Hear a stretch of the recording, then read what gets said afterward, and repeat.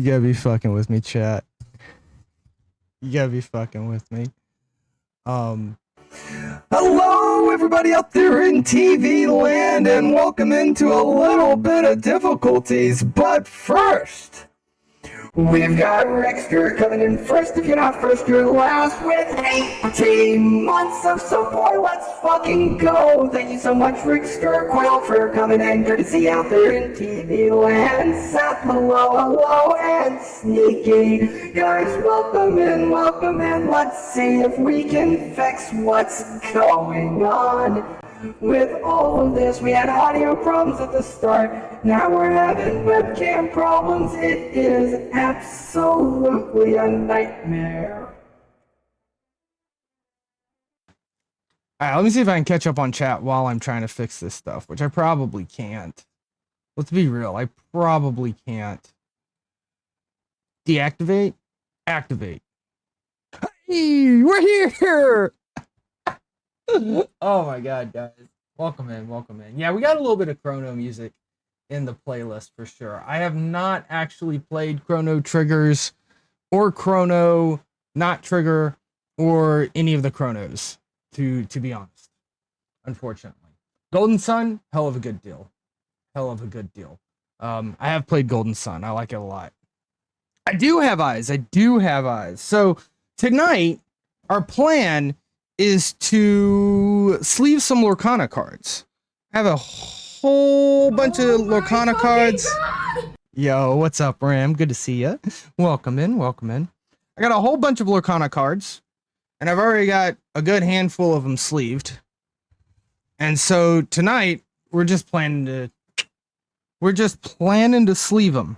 And since I'll be looking down at the cards and not at the screen, I figured I'd forego the whole wearing of glasses, you know?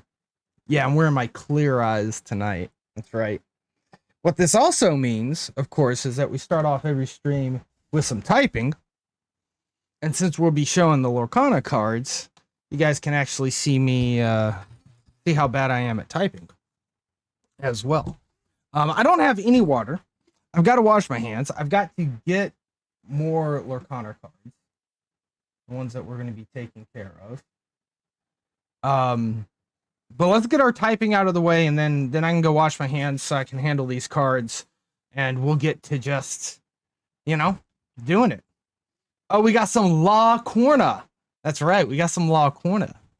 I don't know how to pronounce it, WWB, I really don't. So good to see you out there in TV land. Welcome in, welcome in. All right, let's see about doing a little bit of typing. First and foremost, and then I will go get a whole bunch of cards. Yo, Quillfair coming in with the 500 biddies. Thank you so much, Quillfair. Holy smoke. Holy smokes. Should be mandatory curriculum material in school. That would be pretty awesome, Zip. That would be pretty awesome, to be honest. That's just how STG says it, and it drives guests crazy. I don't know how, like, Guest has tried to tell me how to do it, but, or how to pronounce it, but I can't read phonetically. Oh, I'm sorry to hear that, Rickster. 93 to 69. That is one hell of a fall. Oof. Oof, you gotta step away from it sometimes, you know? You gotta step away from it sometimes. Yo, Spider Jess, good to see you out there in TV land. Welcome in, welcome in. Guys, if you're not following Spider Jess, made it easy for you. There's a little follow button right up there at the top. Thank you again, Quillfur, for the 500 biddies. Holy smokes. Lorcana. Yeah, see, now that's how I pronounce it. That's how I believe I pronounce it. We getting into Marvel Duels again anytime soon? So I played it, I want to say Monday. I got up to Stardust. And then I just don't think Carnage is going to get me all the way. You know? Yo, what's up, Cardi? Good to see you out there in TV land. Welcome in, welcome in. Yeah, you got to set a floor when you start losing and just walk away from it. Because when you start tilting down, you're just going to nosedive. But yeah, we're going to play some, maybe not tonight. We'll probably play some on Sunday since it's new season. I want to get into it. But Carnage doesn't feel like it's going to, like, get me there all the way in Marvel Duels, you know? Spider-Man Unity and get Carnage up to 2,000 power. I can look at it. I haven't used any Unities yet. Not any. And I have a shit ton of packs to open. So one day we'll do a real big whatchamacallit stream. On the 8 cube loss today? Yep. Yeah. Sometimes you just gotta know when to take those breaks. Know when to fold them. Hoping to get past the tutorial one day. There you go. 30 packs for the new season tomorrow? That's pretty good. That's pretty good. Oh yeah, the season starts tomorrow, doesn't it? Hasn't even started yet. Yeah, I've got a shit ton of packs. We got a shit ton of packs. Alright, let's jump over here. Oh, we didn't have a scene transition. I don't like that. Wait a second. Time out. Time out. I'm sorry. I didn't realize I didn't have my scene transition. Let us go over here and get some typing done. Will it bring the lightning in this time? There we go. Know when to fold them, know when to hold them. Alright, let's get into some typing here. So because we've got the Lurkana set up, you can actually see me type, which I'm not gonna lie, puts more pressure on it.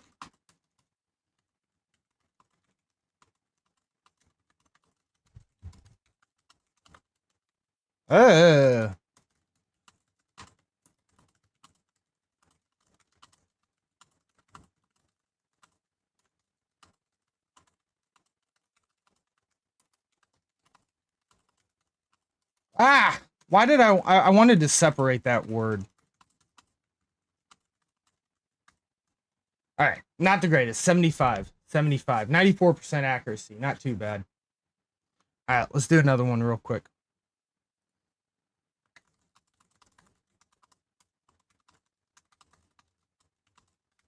I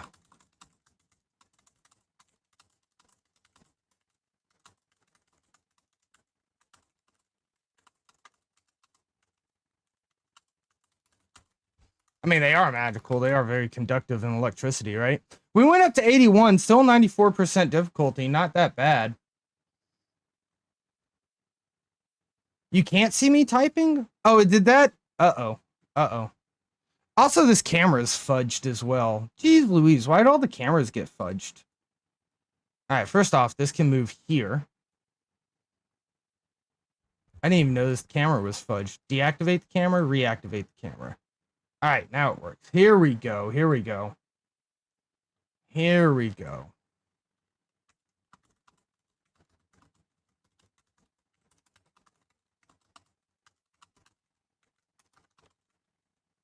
Ugh. What am I doing? Now that I know you can see me, it's so much worse.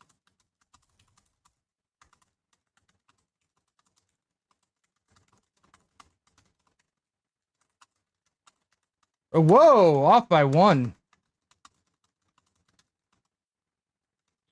That's bad. We're going to redo this. Oh my god. Oh my goodness.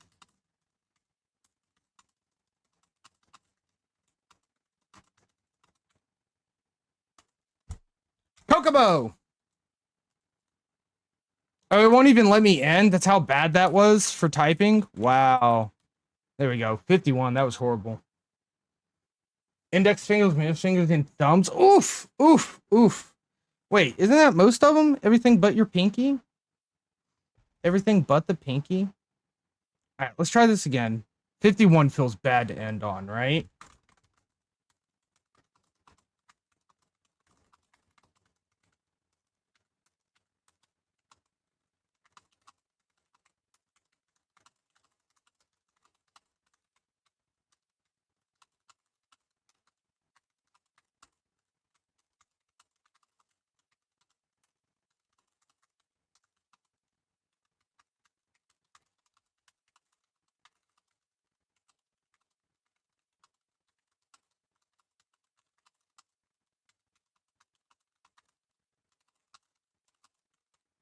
Oh, 85. Okay, that was pretty good. That was pretty good. Oh, ring finger. Okay. Okay. These middle fingers. For some reason, when you said middle fingers, I was like, yeah, fingers. 2 of them. Middle fingers. But yeah, no, that makes sense.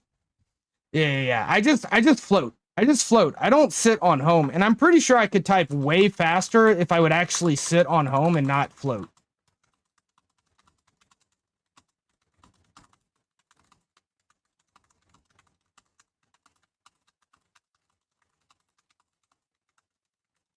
Oh, man. Come on.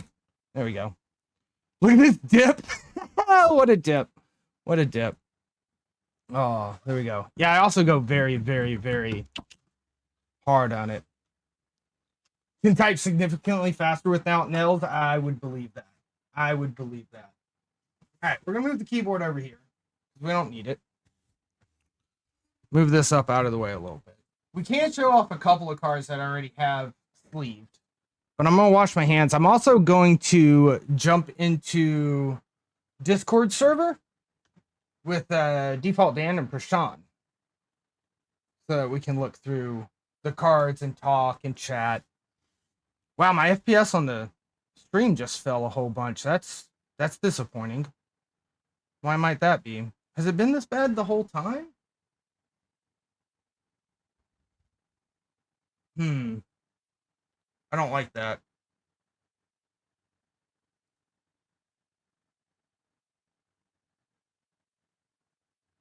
Okay, that didn't make a difference. In an elite class of typing, I'd believe it. I believe it. I wouldn't be able to do it. Not in a million years. Young Jack Black in clear glasses. That's a hell of a compliment. Thank you. Thank you. Let me see if I can get this fixed. Because I don't like the fact that we're dropping so many frames. Now the frames come back? My computer's just going to drop frames randomly for no good reason. What if I pull the camera back on? Now we're back to dropping frames. What the fuck? Yo, that makes absolutely no sense.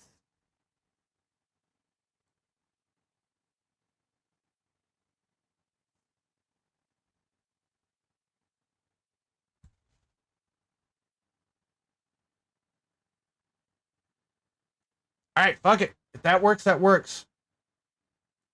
Super weird.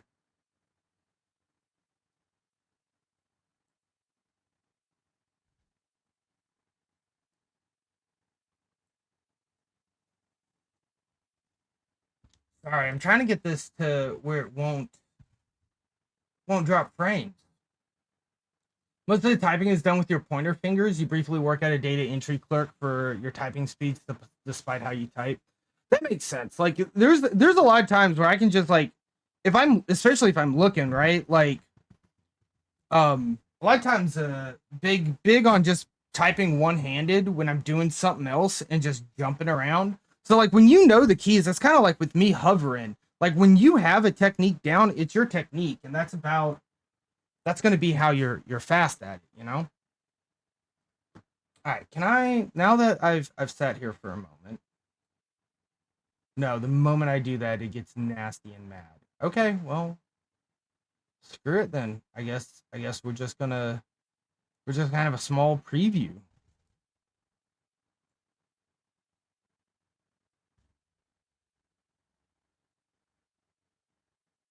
I don't know if you guys are noticing the loss in frames, but I definitely am. Yeah, I don't know how to type well the traditional way. Yeah, I would probably be in some trouble if I had to actually stay on home. What if I turn off the power on video? Where's it at?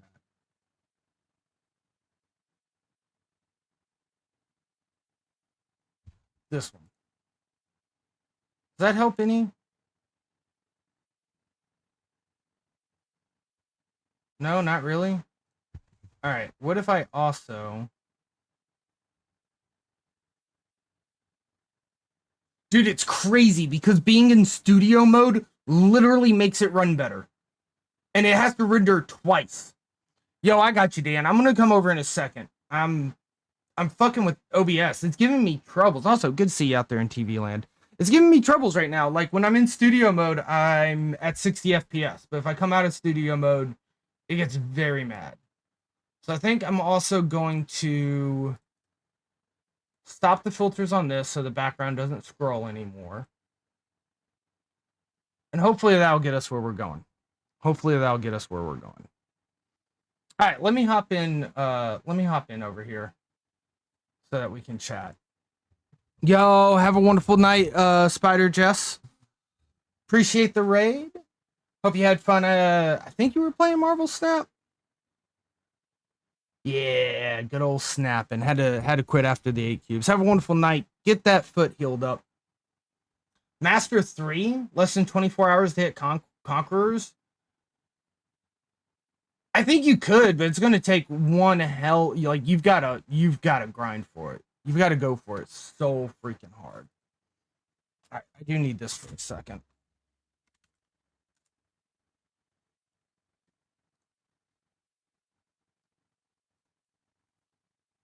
Let's see if we can get the Discord and stuff set up.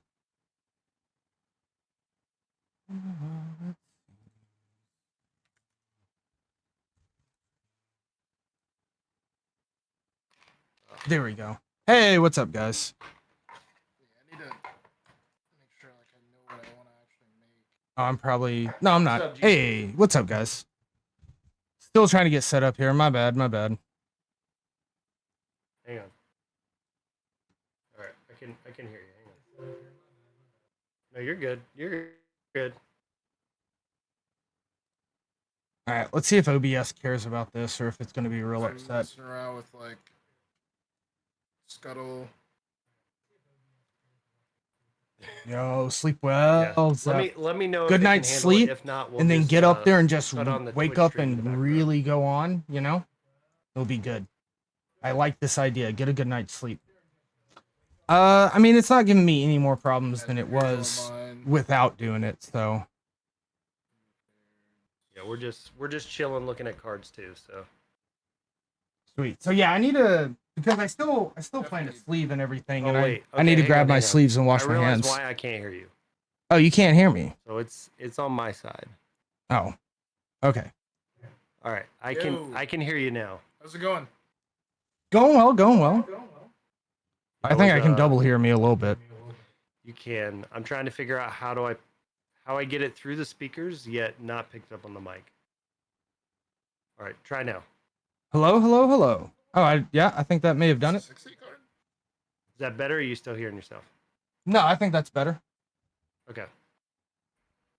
This is 60? It's 60, but it's double sleeve. Okay. I double sleeve everything.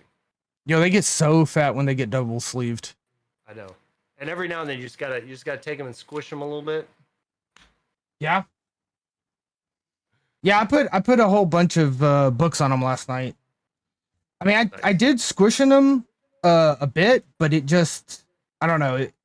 It felt like they just re-aired up, and I was not willing to push on them that hard. Yeah, it's one of those things where like over time they'll air up a little bit. So like when I pull it out with the deck, talking about the cards being pulled out, they'll be like that, so you can see.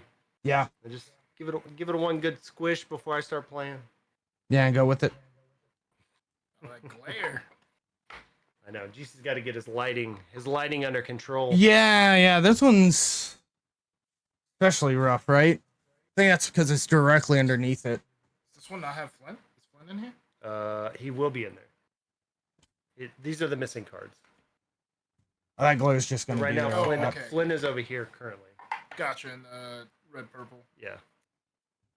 But I ordered a handful of extra, so I can. All right, I will be back. I'm gonna grab some cards and water. No worries. Yeah, I need to get more. We'll entertain your people. Don't worry. They can see us. Nope. No. They can maybe hear us. They can't see us, but they can maybe hear us. So what is up, everybody, with the Lorcana stuff? Let's look at chat. Who out there is actually playing? Yo, Tussin. What's up, Lorcana? Tussin? How's it going?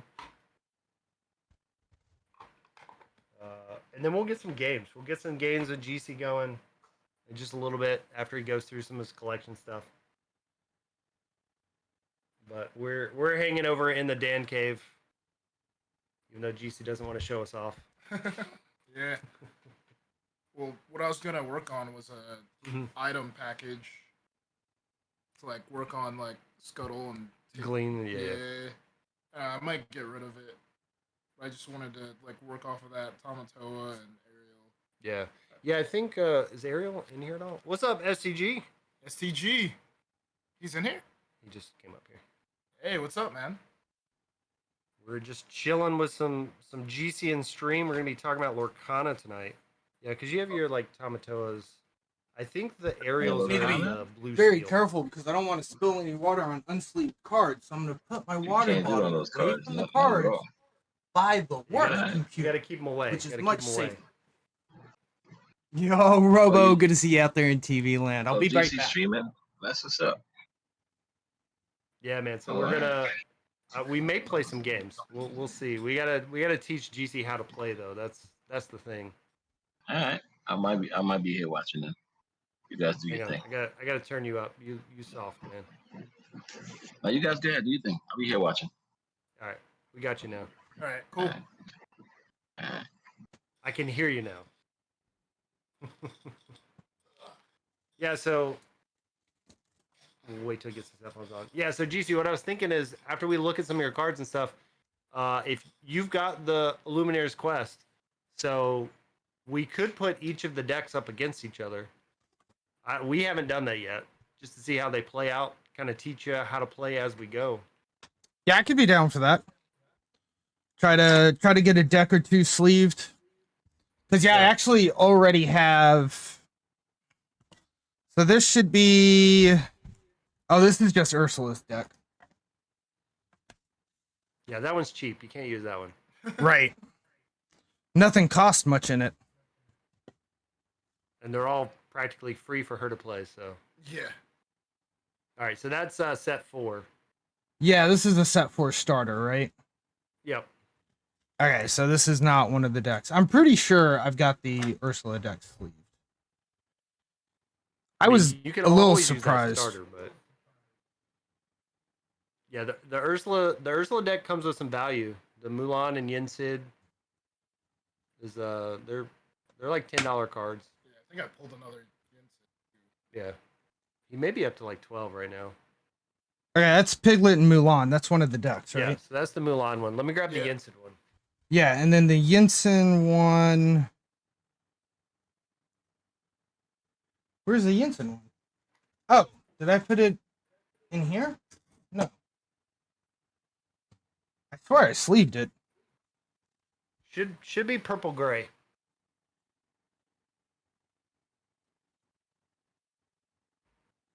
Purple gray with Mickey and Yin Sid. Brooms, lots of brooms. Yeah, He I'm was in a starter deck. Yinsid was. He's in the Ursula deck. Ursula deck. Yeah. Okay. He has that border, but Yeah, I moved yeah, him. I moved him to the cube. This is the one I pulled. Okay. You moved the Ursula one to the cube. Yeah, like, because I want to do with the cube. I want to do all of the like, promos or foils or whatever. So technically, I would classify that as a promo. So I did that in the Mulan. I don't know where he's at, but the idea. And I was telling GC about this, but the idea is these are 12 card packs, but I'm doing all foil, which is taking a while. But each pack will have, when I get done with it, each pack will have a promo in one of the packs, plus a legendary, a rare, or a legendary, a super rare, 2 rares, and then some other things like each one will have a location and all that. You're gonna put your championship Stitch in one of those packs, right? Yeah, yeah. Well, if I won like 5 Ursulas, I would put an Ursula in there. Yeah. I only have the one Stitch. So All right. I that's one thing. Like, I wish it would have turned out a little different. Not that I didn't want to win, but like me and Brad had to face each other in the first round of the top 8 cut. Mm-hmm. Yeah. So I was hoping we didn't have to, so we could both win a Stitch. But I had to knock Brad out so I could get my play mat and my Stitch. Yeah, you gotta do what you gotta do. Yeah, yeah. So I'm hoping with the Ursula stuff, all 3 of us are going. Myself, Prashana, and Brad will be going to the events. So hopefully we win a few different Ursulas. Got one last idea here. And we can do, just as we're playing, Let me shut down Snap. That may help. My computer before it blows up.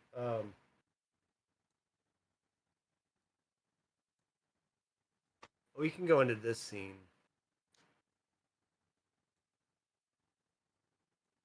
Let's see now that I've moved everything. Well, Which one's this one? Okay. Is that the Insid one? Yeah. yeah, I was gonna try to get you guys kind of on here as well, but I can't resize the window for some ungodly reason. Did OBS have a new update or something? It is acting a fool. Maybe. I tend to not update it when it tells me to, so it could have, for sure.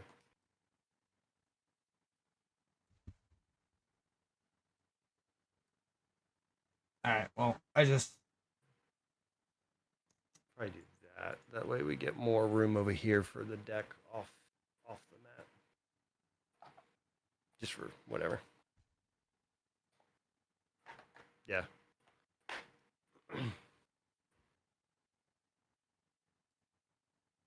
I built my whole counter, man. Like, player 2 gets some lore. Player 1 gets some lore.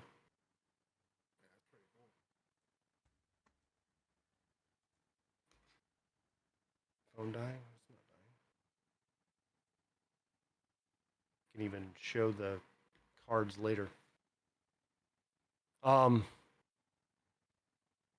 Yeah, I mean, I don't know. As far as your stream goes, if you want to do that, or I can pull yours into mine. Well, then there'll be a weird delay, but yeah. No, I kind of got you down in the corner now a little bit there. probably I just gotta remember where I'm at. Okay, so yeah, tell me. Let me get some sleeves going. But I guess like I like the idea of playing these two decks. they're easy. one and out of we the can kinda go Ursulus. through 'em. Yeah, and you can tell me about them, how they work. While I sleeve up a couple of cards here. All right, let me try to make us slightly bigger too.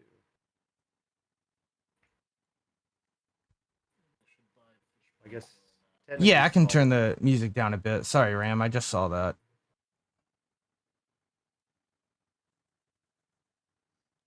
Might even be able to pull them up a bit. Yeah, I would say if you can do it on our side or on your side, Yeah, I think I did. that may help a little bit more. Yeah. There we go. I think. Well, I'm a perfectionist, so hang on. I like that I gotta get back into the groove of this. It took me about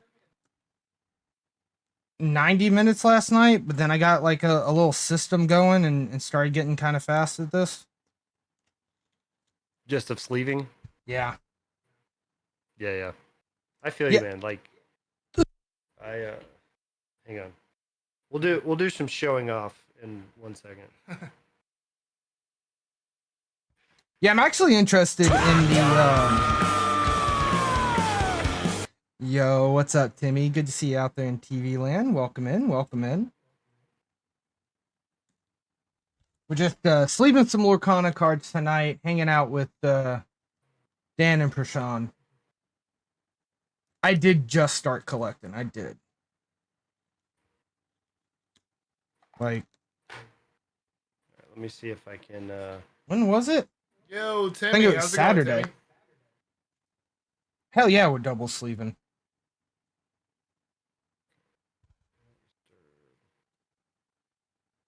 Yeah, I'm actually interested in the Mulan Double sleeping? Piglet deck a bit. Yeah, he's double sleeving. He likes the double sleeve of stuff too. Would just a couple starter decks be fun for you and the kid to play? So there's actually this new like co-op where it comes with 2 decks and a boss deck.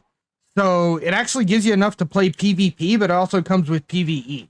And it's only like $70, I think. Yeah, it's not bad. The value is definitely there. Yeah. So yeah, if you were thinking about getting this with the playing with the kids Zotrex, I would definitely recommend checking out the Ursula's Deep Trouble co-op version. So for Sean, I'm sure you're excited to have me on YouTube all month in September. Yeah, for sure, Timmy. Every week you're on the channel. Every time there's a move card, you're on my channel. There you No go. matter what. The Move Master. It's gonna be a Timmy September. All right, bear with me. This may be weird. Okay. Yo, Soldier, good to see you out there in TV land. Welcome in, welcome in. Just working Yeah. on sleeving some Lorcana. No, doesn't work. Probably play a little bit. First match ever. By rotating it. But I do Yeah, want to it's- try to I use was what time gonna- I can to sleeve up. I'm just gonna show you some of the stuff over here. Ooh, I know here you we like to go. Sleeve and organize. Yeah. Yeah, see, this is one day we're getting here. Are those dividers like custom to Lorcana? Yeah, he purchased them from Etsy. Got you. Oh, So, if you can hear me, GC, a little what I bit. did was each of these two are a set. So, like 3 colors are in one, and then the other 3 colors are in the other. So this is set 1, set 2, set 3, set 4, and then eventually set 5 when they come out. But yeah, these are from Etsy, so they have the characters, the actions, items, locations. Oh, I see. So you're not just going straight numerical order, which is actually alphabetical order too. I figured that out. They're kind of. You're splitting it So- specifically to be able to pull for deck building. Kind of. So they're technically in numerical order that way. So what they do in the numerical order in the bottom, they go by color first. Right. So color alphabetical, amber, amethyst, emerald, rubies, sapphire, steel. Then within the color, they do characters first. So number 1 is the A character. Oh, okay, And then they okay. go characters, actions, had items, not- locations. I had not picked up on that yet. That it Yeah. was So yeah, I had picked up the alphabetical, but I didn't pick up that items were separated yet. Bottom number on the. yeah, and then so like when you're looking at the full set, So there's 204 cards in the set. yeah, This is 182. So yeah, you Yeah. you do have them numerical then. yeah, so they're all numerical in the section from amber being the first one. So whoever is the first card in amber is number 1. Whatever's the last card in steel is the last number of the set. So they're all there, and then I have 4 copies of every card. So they're Right. all together to where when I want to build a deck, I know exactly where to pull it from, where it will be to grab and go. And just to be clear for everybody out there in TV land, Yo, he Quoker, has how's it at going? least 4 of every card, a minimum Yeah, of yeah. 4. He didn't stop at Yeah. just 4. And then the other cool thing is I'll show you. Well, I can just bring these over. Hang on.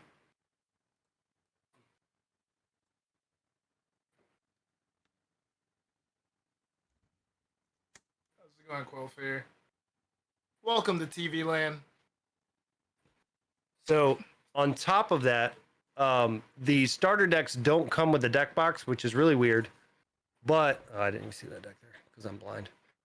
But what I did was I took a Ultra Pro deck box.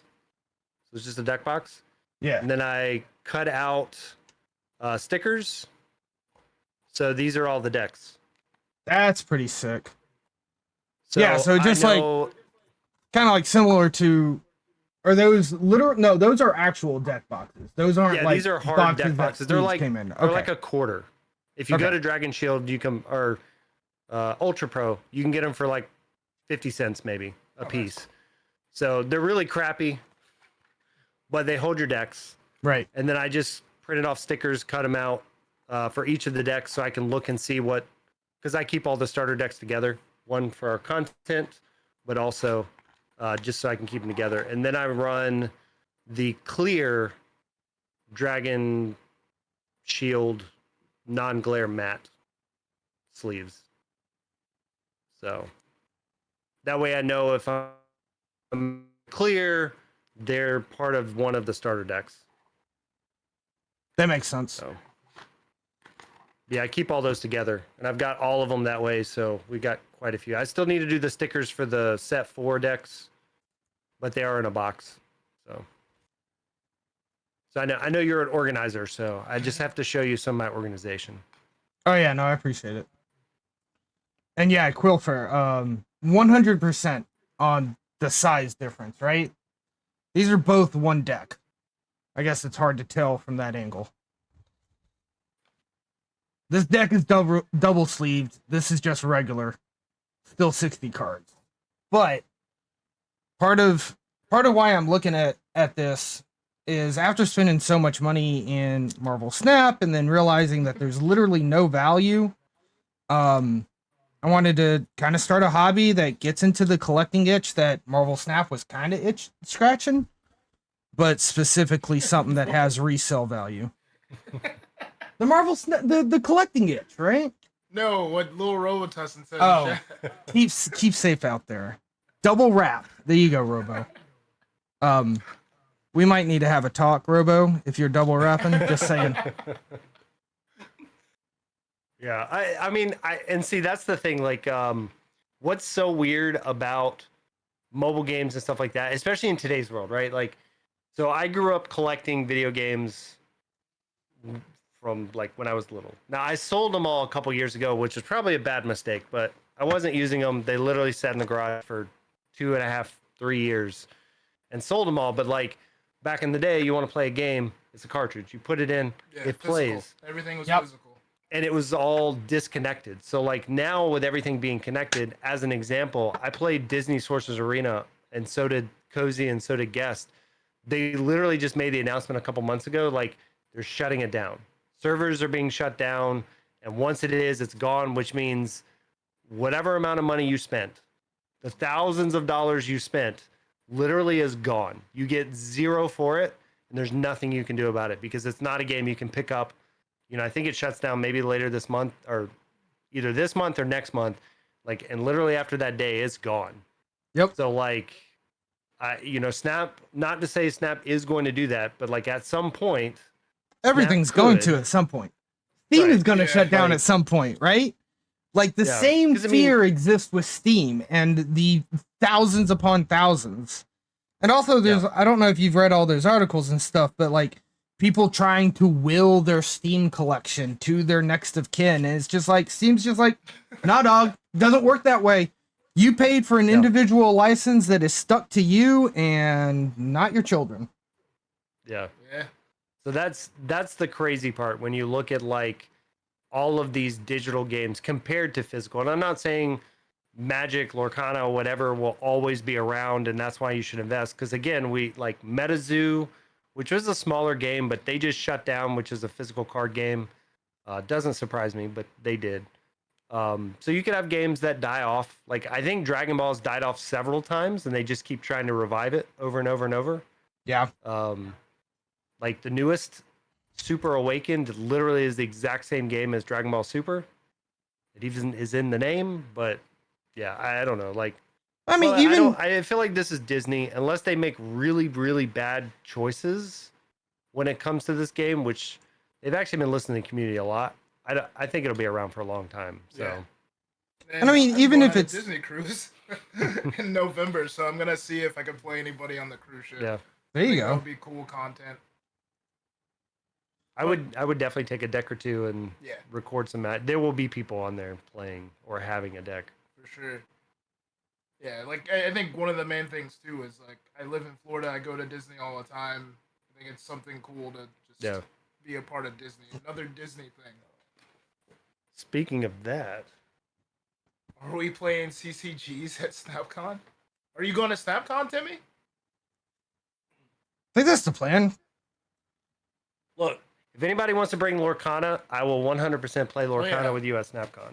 I'll bring Why? it back. Why? No, I'm sorry, Dan. Why do I need to bring any Lorcana? You You have don't the have to, 'cause equivalent I of will one have and a half everything. play sets. But But here, this is the thing. Speaking of going to Disney, see if you can see that. Oh yeah, You see that signed. autograph? Yeah, there you go. Which way I need to go? That the real Moana. No, I'm just playing. The Moana character at Disney signed that for my daughter.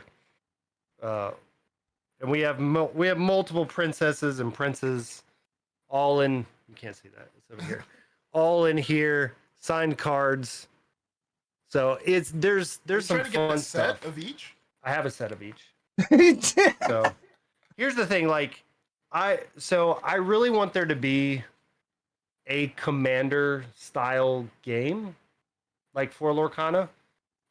Commander comes from Magic, it's a way to play and all that. And I'm like, and No eventually longer when my daughter collectible. does play the game, I think it'd be really cool to have like a princess deck and have all the princess cards signed by the princesses at Disney. Yeah, that would be pretty cool. Like some people look at that and they're like, you just ruined those cards. And I'm like, most of these cards aren't worth anything Yeah, anyway. they're Right, they're like anyway. 5 cents. Doesn't So- matter. Except for those Mickeys. Those Mickeys in there. The detective ones? I don't know which. I think What was in those the- were What was like in it's just the front? back. These aren't signed. Okay. These are just all my extras. Okay, gotcha. This is my trade extras. You have that many Tinkerbells? Yeah, so all right, so these are German. So when me and Brad were playing, Oh. when we first started, me and Brad were playing a lot of the same colors. So for some reason there was a set of German Tinkerbells and German Grab Your Swords, and they were like $2 for the play set, Oh. which was like a ridiculous deal. And I was like, well, I'm gonna pick those up. And these are so I have my play set and then I have the German play set. Is it legal to mix languages in your deck? Yeah, it is. Okay. The only downside to playing a different language is you better know what the card does. Right. But yeah, I mean, technically you could call a judge and they'll get you the wording on the card.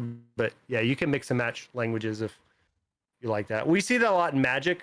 A lot of people in Magic, like, they'll get like, I don't know, Chinese versions of something because that's just what they really love, even though they can't read it or anything. Don't they That's do that just for what they like. Pokemon too? Yeah. Well, They'll see, get, I like, was the wondering about Japanese that. cards. Because I took in Pokemon literally, the old Pokemon cards literally had a different back. So I guess like maybe you could Yeah, the sleeve them really the old same, but yeah, Oh, they yeah. literally had a different back. But yeah, I took in and they Yeah. were just like, no, English only. And I was like, okay. They were like, yeah, there's just not a market for us to sell non-English cards. I was like, yeah, whatever. I think that's It was because like like 3 cards. yeah, I think the non-English stuff is usually for like pro level people because Yeah. they memorize all the cards, they know what they do. But like there are competitive Pokemon people, so I don't want to like say they're not. But I think most shops cater to the average player that Right. wouldn't know what the card says. Yeah, because most of the like Proxies the are not shop legal. tournaments and stuff I've seen are either One Piece Magic or Yu-Gi-Oh. Yeah. That seems to be at Lot- least lot of around them me are- where the competitive scene's at. Yeah, a lot of them are starting to get into Lorcana with leagues. And of course, like the store championships. Because of the store championships, more stores are trying to get into Lorcana. Because it's funny, but they cannot give out money for prizes for store championships. It's against the rules. But they can charge you money to play in them. So they make money off of the store championships by essentially they give out packs. So they'll be like, for every 10 people that sign up for $20 a piece, we'll throw in a box into like the prize pool to give out packs. But if you think about the fact they get a box for $90, they made $200 on entry fees for every 10 people. They're still making money off of the event. So a lot of shops are starting to do that for Lorcana. Okay, so the store championship, tell me a little bit more about that. It's not a qualifier Yeah. or anything, right? Or No, so the way it works is for every set, this started last set, for every set at the very end of the set, they have a store championship, which last set was 2 weekends. Only stores that are qualified can run them. They tend to have a cap just because a lot of stores can only have so many people, so 36 people or something like that. But the way it works is the top 4 people will get a mat. It's a mat specific to the championship. The number 1 person will get it's the same mat, but it says champion at the top. Okay. And then those top 4 will get the specialty card for that set that's related to store championships. So I'll grab my Stitch from the last one. Right. So that was the store championships, though. Participating stores can hold these championships. They can't give away money in the prizes, but the top 4 get the special Disney prizes. And then if they want to give away product, they can, and they can also charge entry. Yeah. Yeah. So I got first place at ours. I think this card right now, I saw another person selling them for $600, Yeah. I think. So the card itself, and this is in like a fancy case, but the card itself is like $600. The mat, a regular mat is like $150, $200. One of the like 4th, 3rd, or 2nd. Right. The championship mat is like between $200 and $300. So a little more value on that one because it says championship. But yeah, and again, each store can only run 1. They only get product enough to run 1. And then this time around, because so many people complained about how like crunched it was only 2 weekends and a bunch of stores had to have them on top of each other. This time it's all through July. So every weekend in July is open for any store to do that.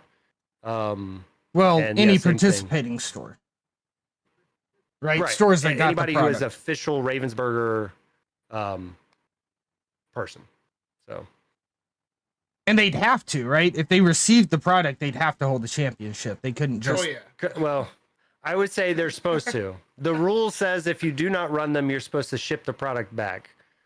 But I know last time with the Stitches, literally before the tournament started, there was several that were posted online for sale for like thousands of dollars. I don't know if they sold, but they were. And I think there's some stores that may not run them and just wait till after the fact and sell the Stitches. So they're not supposed to, but it wouldn't surprise me with people just being like, "Hey, I can sell these things for $500 a piece, and I've got 4 of them, so I should make $2,000 instead of." So how can you tell if they're official Ravensburg? Is it on the Ravensburger site? There is a way to search for a store, and you're supposed to be listed if you're official. Okay. But pretty much any store that sells it, and like when you walk in, they have a display of it and all that. They should be an authorized store. Yeah, because this where I'm planning to go if I ever like go to pick up physical, they don't hold meets or Lorcana nights or anything. And I was like talking to them about it, and they were like, "Yeah, we've got a couple of people who come in and just like buy up all the product, but they don't come here to play. So if you want to play on an open night, like feel free to bring your crew." And it almost like it gave me the impression of just like they do want to host Lorcana, but they don't have enough interest. And it's like, well, like if you're not hosting an event, how are you going to generate interest? But whatever. Yeah, they probably, to your point. So I'm thinking like if they hold a store championship, but nobody goes to that store to play, it might be really easy to just beat some 5-year-old and get a card. Yeah. No, I mean, really, like that's what it comes down to. You want to, if you want the odds to be the best in your favor, you want to try to find places that don't have a lot of people, or a lot of experienced people. Here's the problem with us. We're in Florida. Right. And in our area is a bunch of the top players. So like where I won my Stitch, literally 4 of the LAB team was there. And when I say that, like RMB, who won the Golden Mickey at the Atlanta tournament or the Chicago tournament, I can't remember which one it was the Atlanta tournament. He was at the event. Like him and Humble and a few of the guys on the team were at the event, and I had to beat 2 of them during the rounds and stuff. So like we have some pretty big competition around here, and they all surf.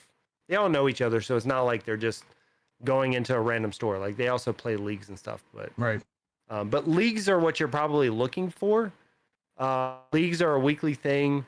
They're usually slightly more casual. You get points for doing things, not just winning or losing. Like you may get extra points for a match because you like banished 5 characters in 1 turn or something. Like they have special rules.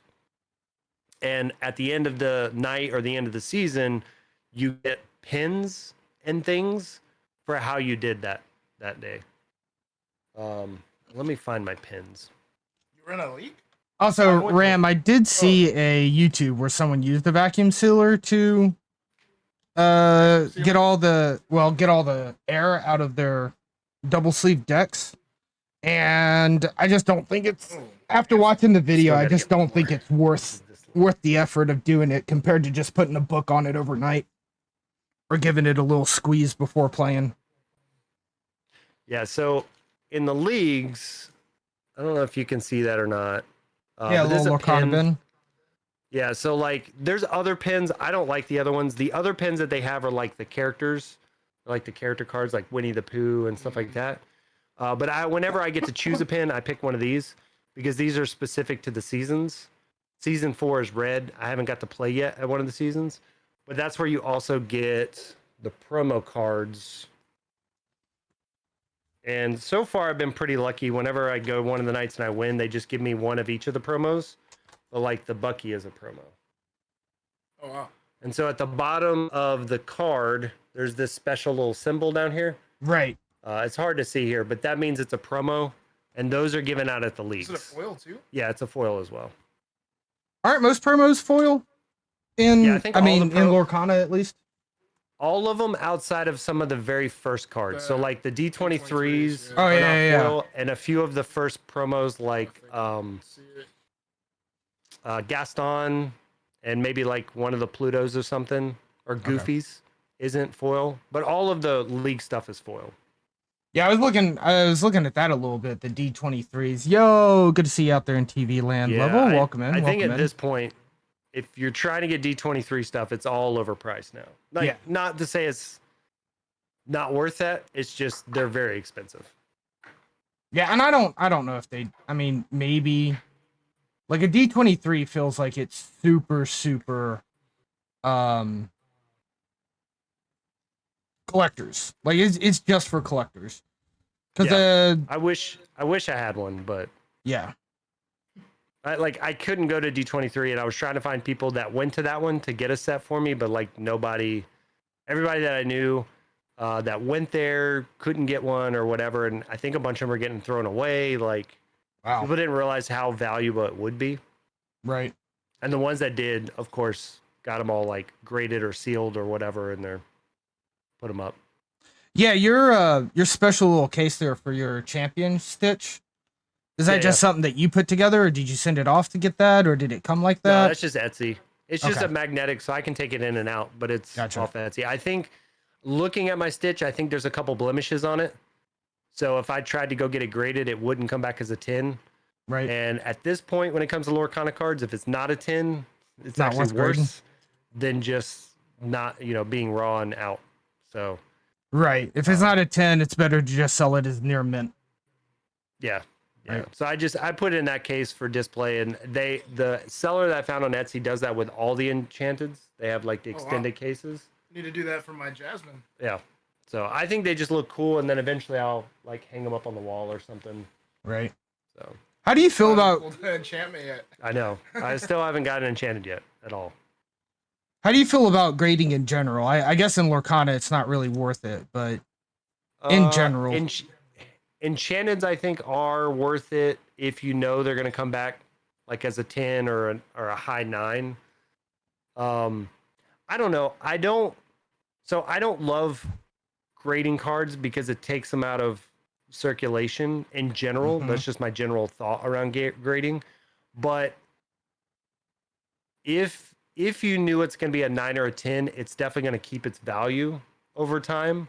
So if I knew something looked like it was a 10, I would probably send it to get graded, like if it's an enchanted. Right. And of course, like set 1 stuff is definitely going to be worth more than anything else eventually, just because of the scarcity of the product when it came out. But I don't know, like like the stitch, if it would have looked perfect, I probably would have got it graded. But everything else, like I have some nice foils and stuff, but I don't think they're worth sending off to get graded because grading also costs money. So Right. It's not free to do. Yo, what's up, Eddie? Good to see you out there in TV land. Welcome in, Stinky. So, yeah, if whenever you get ready, we can walk you through a game if you. It's weird. Want Comic to. books, I don't see that many 10s. I don't have not even 110 comic book. So The highest I've gotten is 9.8. I think when it comes to, so I think there's like also differences when it comes to cards and like comic books. I think when it comes to cards, especially the first few that come through, there's nothing to compare it to. So the first few that go through, as long as alignment seems right and you don't see any like crazy blemishes, you get a lot of 10s. I want to say, like I read somewhere where 40% of the stitches are coming back as 10s. Interesting. So, and again, I think that was because at first a bunch of people sent them in, and again, you don't have like this is a 9.9 compared to this is a 10 because you don't have much to compare it to. Right. But I believe at the grading places, once they get a 10, like because they also have their own stuff. Once they get 10s and stuff, they actually now have pictures and everything to where they can compare and be like, well, this one's darker than that one. So this one, the coloring is slightly off, and we're not going to give it a 10. Gotcha. But also, I think cards are very resilient when it comes to stuff. So unless you like really ding something hard, you're not going to get a scuffed edge. Whereas like magazines, they're being shipped, they're being packaged and shipped, and sometimes like in the packaging, they can get damaged on the, the pages and stuff like or that. Or even where the staple is and all that. So I think there's just there's many more things that can go wrong with a comic book trying to get it graded than a card. Yeah, because there's comic books I bought straight off the shelf and I sent over to CGC, and then they came back 9.6 off the shelf. Yeah. So, see, I feel like some of these cards I feel already have a couple of like specs on them on the borders or whatnot. Yeah. But maybe I'm There's just a like few- hypersensitive, right? Because it's like first time actually trying to build up a collection and everything. So maybe I'm just like noticing things that ain't really that big of a problem. Yeah, I mean, I think it's kind of both. I think there's definitely some stuff when you're opening packs, being aware of how you're opening the pack, how you're pulling the cards out. But then also, Lorcana, to me, has some of the worst quality control on their cards. Like, I mean, I have cards where, like, putting 3 of them next to each other, they're all different shades of colors. Ooh. And everybody knows it. So, like, it is what it is. But, like, the quality control of Lorcana is very, very bad. The centering, miscuts, like, there's Facebook groups, like, in Magic, that when you get a misprint, it's like an oddity. And it's like, oh, this is a misprint, and it doesn't happen often, and, whatever. Whereas, like, Lorcana, literally everybody's like, oh, there's an alignment dot. And in a normal card game, that would have gotten cut off. Right. And you wouldn't see it, but I see them all the time with Lorcana. I see off-centering all the time with Lorcana. Dang. Doesn't stop you from playing the game or anything like that, but definitely what would have made a card like from $1 to $1,000 in Lorcana, I feel like it goes from like $1 to $6. Yeah. How many more cards you got there, GC? I got a good. For this deck, I'm almost done, and then there's All right. there's a whole nother deck. Rashad's ready to play, yeah, man. he's eating at it. I can tell. I'll show you my 2 really cool misprints that I got from a guy. Where's he at? He's over the Netherlands, I think, is where I got it from. Hang on.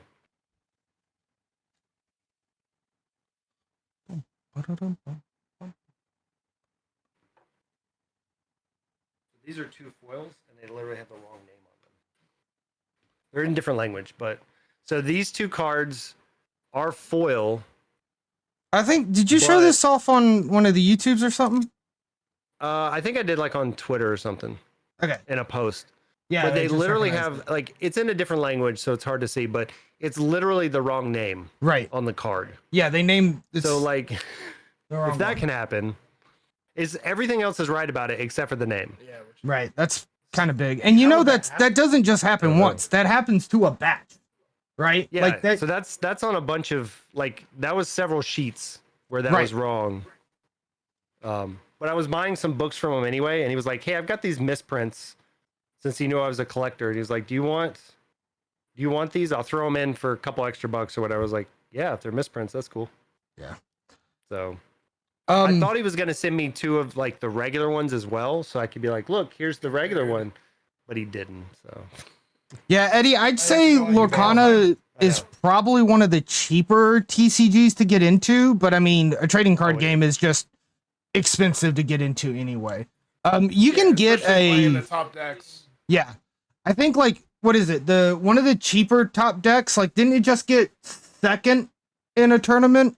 Is like $200. first, It got first first, in the and then tournament. the second was an $800 deck. Is that right?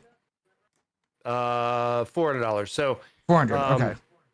yeah, so Red Purple just won the 10K in Atlanta, and it is a $220 deck.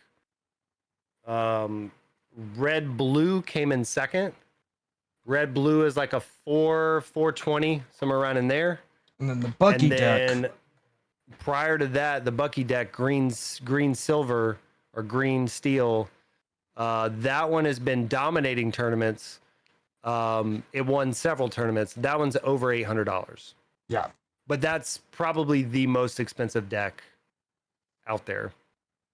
But you just don't need to necessarily play that way, right? Like you, for instance, No. Default Dan, you thrive on having a complete play set. But like you look at the Bucky deck and you're like, oh, I have like one of those legendaries and 3 of that 4 of, right?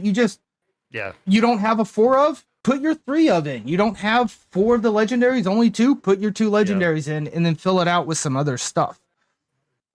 I think the other difference though is like, so I'm very privy to cards, knowing which ones. Not that I'll be able to guess every card, but I'll give an example of Diablo. Diablo is in the new set, and I picked my Diablos up for 26, I believe is where I bought them at. It went up to $60. Now it's about a $50 card. Right. But I knew when it was spoiled and it was $26, I knew it was better than that.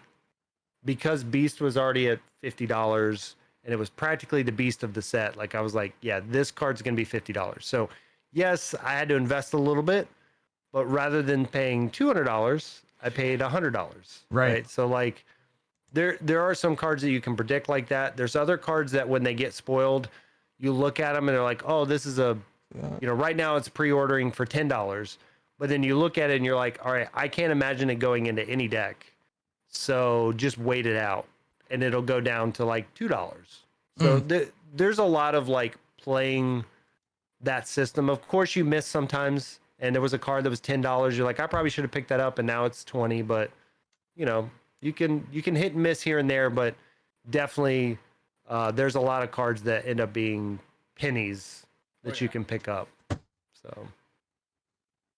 All right, you ready? Nope. Do the press. Oh, I'm ready for the press, yeah. I hate doing this. Brad hates it too, so I double sleeve all his stuff. Nice. But I think Seems like it'll take a while. Yeah, it takes a little bit. I do double sleeve because now nothing can hurt your card. right.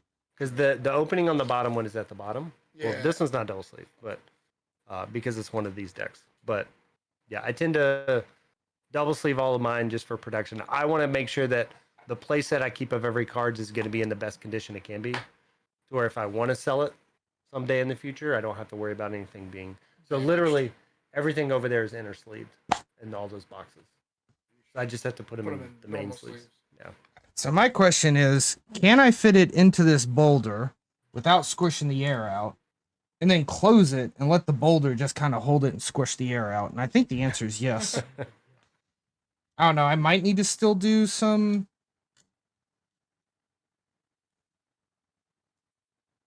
I guess then the question is which deck, because I can see you have your Yensid deck. Which deck do you want to play? Yensid or Mulan? That one's the Yensid, but the Mulan's right over there. So Yeah, the Mulan's we'll just play right whichever one you don't want to play. here. Man, See all the Wreck-It Ralph stuff. all right. So here's Here's my thought. I think I want to play the Mulan because I have the legendary Mulan that does something based off of other Mulan. I don't remember what it reads as, but you know what I'm talking about? So you shift the Mulan onto the other Mulan, and then she gets +3 attack if she got shifted. Okay. Is that what it is? I don't think that's what it is. Yeah. Yeah, But then her ability says when she attacks, No, no, whatever no, no, no, damage no, she no, does, no, you no, can no, no, also no, do no, no, more no, no, no, damage no, no. to 2 other characters. That's what this Mulan does.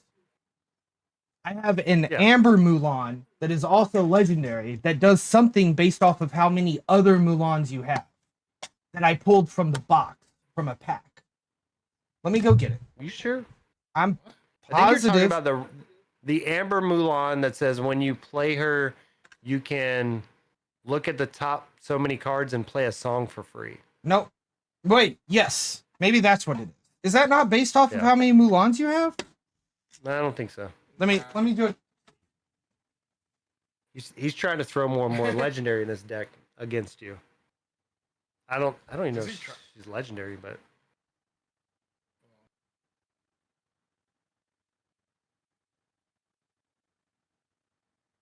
I don't know. I think both decks probably have game against each other in general. Mulan's gonna be the card you have to watch out for.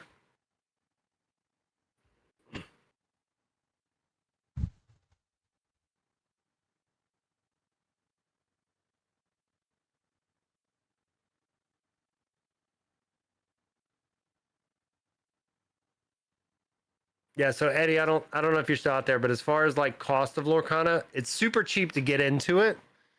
It's more expensive to be competitive. Oh, hey. That thing I was afraid of happened. So, again, I think there is a tier 1 deck that's only $200, so that's very Stand not live. cheap. I'm not live. I mean, we can go live. Instead, we're just hanging out with GC. And we're just down in here. All right. Is that the one you're rolling with? Yeah, I'll still run with the Mulan. I do need to take a quick break. I'm sorry. I know you're itching. You're That's- itching.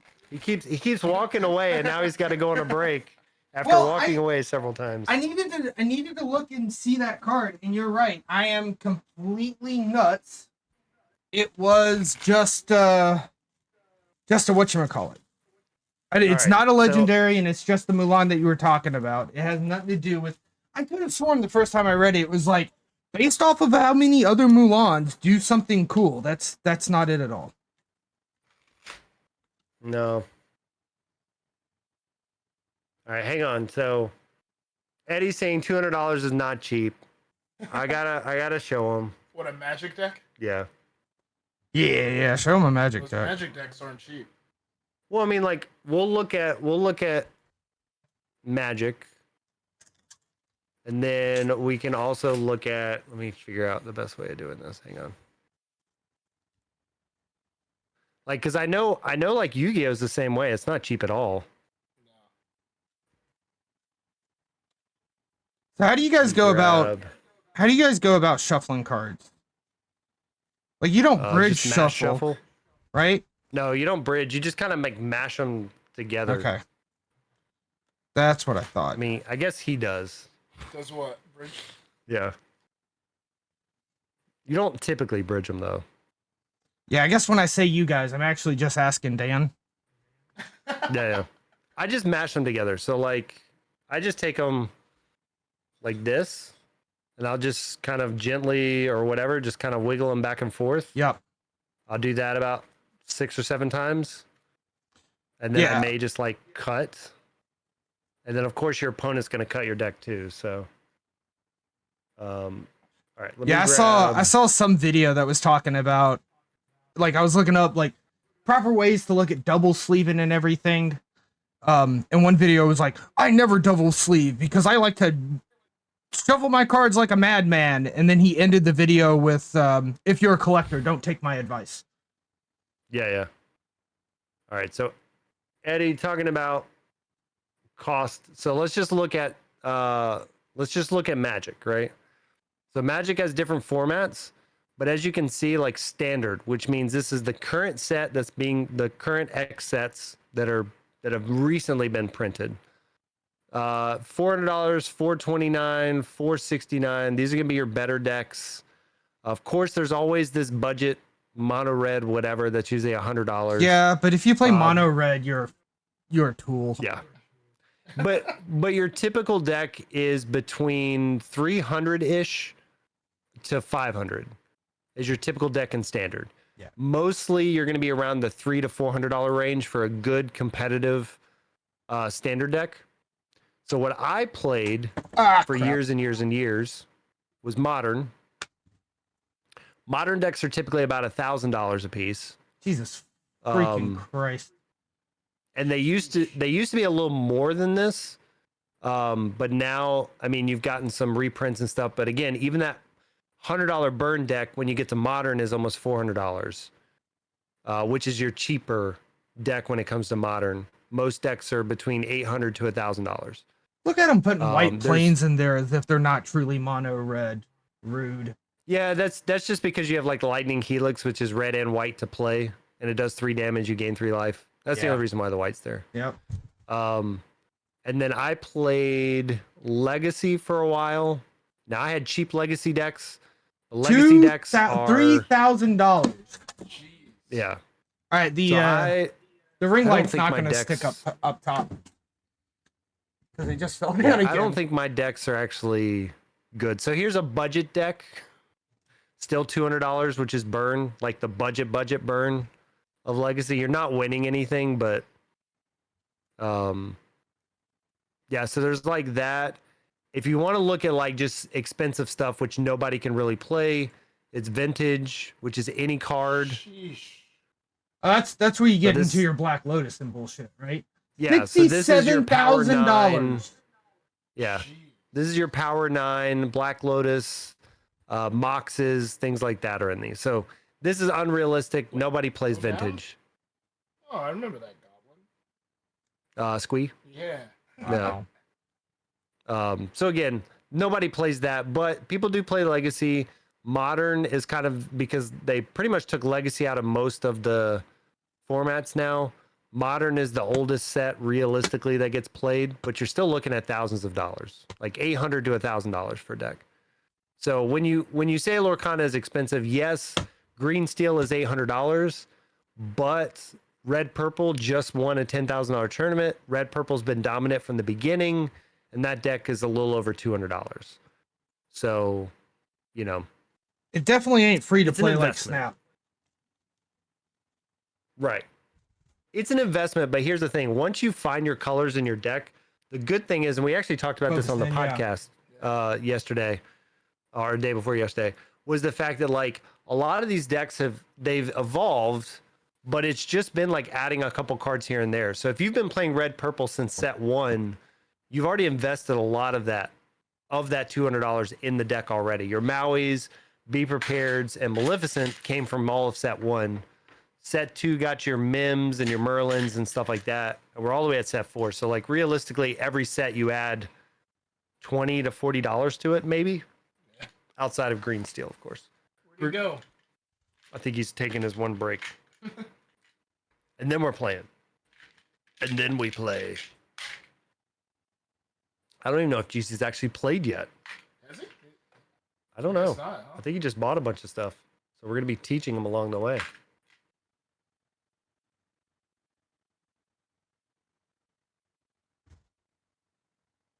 Yeah, I went to a store not too long ago and they just gave me all these dice. Random die for free. Nice. I did see there was a store in like was it Newport Richie or Holiday or something? There's quite a few. There's a store down in Wiregrass over here at the Outlet Mall. Hmm. There's again, there's all of the Coliseum of Comics everywhere. So It's me, Prashan, Eddie. yeah, our camera is all. We're trying to get you all in there. I think you got to go this way to that one. Wow. Yeah, Prashan's over for the night. We're making some content, doing some stuff, and then Brad typically is here, but he's in Tampa for the next week or so. Yeah, what's up, Eddie? And then hopefully the mic is picking everybody up. So, Yeah. but Quelfair, I can't straight up couldn't get afford. It's affordable. You could just buy a starter deck. Well, yeah, I think that's the thing is like with leagues and stuff, you can buy a starter deck and you can slowly put cards to it, and then just make it better and better over time. It comes down to how you want to play. Like going to a 10K, a starter deck will not win you anything. But going to like a league night, you can probably get a promo and a couple points and everything off playing with a starter deck.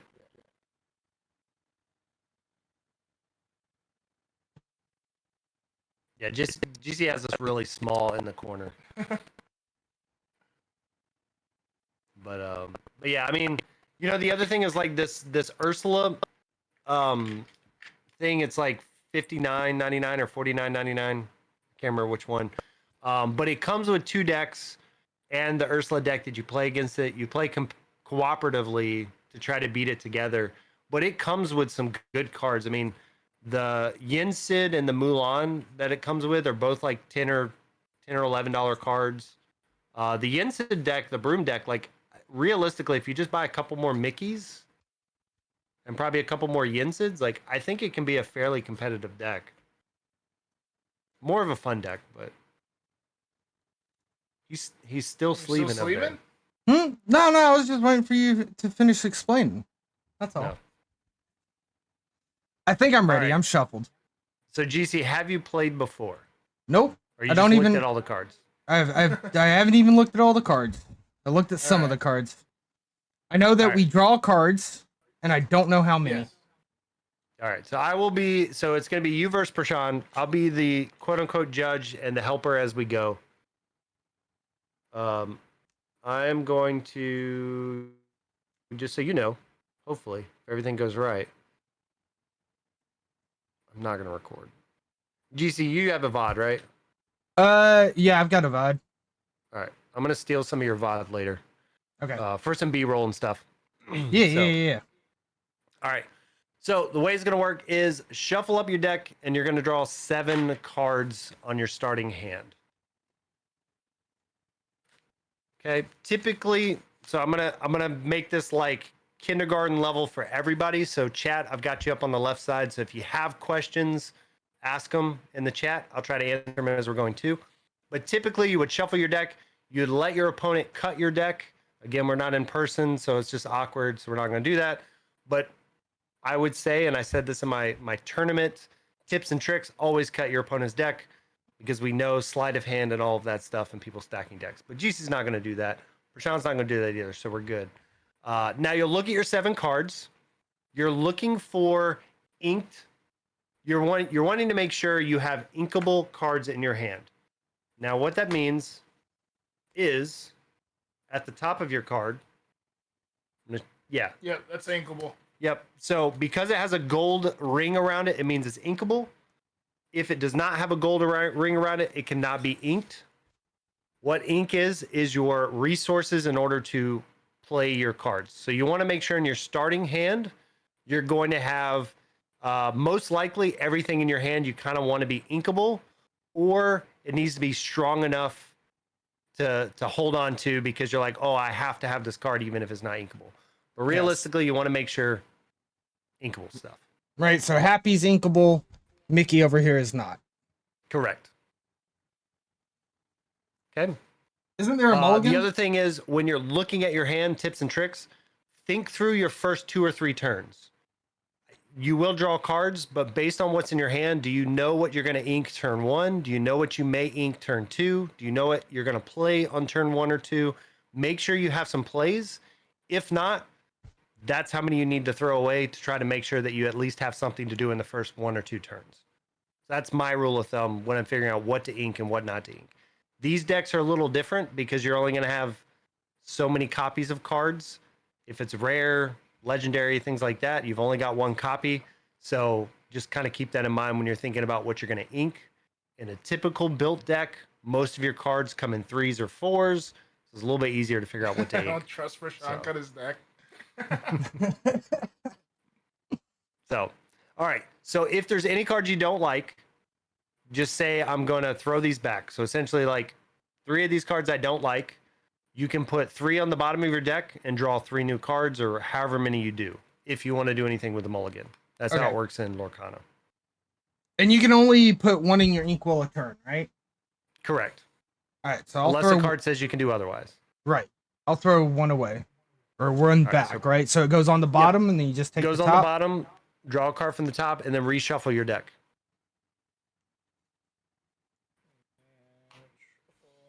It guarantees that you don't like shuffle into the card you just threw back. Is why you Right. shuffle after and it goes on the bottom.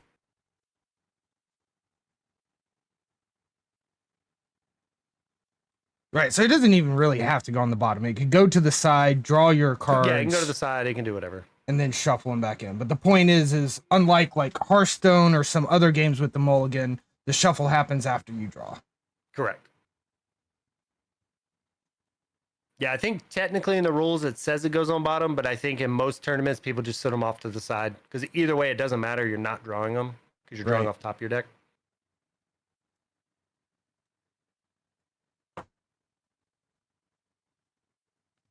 All right. Then how do you All right, decide who so- goes first? Dice roll to see who goes first. Just roll 2 d6s and whoever has high or 1, it doesn't matter. Whoever has high roll. I got 7. Wait, I rolled 2. would you roll? Yeah, I rolled 2 of them for 7. Okay. What'd you get? 7. 7. Alright, What'd you get? I got 10. All right. So whoever wins the dice roll can decide if they want to go first or not. You always So, go first. I will go first. You always go first. Interesting. There's no benefit of going second. The downside of going first, you do not draw a card if you're the person who goes first, but it doesn't matter. You always go first. Understood. All right, so I'm gonna ink Triton's Trident. Start off, and then go ahead. All right.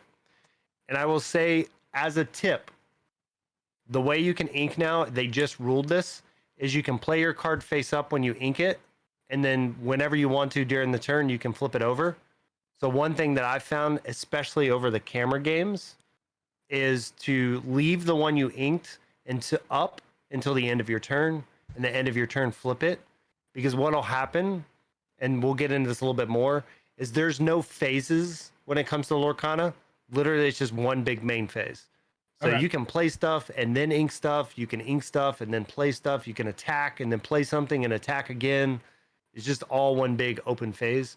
So what Gotcha. I like to do is keep that ink card face up until the end of turn to know that I have inked something. Because if opponent asks me like, oh, I don't remember if I inked anything, I'm just going to say, well, I can't remember either, so I'm going to assume you did. So Right. the easy way to get around that is having the card face up. That makes sense. Yep.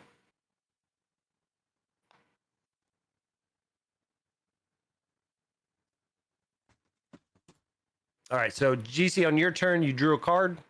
Oh, is it my turn now? Yeah, it's Yeah. my turn. All right. So I draw a card. Okay. And then I will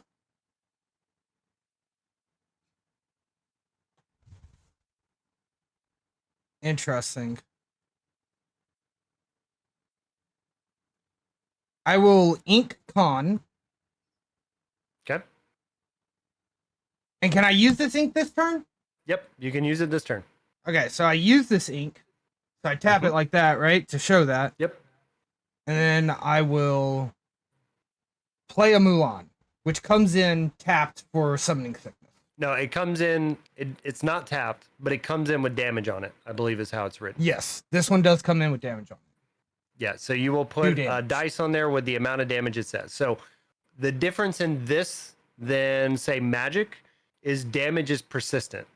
So if damage is on a card, damage stays on a card. So if you attack into something and you do 2 damage, it'll stay on there until you have some kind of spell that Heal it removes off. it, or an item, or Does it dies.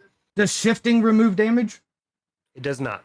Okay. So we'll talk about shift when somebody hits it, but essentially shift replaces the text on the card below. It sits on top of it, but any damage or anything like that that's on it will stay on it. Okay. And then yeah, Mhm. there is summoning sickness, right? Like you can't Correct. use a card unless it has haste. Yes. So they are Okay.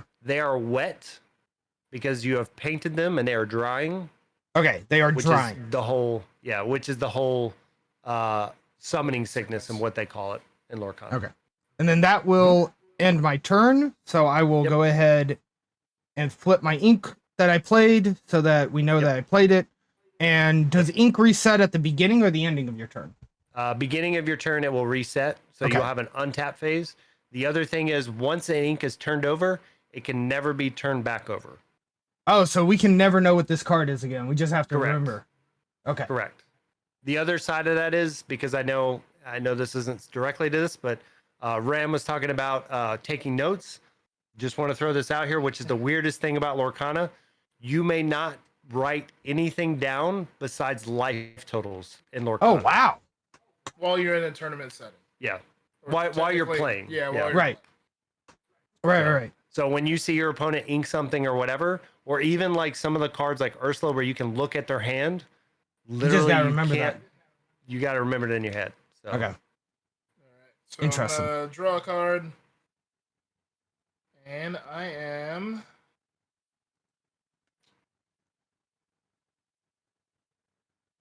I'm gonna ink Benja. Tap 2. I'm gonna play the Sorcerer's Hat. So Sorcerer's Hat, I tap 1 ink. I get to name a card, and then reveal the top card of my deck. And then if I get the name right, I get to put the card in my hand. And then if I don't, I just put it back on the top of my deck. So you just got to guess what the top card of your deck is. Yeah. Yes. So there's other cards, and there is a card in this deck called Ursula's Cauldron that lets you look at the top 2 cards and put one at the top Okay. and one at the bottom. So that you don't have to paired guess together, at it. you would know what the card is. So let's say that's kind of rude to put in a starter deck when they never put, like, I've only seen one starter deck that has a 4 of. Yeah. I think. Yeah. Well, I think most have 3. Yeah. Most of them have 3 of as the max on cards, but yeah. Now the other difference in this, and I'll throw this out as a caveat for this spell and some of the other ones, when they say name a card, you don't have to know the subtext of a card. Oh, so just And move what I on. mean is, right. So like in this deck, there's a lot of magic brooms. There's Right. different types of magic broom, but for naming purposes, you just have to say magic broom. Right. Okay. Interesting. That's my goal. All right. So it is your turn. So what you'll do is you will untap, Untap. draw. 60 minimum, Eddie. 60 minimum. So you can have as many as you want, but you have to have at least 60. Unless you're playing draft or sealed or some kind of limited format, then it's 40. But typically, any kind of deck you're building is 60 minimum.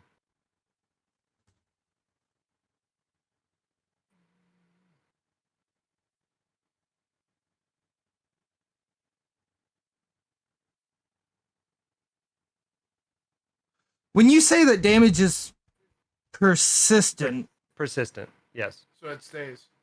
so even when it's like in the discard? Or No, I mean, if it's discarded, it's just discarded. okay. When it's on the field, it would have damage. And then once it takes more damage or the same amount of damage as its defense, it will go to the discard and, yeah, the damage goes away. Okay.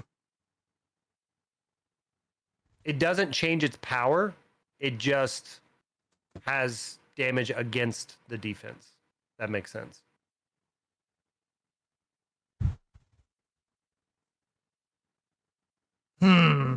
All right. I will ink Bruno's return. Mhm. And then I will then tap 2 ink to play out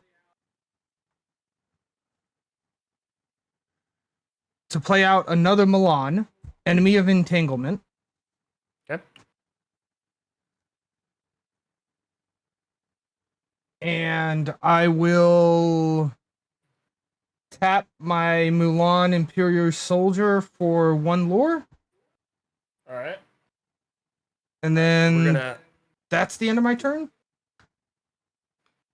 All right, you have 1 lore, and as we talk about lore, the object of Lorcana is to get to 20 lore. So you're not attacking the other player or anything. You can attack their creatures, but it's not like Magic. You're not trying to get rid of a life total. You're just trying to quest for 20 lore. One of the Gotcha. things while Prashan's going through his turn, if you look at the different cards, they're going to be little symbols on them, which is the lore. So, like, for instance, this is the big Mulan. Somewhere around in there. You'll see these little dots over here. That's how much lore this card taps for. This one taps for 2. So some cards tap for 1, 2, 3. Just depends on the card itself. Also, WWB, I'm not quite sure what my best looking card is. Just looking through my foils, I will show off this one, Magica Dispel. Let's see here. I'm gonna ink.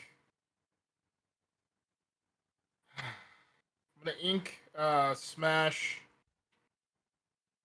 I'm gonna tap for 2 and play Yinsid. I'm gonna tap 1 more and tap the Sorcerer's Hat, and I'm gonna say Magic Broom. Yeah, so I believe you don't have to reveal it unless it's right. No, you do reveal it. Sorry. So you just flip it over on top of Wow, So I and this flip- is our judge.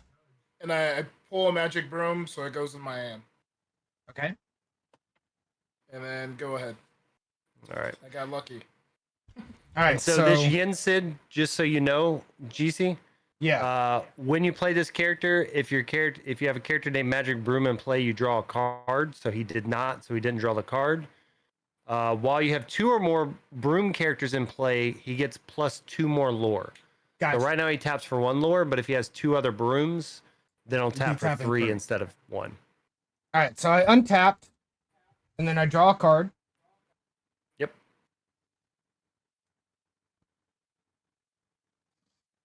His Mulan can gain damage. Okay. So it can be a 3/3. He plays an action. How long is the average game? So typically, like when you play at a tournament, it's usually best of 3, and you usually have 50 minutes to do the best of 3. So a typical game, just 1 match, 1 game, is probably between 15-20 minutes. They can be a lot faster than that. Depends on if somebody's playing control or something like that. But I would say on average, a best of 3 is usually about 40 minutes, unless you just have like a really good hand and they don't have answers to it. All right. I will ink Dragon's Fire, which I'm not Wait, super can't thrilled ink to it. do. It is uninkable. I will not do that. I do not have that card in my You just hand. showed me your card. Forget that happened. You got to get up to 20 lore. You win by getting to 20 lore, and you lose by not having cards in your deck and needing to draw. Yeah. So Ah. each character can tap to gain lore each turn, and your objective is to get to 20 before the other person. All right, I will ink Medallion Weights instead. Okay. I will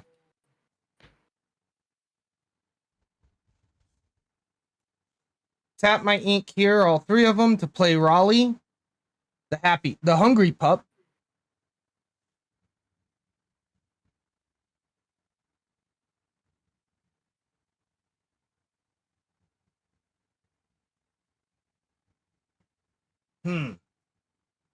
And as far as challenging goes, the character must be exerted, must be tapped in order to be challenged. In order to be challenged. Correct. Okay. So his Yinsid can't be challenged because it's not tapped. But Right. if you were to quest, then it opens them up to being attacked if Prashan wants to attack them. Right. So I will quest with Injured Soldier Mulan. Okay. All right. Go up by 1. And You're then up to that 2. will be the end of my turn. All right, so untap my lore. I'm gonna untap Sorcerer's Hat. Full agree, Draw a WWB. card. I'm gonna ink my beast. I'm gonna tap for 3. I'm gonna play a magic broom. And I'm gonna ink 1. And then I'm gonna say magic broom again. I forgot to flip this. And it's a magic broom. So I get to play, I get to pull the magic broom into my hand. And go ahead. Okay. All right, so I untap first. Does it really matter if you untap or draw first? It doesn't matter, but I think typically the order is untap, draw. Okay. And then I will draw.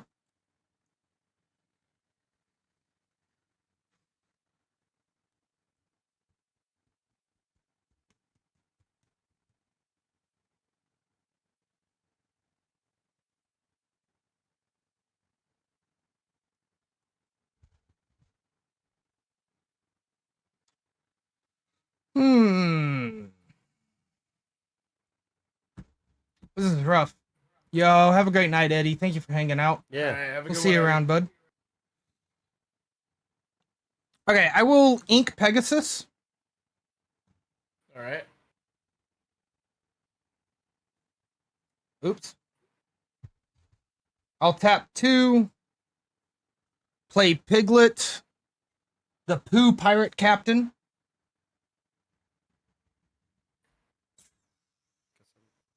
Roxy ink. Oh, wow. That's pretty cool.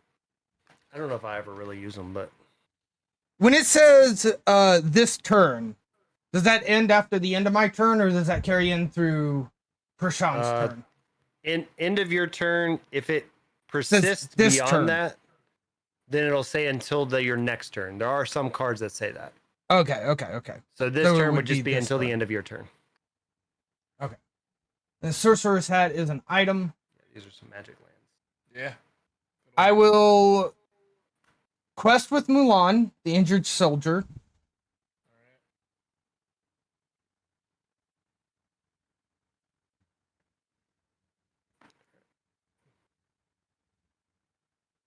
All right, Is that that'll free? end my turn. All right. So I untap, draw.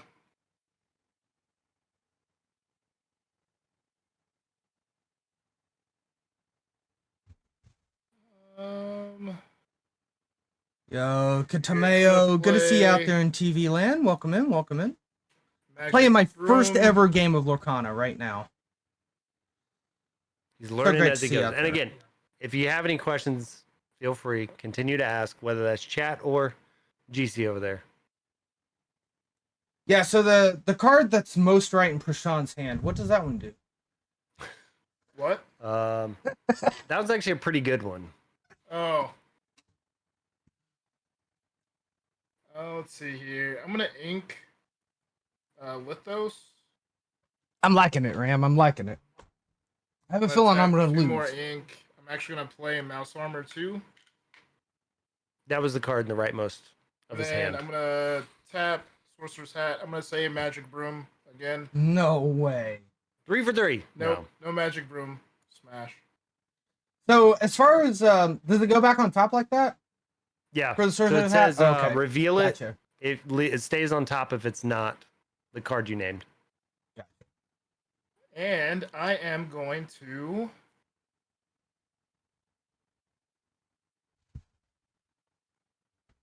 use Mouse Armor on Yensid. So it has resist 1. And I am going to quest for 3. All right. I'll explain resist. Or Yeah, it's 3. yeah, I'm gonna quest for 3. All right. So Okay. again, Yensid gets +2 lore because he has 2 brooms on the field. Resist. Hey, are you guys friends? So Mouse Armor says Maybe. when you tap this, a card can get resist. And it will keep resist until his next turn. Resist 1 means whenever it's dealt damage, 1 of that damage is ignored. So if you have a 1/2 that attacks it, that None. 1 damage gets ignored. A 2/2 gets, attacks it, he only takes 1 damage. But that's every single attack, it ignores the first damage. Gotcha. And thank you so much, Katomeo, for following along channel of misplays and mispronunciations. So good to have you out there in TV land. Getting us closer to our follower goal, which is not on this scene, but we're almost to 2,000. Yeah, I've started on some of the camera games doing it just because it's easier to see with the border as well. Because like when these get stacked, sometimes it's hard Yeah, to see how many you tell. have. Yeah, All that right, makes it's a your lot turn, of sense GC. with your... Oh, it is? Okay. I will Right, Yeah, it's your turn. do some untapping. I will do some card drawing. That Mulan is a pretty big Mulan. It's a 2/3. So I guess it's not as big as I thought. Okay, Yinsing is the Yin Sid. He's a 1/3. He's a 1/3 with 1 resist, and he's exerted.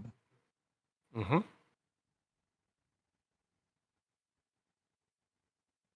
So because he's exerted, he can be attacked if you want to attack.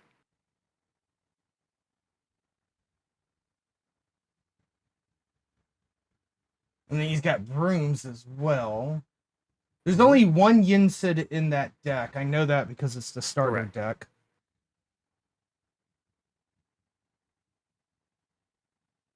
Okay, I will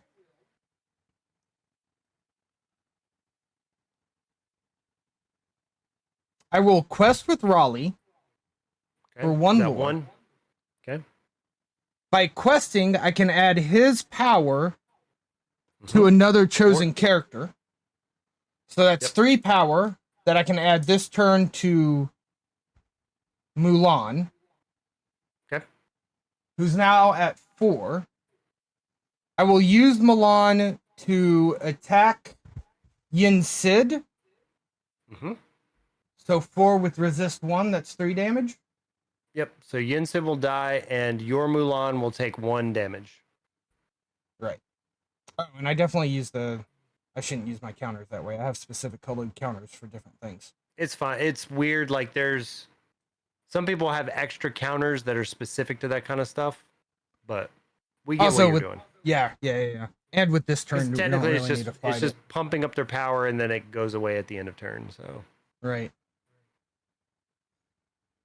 Okay. And then I will quest with Piglet. And while there are at least 2 other characters or more, he gets 2 additional lore. So that's 3 lore, up to 7. Then I will 7 to 3. I will There's a quest delay with on this one. I will quest with Milan for 1 additional lore, up to 8. I will ink a Dinglehopper so that I have 5 inks. I will then tap all 5 ink, and I will play Minnie Mouse, the bodyguard, Mm-hmm. and it needs to come in exerted for me to be able to soak the damage up, right? Yes. So the way Okay. Bodyguard works is when you play a card with Bodyguard, you may bring it in exerted, meaning tapped. And if Prashant attacks, he must attack a Bodyguard. If he's trying to attack another character, he must attack the Bodyguard first. Right.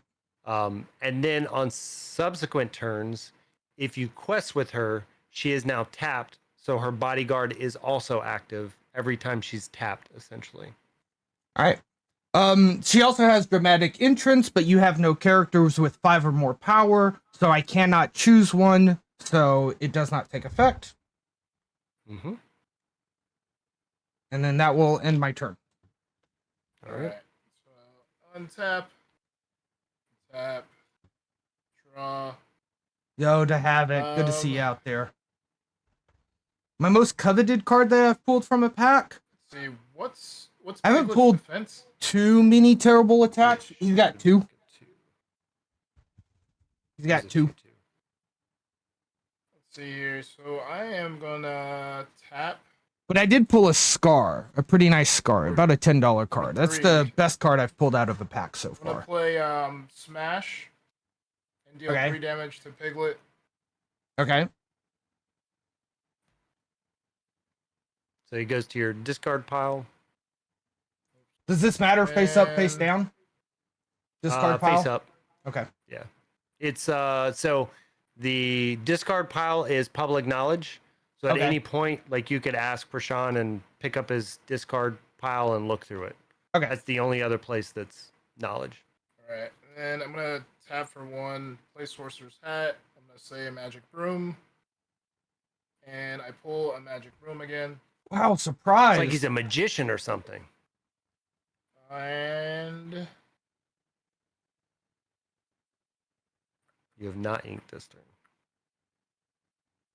If I'm you gonna- want to. I'm gonna ink it.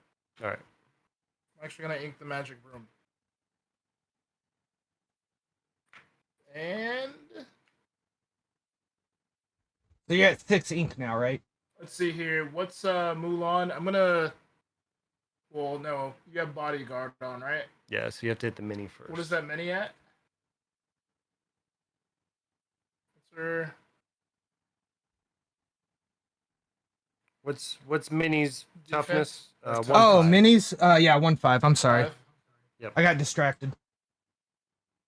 Um.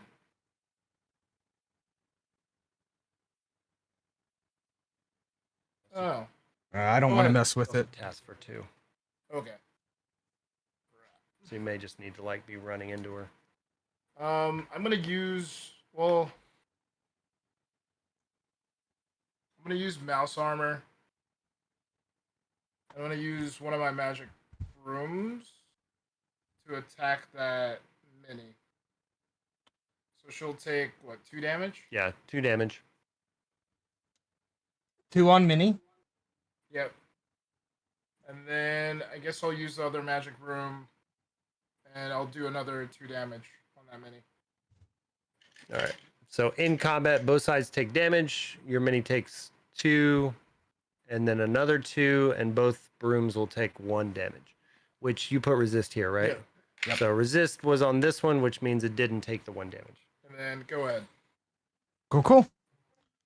So I will untap, and Havoc, I'll tell you what inking does just here in a moment. And then I will draw a card. So, not to look at my hand, but if we look at some other cards that I just kind of have hanging out here, you'll notice that the cards either have this golden around the mana, golden ring around the mana, or energy cost or ink cost. I don't know what we call cards, or it doesn't have the full big circle, like this 5 doesn't, whereas this does. So if it looks like this, what you can do is ink it. And that is essentially how you make energy or mana. So right now I've got 5 ink, so I can play cards that cost up to 5. And you can choose to take a card out of your hand and place it down to increase your ink pool or your ink well.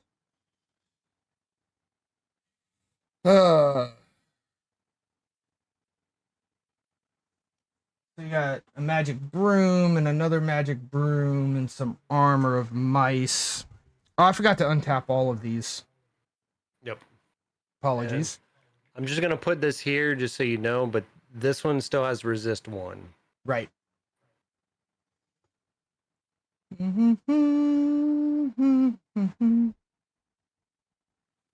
Okay,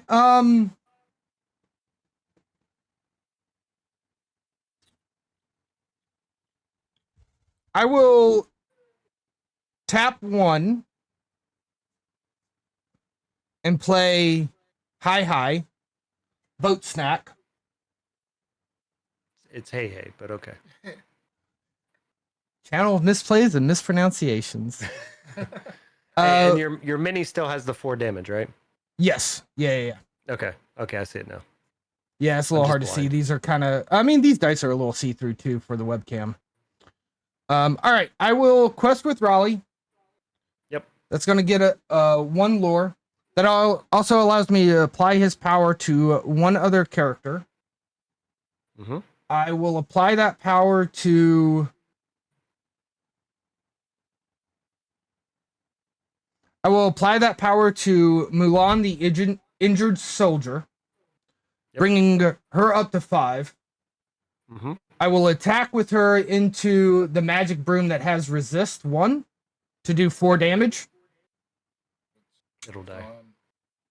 And that'll put 2 damage on Mulan, which should kill Mulan as well. Yep. Should be out of here. I will quest with Minnie for 2 lore, up to 11. Maybe I should take GC to the set championship. Yeah. That'll be Listen to me.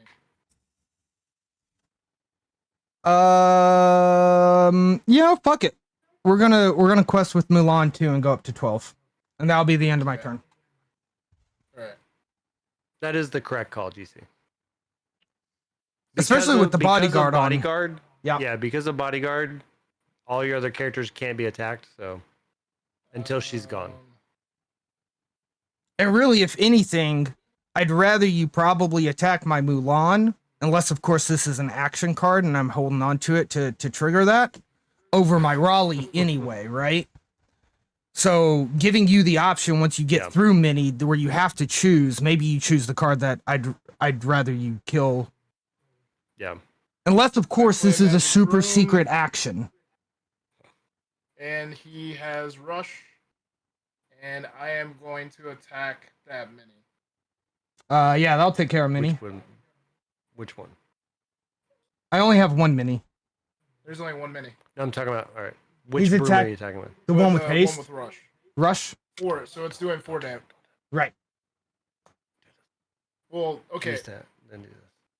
All right. I'm gonna put mouse armor onto my other room and deal 2 damage. Cause how much damage does? Wait.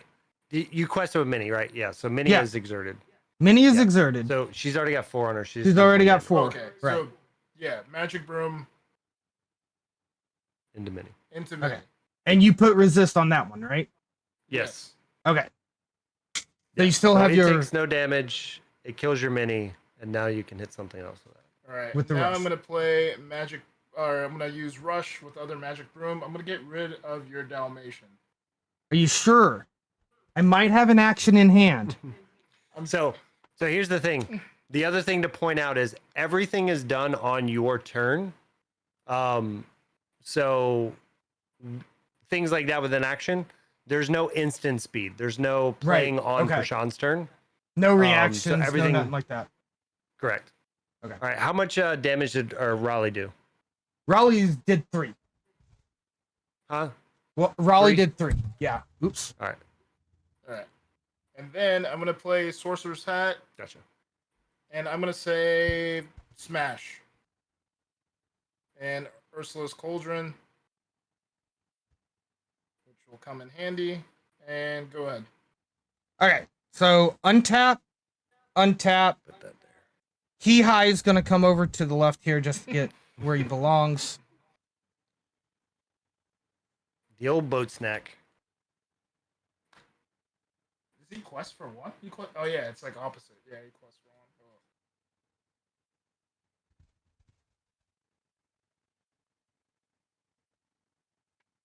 Yeah, sorry, I had to help Prashant last turn because you clearly have 12 lore, Yeah. and he wasn't doing that attack properly, Yeah, so I had to help him a little bit. No, it's okay. That's okay. I understand.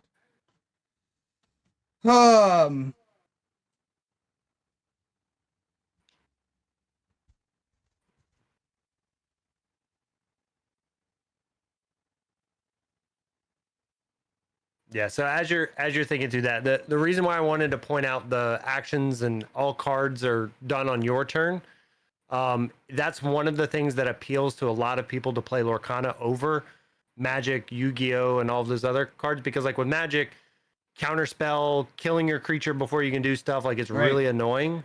But what they want to do at Lorcana is make this a game that like every level can play, especially they know this is going to appeal to kids and things like that. So by making it to where literally everything happens in your Space, turn, yeah. Very it just makes it a Hearthstone-y, little very bit, Marvel Snappy. yeah, Um, feels better in that right. sense, right? Like and instead of also, I've got this big play and you're like, nah, counterspell, get it out of here. Also helps speed up the gameplay too, because I don't have to Yeah. ask every single time, okay, did you counter that?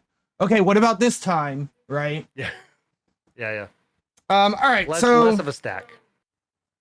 you have a magic broom with a resist 1 and 1 health, and a magic broom with 1 health. Correct. I am going to ink 4.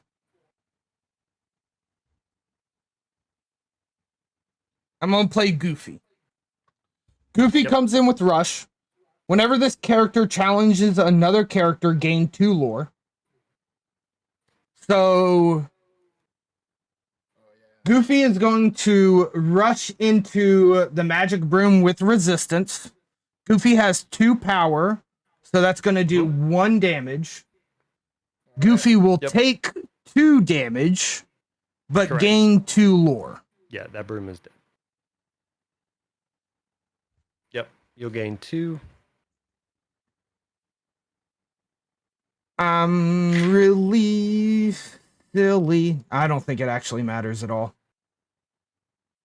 No, it really doesn't.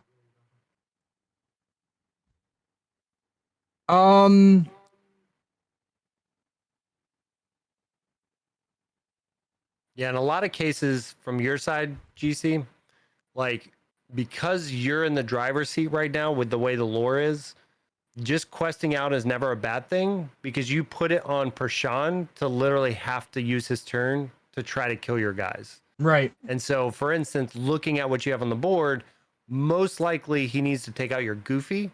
So your other 2 cards, they're fine to quest with because they're probably not going to die. And if they do die, like if he decides to attack them, you still have your Goofy to attack with next turn to get 2 more lore, right? So like, there's no That's downside. true. I mean, it's true, but like Of if questing with your he takes out my Goofy, that's taking out a 3 lore unit. These guys are only 2 lores.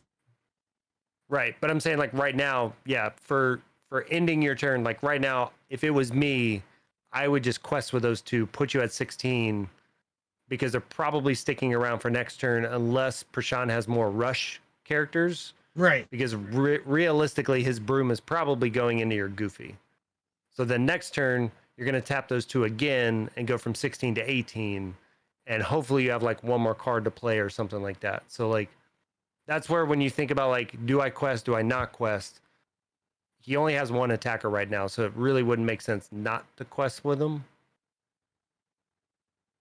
Just because there's probably nothing he can do about him. I hear you. Yeah. But this is 2 lore right now.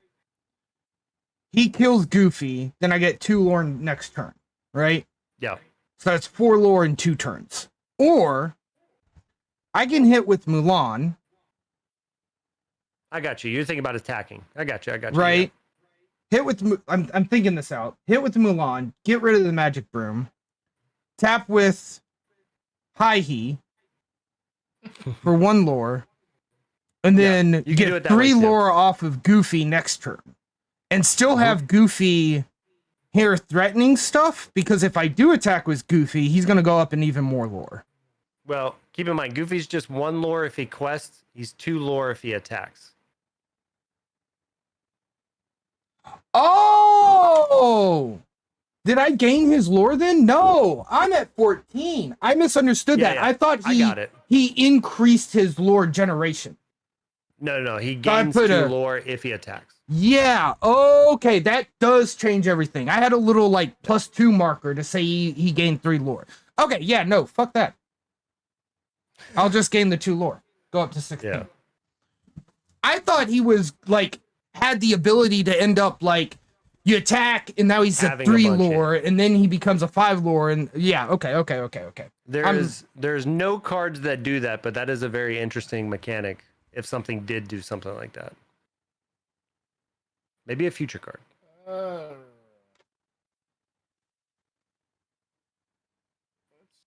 go. Well, I'm gonna have to go. 6 beat- ads of groovy fries. Sorry about that, soldier.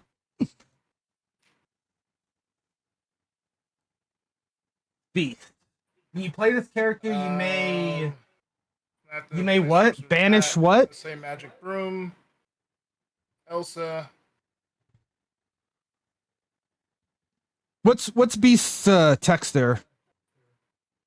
When you play this character, you may banish a chosen item, but you don't have any. Oh, items on okay. the board. And it says you may, so you don't have to, Yeah. right? Okay. Correct. Correct. Because if Yeah, it was said you not a had May, to, he would have to blow his own stuff up. right? Okay. Say, I Alright, watched y'all's and- podcast. And so I'll add resist onto Magic Broom, and then I'll attack Goofy. Yeah, Okay. It'll still cut your broom, but Yeah. Goofy's got 2 attack power. Yep. And he's got 2 damage on him. So he's a 2/2. yeah. So they'll trade with each other. And that's all I could do. All right. I will untap.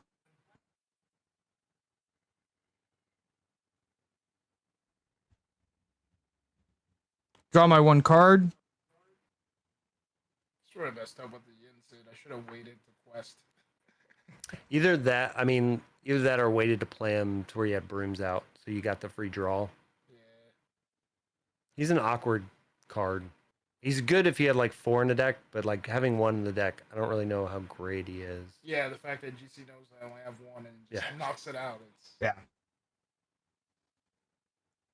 Yeah, that's kind of like a cool thing because we are both playing starter decks. So in theory, you know my deck list as well. But yeah. in a tournament scene, He- right? he I wouldn't know your deck He's- list. He's played that deck probably 4 or 5 times against Ursula, so he should Yeah. know the deck. So that's 5 ink. Yep. We will Dragonfire Beast. He said, "Get it out of here." Trying to get it in there so What You is may, that? chat can you may see like it that too. Dragonfire. There it is. I guess it's all backwards for Okay. chat, so they can't read it anyway. Oh yeah, you're good. Try and do that. All right. And then I'll just this take is the Dragon's Fire. I'll take my 2 lore. Ooh, enchanted. Dude, that looks good. That's from the big tournament in Atlanta. Oh, okay. So that was a promo card, not an enchanted. Yeah, just for participating. What? Yeah, everybody got one for Damn. just participating. And then if you got so high, you won other cards. But I was 1 game away from getting the next card, which I think was Let It Go. Damn. So Yeah, see, that's Shiny. I definitely want to be playing in it's got, some of like, this stuff. cool, like swirly Oh yeah. foil in it.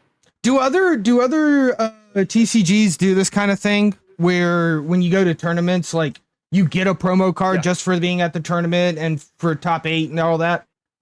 Yeah, Magic does.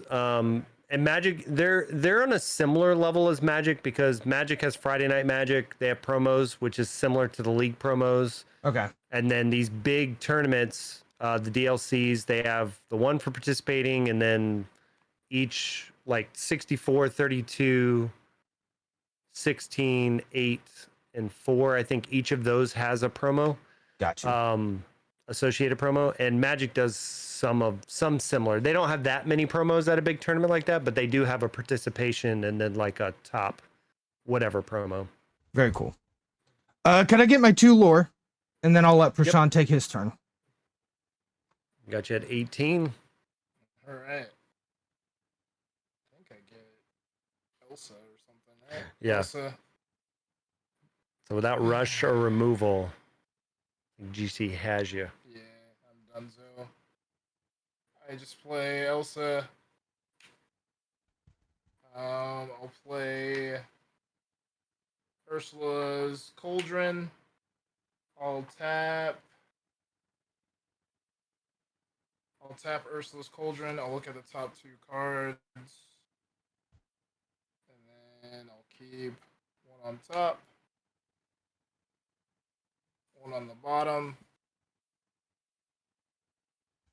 I tap Sorcerer's Hat, Magic Broom, draw a Magic Broom, and that's it. I think you got game there. All right. And it's just a reset, a draw, and a lure. Yeah, I And got then you that. get to 20. There you go. You smoked me. I thought I was Cool. gonna be able to get that Yensid off on you, but it didn't work. I should have waited. Yeah, I think it It's was. also hard because GC went wide really Oh early. yeah, for sure. He went real wide. He was playing every character, every. Yeah, card. I was really concerned because like I had no draw, right? The only draw I think I had was the item, which I ended up having to ink because I wanted to play characters. Yeah. Yeah, So think I the only other had one thing- card in my hand by the end of that. It worked out for you, but like one other thing with your deck, if you slowed it down a little bit, that Dingle Hopper is how you remove like the Mulan damage and stuff. Right. So like having that kind of stuff, you can ping away his characters and then remove the damage on there is another kind of tactic within the deck. Again, you got up really early on lore, so you didn't have to do that kind of stuff, but it does have a mid game with that type of stuff, Yeah. those type of cards. I was getting lucky with Sorcerer's Hat, but too bad I got Ursula's Cauldron a little bit too late. I Yeah. could've done some fancy stuff there. You threw me for a loop when you called Smash off the Sorcerer's Hat because it's only got a 3 of in that deck. You already inked one and played one. Yeah, I was just naming a card I knew that was in there. All right, Just you wanted it. He wanted it bad. switch decks? Sure. We'll swap them. Just hand them over the internet. Oh, sure. Here you go. He magically just got the deck in his hands.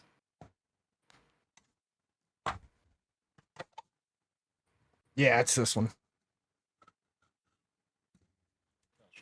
Suck at shuffling this way.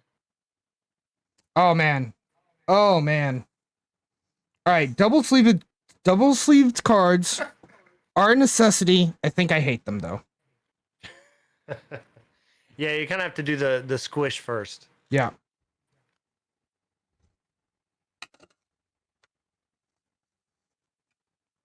I'll say the difference is we could have could throw one of the other starter decks too. Oh yeah.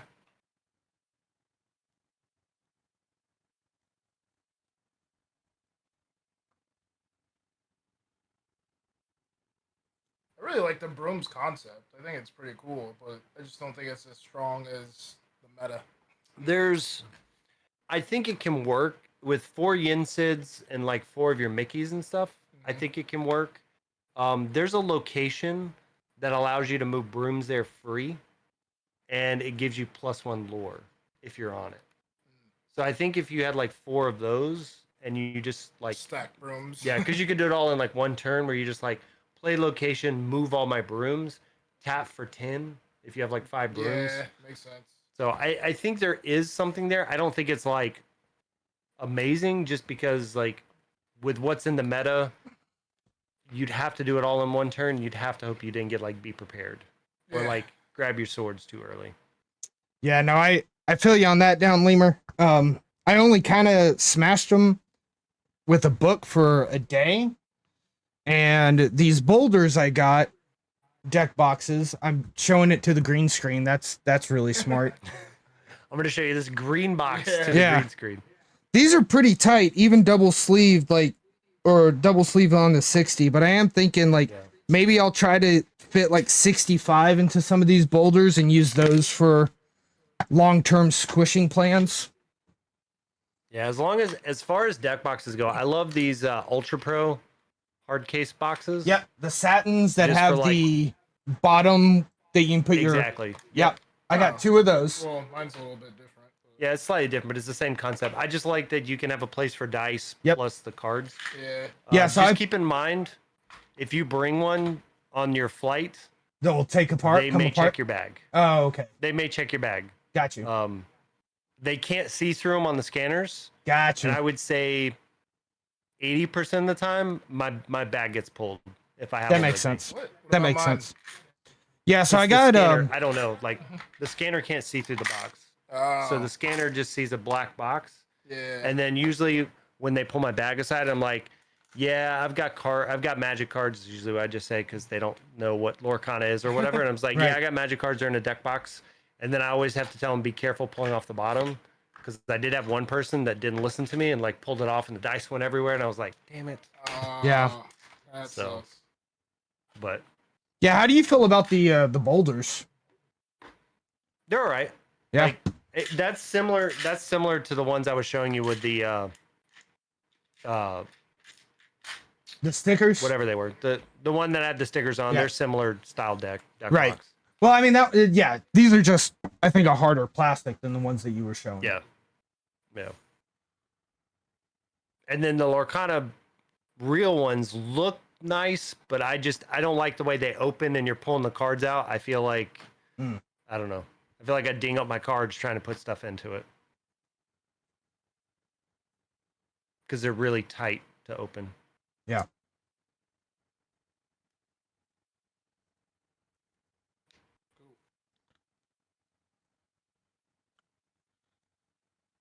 I'm gonna go grab a Gatorade. You want anything? Yeah, I don't know. I'm half tempted Put yours in the. to bring some Lorcana cards down to SnapCon, but also down Lemur. I'm sorry. I don't think I said good to see you out there in TV land. It's good to see you out there in TV land. Welcome in. Welcome in. And I definitely think I'm down with you on the idea there, down Lemur. I think I'm going to be trying, like, the decks that I plan to play a lot, trying to put them in a real tight box for a real long time to just squeeze everything out.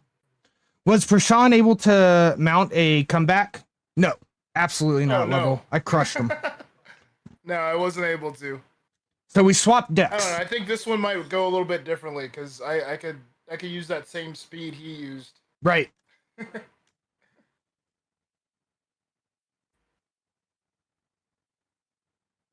was gonna try to be fancy. Same It didn't concept. work Yeah, out. definitely. Yeah, so I'm tempted to bring a deck down there to SnapCon, but it's just like more stuff to bring, and like, I'm sorry, but you've kind of built up a reputation there, Dan, of having every card in the universe. So I just can't, in good justice, like justify the 60 card deck in my suitcase, even though it's that small room. Well, I'm gonna have essentially the top 3 decks put together at all times, and then I have all the starter decks and stuff. So yeah, you know, if people want to play, I'll bring the starter decks. I've got the cube that I'm currently building. I don't know if it'll be done by SnapCon, but it'll be enough to do something with. So we can always do that. And worst case, we can all make a target run, pick up some packs and do some sealed or something. So. Right. Do you shit, that might be a good point. I might want to bring a box just in case I pick up cards there, just to bring them back in a box. I lost my train of thought there for a second. Oh well. No, you're good. You're good. I know Guess was thinking about selling all his stuff. Lorcana? He has Lorcana stuff? He has some set 1 stuff. I guess that wouldn't surprise me if he was into Disney. Well, when he came up for SnapCon is the weekend, or it was like 2 weekends or the weekend after it launched for set 1. So me and him went down. Maybe Brad was with us. We went down to one of the shops, and I picked up all the starter decks. And I think he picked up a starter deck, and at some point he bought a Chapter 1 Trove. Oh, nice. So he had, like, he opened it, but he does still have the box. If anybody just wants it for decoration, I think he's selling it. But just the box alone with no cards is $40. Just a box? Shit, really? Yeah. Jeez. That's disgusting. They're so hard to find. Like, I've got one sealed, and I think the sealed ones are $350. Considering, like, if you would have bought them MSRP, they're $50. Yeah. Right. That's crazy. But they never reprinted them. That's the only thing in set 1 they did not reprint. Even with a reprint being low, but that's the reason why they're so valuable. I have a question I had. Set 3. I typically see packs of set 3 $1 cheaper than packs of any of the other sets. 4, 1, and 2 included. Same thing with the boxes. They're about, from what I can tell, about $10 to $15 cheaper for the entire box. Why is set 3 cheaper? Is it because those cards are just not as powerful, or because that was the time that they, at set 3's point, they overcompensated from the lessons learned of not enough product from set 1? Little bit of both. A Okay. little bit of both. So one, that is the one that they overproduced. Not to say it was like everywhere and everywhere. But right now because a lot of places set 4's out right now, and they had an overstock of set 3. Now they're just trying to get rid of it. I think like I saw some posts where Hot Topic was like, anything you buy, you got a free pack of set 3. Somebody posted on Facebook. I actually went by the Hot Topic at Wiregrass, and they did not have that promotion. But I've seen a couple different people on Facebook post that. So, yeah, and even going to Disney Springs, they still have boxes of it. Yeah, the thing is, like, Robinhood's the most expensive card in it, and for a while there, Robinhood was only $40. Robinhood's creeping up to $50 now, but it was the most expensive card compared to like set 2. Tragic Beast has been $50 the whole time, and it's the money card there. But set 3 really doesn't have a ton of money cards. It's got Lucky Dime, which is still not that expensive. It's got Robinhood. So Okay. I think So it's just that. it's And the not enchantments not aren't as necessarily sought bad after. to pick them up, but it's not like something that needs to be taken advantage of. Right. Which, like Ursula, I mean, if you go on TCG Player, the newest set, Ursula, I saw boxes for like 105, Yeah, they're not bad. which is really cheap because MSRP is 129 or 139 or something like that. So Yeah. I think right now with Lorcana, it's just the value in the boxes really isn't there in most sets. It's the Enchanteds that's propping them up right now. Right. And so I do worry about that a little bit in general, just because people buy singles over a box. But Yeah. you know, if Yeah, somebody I can make think- money on a $105 a box, then sell it. I think my box came out to like somewhere between 130 and 150, but that was after like I nickel and dimed every comic.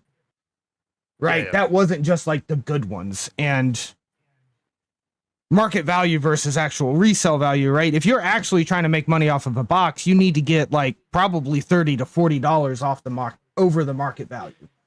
Yeah, you need to get lucky with, like, as an example of set 4, like you really need to draw like two Bucky or 2 Diablos, or you need to get an Enchanted. Like Right. that's realistically the only way you're going to make money on any of the boxes is either hitting that money card foil or hitting an Enchanted. Yeah. And if not, then you're probably going to get close to breaking even on a box, which means you probably should just bought singles.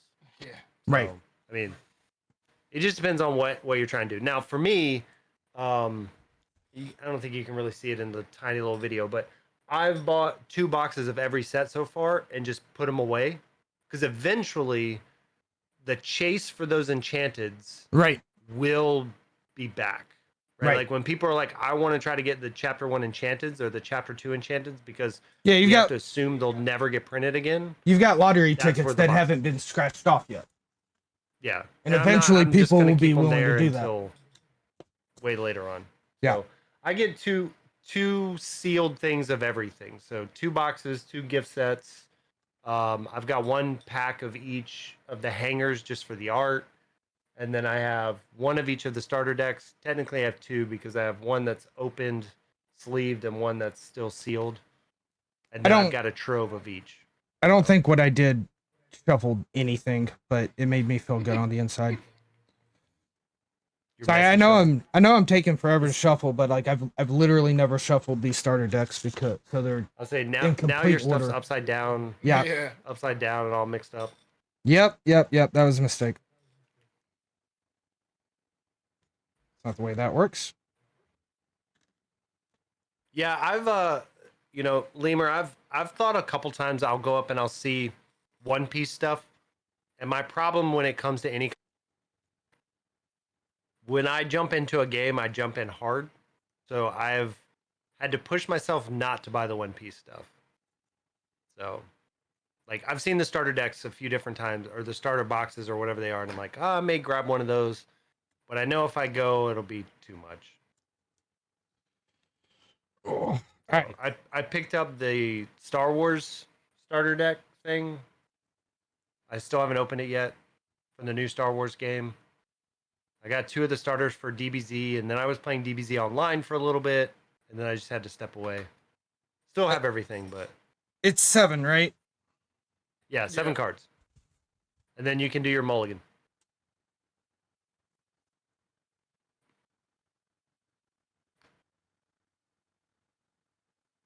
Yeah, my problem with games in general, like one thing I loved about Lorcana for so long was we did have Pixelborn, which is no longer around. Rest in peace, Pixelborn. This is kind of the new way. I know that there's like Tabletop Simulator and a few other things out there, but I've been doing this over Discord with the setup so we can do it in physical. I love to go to shops, but I don't get to go into them often. Just because I have a 6-year-old and the wife and all of that. And usually when I do get nights, it's Prashan and Brad and these guys coming over and we do content. But hopefully in the future, we'll start to find a night where we can all go to a league or Yeah. something. That'd be pretty cool. Get some IRL footage of a league.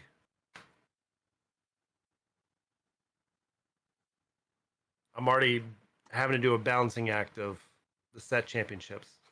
All right, I'm 'Cause I want gonna. to do 4. 4? That's what I want to do, but I don't know if I'll be able to do 4. All right, you want to run this for for Sean? Have you looked? I found Yeah, 3. I'm ready. I found 3, but I don't know if I can do the first one. You want to go first since you won last game? Yeah. I'll be down with that. I'll toss 4 to the side and take 4. All Okay. right. And I'll just so you go know, ahead you and don't shuffle have to these. show us the 4. Oh, okay. Okay. I know we're friendly and it's fine, but like in a real place, you wouldn't do that because you don't want them to know What what you're you're throwing playing. out, right? Yeah, I found one on the 7th, but I don't, which is a Sunday. I don't know if I'll be able to do that one though. It's in Lakeland. Do I go to Disney? Not this weekend. I think the week after. I think 4th of July week. Oh, And- that's gonna be great. But Do we're they- going during the week, not the weekend. Okay. I think we're leaving. We're coming back like Saturday or something. Because on the 4th, the 3rd and the 4th are open till midnight and 1 a.m. Yeah. I think Those we'll be- nights will be crazy. I think we're going on Wednesday. We might be coming back Friday or Saturday. Yeah. We want to check out the drone show at Disney Springs. Yeah. They have 2 each night. 2? Okay. There's one at like 9 and one at 11, or one at 8:30 and one at 10 something, I Okay. think. So we're gonna go check that out. You too. can see it on the app, the times. Yeah, we just went to Animal Kingdom last weekend. Okay.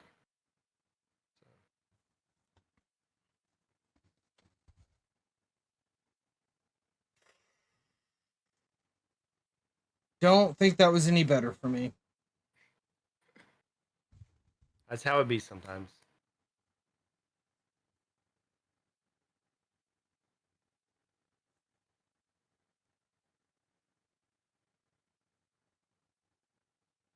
Yeah, and if you have any questions about keywords or anything like that, just let me know. We'll do. All right, you ready for Sean? I guess I'm going first. Yeah, I'm ready. All right, you already did your mulligan and everything. Did you throw any Yeah, back? I'm good. Nope. No. Wow. He likes his hand, man. Kind of rude. All right, I will ink beast, and that'll be my turn.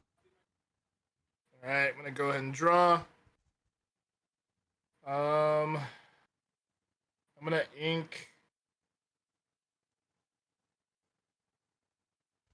Medallion Weights, and I am going to play Hey Hey. Go ahead. Such a good All right. card. Draw one. It lets you draw a card every time you attack. Oh, well. It's fine. He inked it last game too. Yeah, just need the need for speed.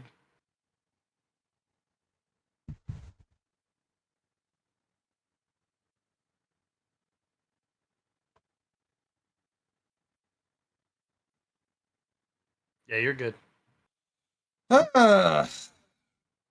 I'll ink charge.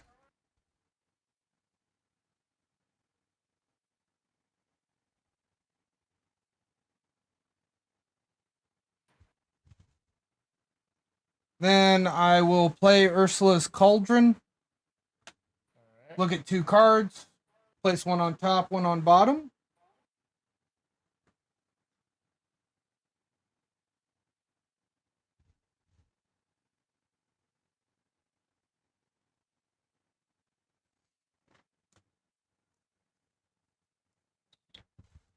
All right, that'll be the end of my turn. Oh wait, Tap. Ulstra's Cauldron is an item. can use it. It's an Yep. item. So items, once they come in play, they can be used the turn they come into play. Okay. But They don't also it have doesn't get discarded summons. when I'm done. Yeah, Right. it stays Okay. out. You can use it every turn. All right, I'm gonna ink. Vital Sphere.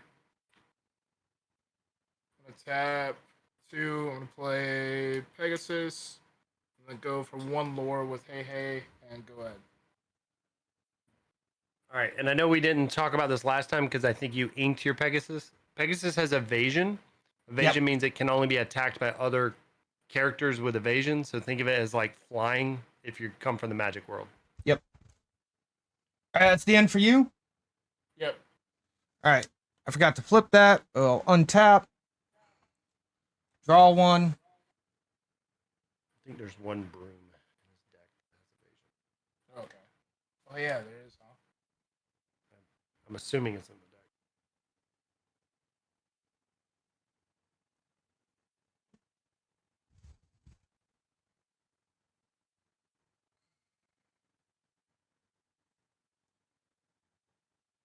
Yeah. 2 drop, 2/3 when it's your turn. It has evasion.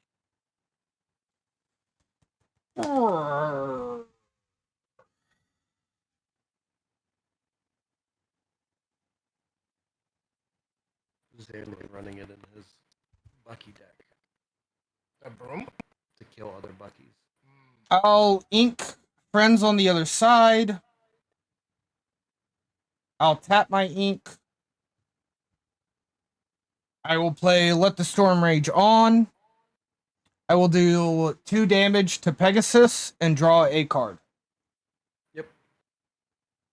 And I'll point this out as you're doing that. So songs, so the card you just played and Friends on the Other Side are considered a song on top of an action. I don't know if you know this is why I'm also saying it for chat. Mhm. The cool thing about songs are if you have a card, a character that has the same casting cost as that song or higher, they can tap and you can play the song for free technically because you're tapping the character and the character is singing the song for you. So just a cool thing to know for future as well. So you don't have to use your ink to play it if you have a character who can sing it, but that character does need to be dry in order to sing. All right, and then tapped Ursula's Cauldron. 1 on bottom, 1 on top. Okay. Tap. Draw. I am going to ink Con. And I am going to play Dingle Hopper and Pegasus. And I'm going to go for 1 lore.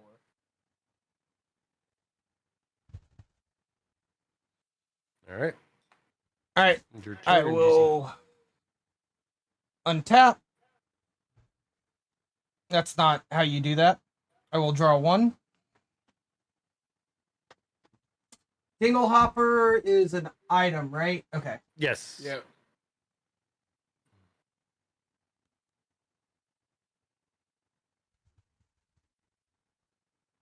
He's got a pinch. Or a beast.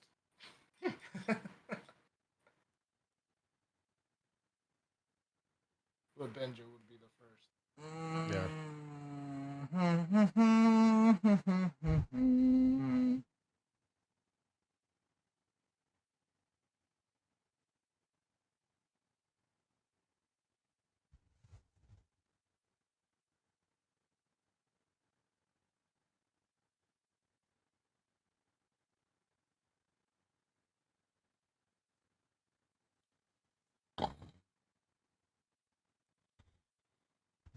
Do you have Adobe?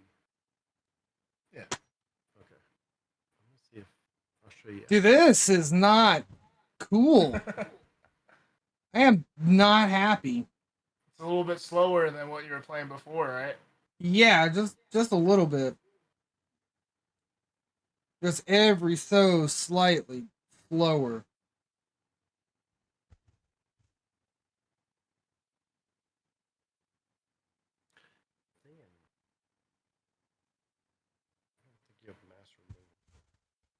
You have removal spells, but I don't think you have master.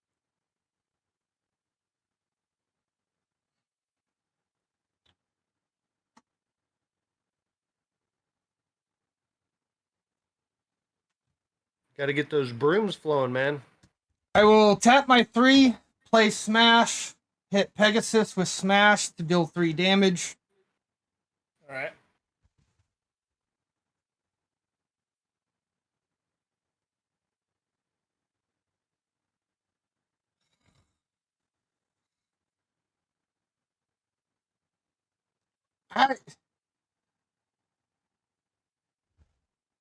I will ink Raya.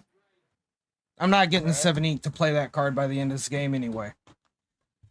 Alright, that's the end of my turn. Did you use your cauldron? I did not use my cauldron. Should always use your cauldron. I guess I really should. Alright, let me use my cauldron.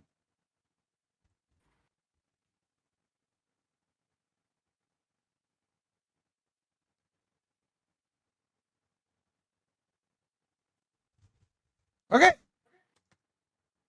All right. I draw.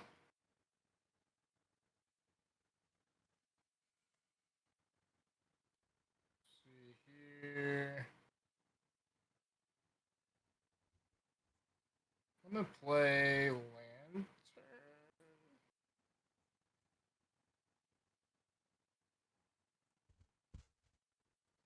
So Lantern's an item. You can tap it, and your next card you play costs 1 less. The fun thing about Lantern is that also includes shift costs. Oh, wow. Okay. And then I am going to tap Does that count for singing? Lantern. And then I'm gonna play Rapunzel. Does and Lantern I'm count going to- for singing cost? Not singing costs. It's an item. And then I'm gonna quest for 1 with Hey Hey. I gotcha. Yeah, so it's it only counts for casting a character, but that also includes a shift cost, which is different than what magic ruling would ever be. But that was one of the first things people learned in Lorcana that was different. Right. So like in the past, cards like Stitch and Stitch Rockstar, you could get him out really early by doing a turn 1 Stitch, turn 2 Lantern, and you could shift to turn 3 Rockstar because of that reduction. Gotcha.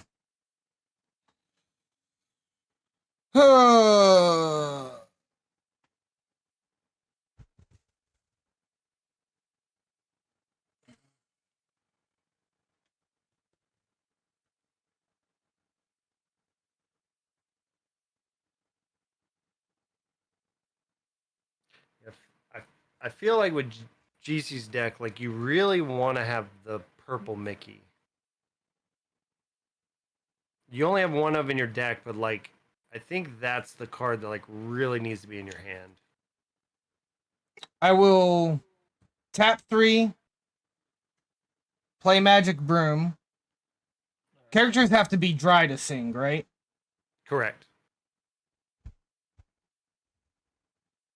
Because it reduces cost of your broom.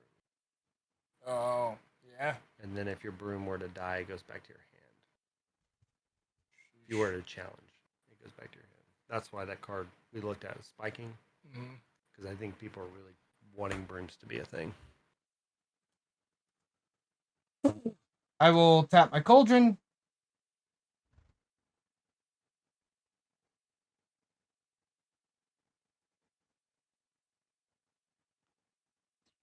One on top.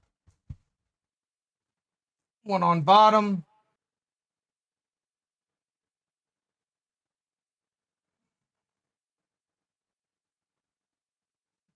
Addicted to AFK Journey WWB.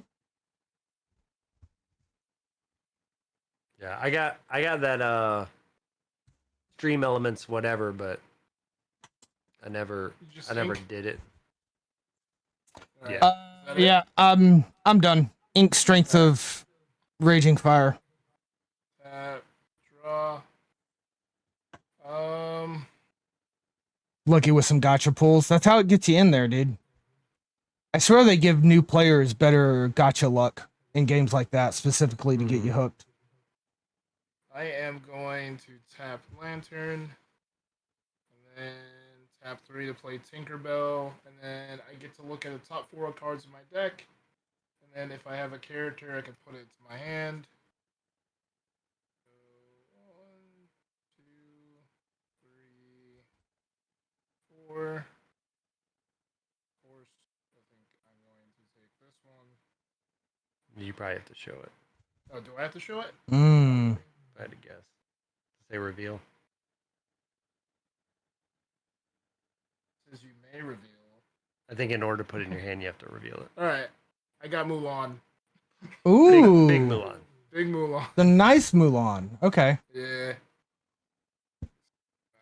Yeah, if I had to guess, whenever cards are stated like that, where look at the top X cards, get an action item. If it's a specific type of item, you usually have to reveal it to show that you're actually getting that type of item, that Gotcha. type of card.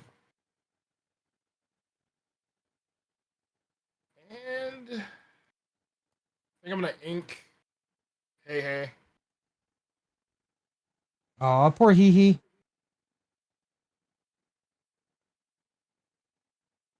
And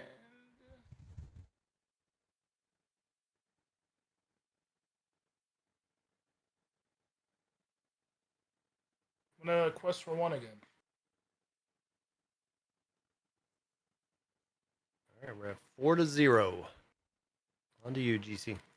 On to me. All right, let's untap. Grab my card. I'm going to use the magic broom to sing Friends on the Other Side. Character with cost of 3 can sing this for free. Draw 2 cards. Yep.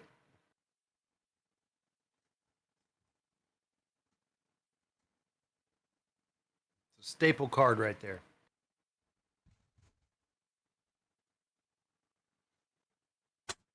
What's Tinkerbell do? She already did what she needed to do. Now let's Okay, look so at the top 4 cards of my deck, and then if it's a character, I can pull that character. Gotcha. And Rapunzel? Remove 2 damage from chosen character. When she Okay. comes in. Or- When she comes in or just on a When- tap? On a tap. Okay. Okay, I will ink a charge.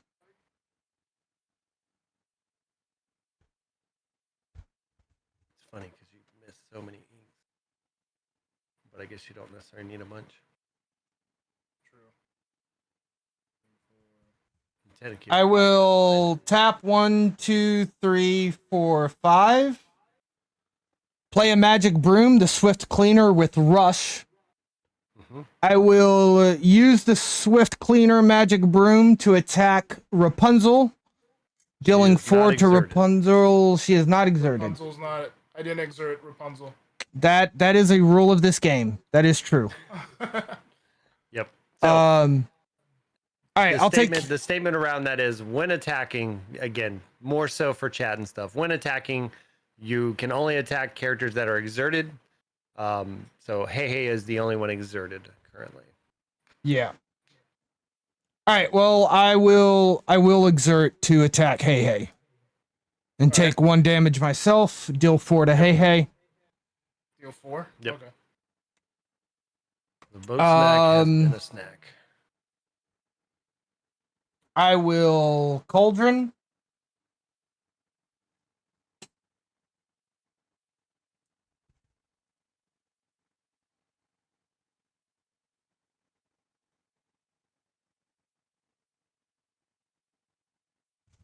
All right. 1 on top, 1 on bottom. That's the end of my turn. Alright, so I tap. Draw a card.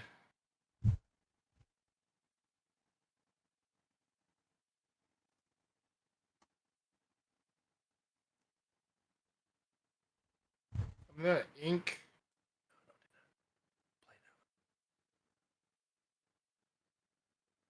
I guess 1, 2. So I could play Mulan. I'm gonna play Mulan, and I'm gonna play Lantern, tap Lantern. I'm gonna play Raleigh too, and I think I'm it's gonna Roly. quest for one with Tinkerbell. What'd you say, GC? I think it's Roly. Yeah, it is. Is it Rolly? Oh, Yeah. my bad. Because he's always hungry and he rolls around on the ground. Come, Oh, yeah. coming from the man that can't pronounce the chicken's name. Yeah, you couldn't say hey. Hi. Or, yeah. Hi. He's questioning now. Are we good? Yeah. Go I ahead. forgot to tap Cauldron, by the way. Do some untaps here.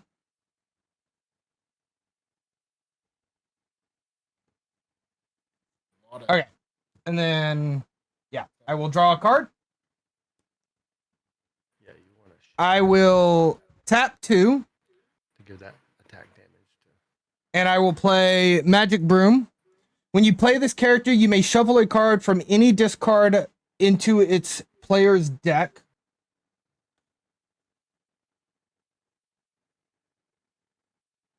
So do you Yeah. have anything in your discard? I will shuffle. I have 3, Oh, friends on the. Yeah. and I'm gonna put friends on the other side in. Mm-hmm.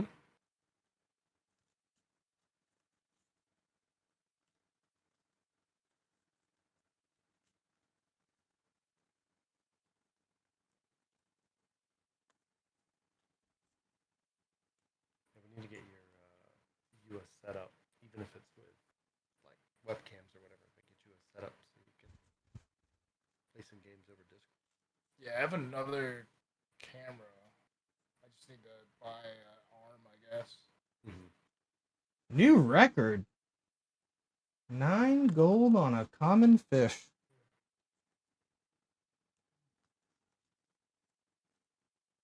All right, you want to cut it? I'll cut it for you. Sure. Oh, Sino's in here? Is he... He's lurking. Lurking? We don't call him out unless they actually say hi in chat. Okay. It's different when they're power on. It's different when they're Yeah. power on. Sino's always lurking, though. I'm going to ink Jafar. That gives me 5 in my inkwell now, which I will then tap. And I will play Mickey Mouse. Sweep away. When you play this character, deal damage to chosen character equal to the number of broom characters you have in play. I have 3 broom characters in play. As such, Roly is my chosen character to deal 3 damage to. Okay. As a reminder, Mickey Mouse, the playful sorcerer, has 1 resist. All right. I now use my cauldron.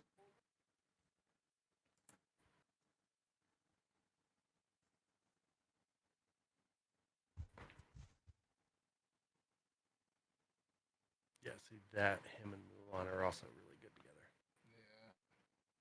Yeah. All right, 1 on top, 1 on bottom.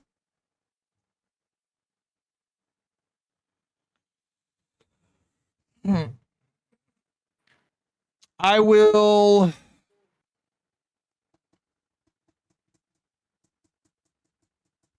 exert my 4/4 magic broom, which is actually a 4/3 because of damage, and I will attack the exerted Tinkerbell, the 1/4. So I will take 1 damage. He kills your Tinkerbell.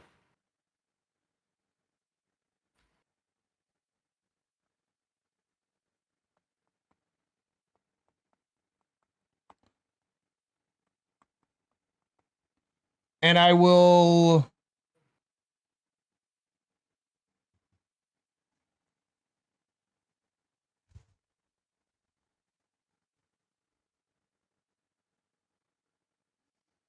quest with the magic broom for my first lore. All right. Is that it? Yep, the other 2 characters are wet. I draw a card. I am going to play Mulan. We'll shift Mulan. And Well, Why not attack? I was doing all this to set it Okay. up. Yeah. Wait, because you technically- shifted. So Oh, yeah. one trick here is when you shift onto another character, because the other character is dry, your shifted character is also able to attack. Oh, nice. So, what's your smaller broom? I have a 2-4, a 4-2, and a 2-2. 2-4, 2-4. 4-2, 2-2. So if you hit the 2-4, and then you can do the extra damage because she's a 5, right? Yeah. So I guess I'll hit the what 2-4. Yeah. So I'll attack the 2-4 with Milan. Okay. Then, whenever this character deals damage to another character in a challenge, I deal the same amount of damage up to 2 other chosen characters. Jesus Christ. Now, the other thing to keep in mind, GC, is when Mulan gets shifted, if she was shifted onto a Mulan, she gets +3 attack. Oh, so she's actually at attacking for 5? 5. Yeah.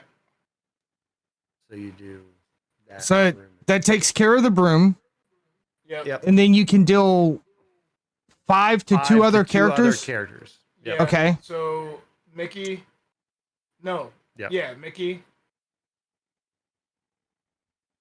I'll deal 5 to Mickey, and then 5 for the broom that's tapped.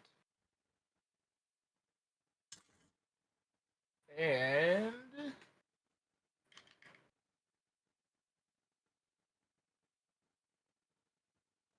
I'll use Dingle Hopper. I'll remove 1 damage from my Mulan and go ahead. Okay.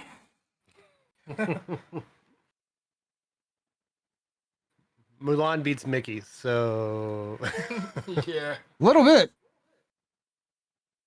yeah, it's actually GC. Like one of the things is you were in an awkward spot with your Mickey in general because I think Rolly is the correct answer to hit instead of the small Mulan, just because Rolly can pump his Mulan every turn, whereas that shift only happens 1 turn with that +3. So Yeah, and I Just- guess just I letting you- probably knew that I think I knew specifically he had that card and could have shifted because he had to show that character card, I think, on the draw. Or maybe it was the other Mulan, I'm not positive. That was that Mulan. yeah, I think I already had the other. Did I have the other one down? yeah, you had the other one down. And you showed that one. If not, you showed that one before, and you saw that coming down. But again, I still think that's the right call in general, just because Rolly allows you to give +3 to that Mulan every turn.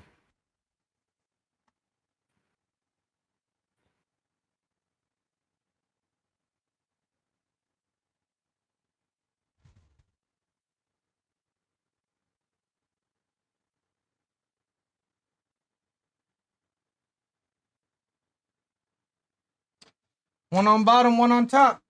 That's the end of my turn. All right. Tap. Draw. Oh. Yeah, it's still the end of my turn. I'm okay. So I'm gonna use Dingle Hopper again. I'm gonna remove all damage from Mulan. I am going to tap Lantern. Tap 1. I'm gonna play another Mulan.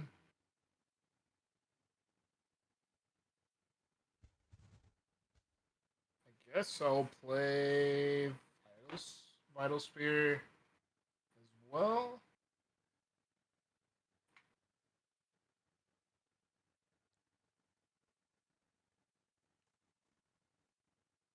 And I'm gonna go for 2 lore with Mulan. Alright. That it? Yep. What does Vital Sphere do again? Gives a character rush. Rush and 2 attack if you banish it. Okay. Yep. Alright. Untap. And I think she still procs the same way if he tries to block with her, right? Or I think it's tries just to- when you attack. Let me check. Any time, right? It takes damage? Or when I challenge? During your turn. Okay, Whenever this character deals damage to another character. gotcha. There's 4 for Lithos, the Rock Titan. Mm-hmm.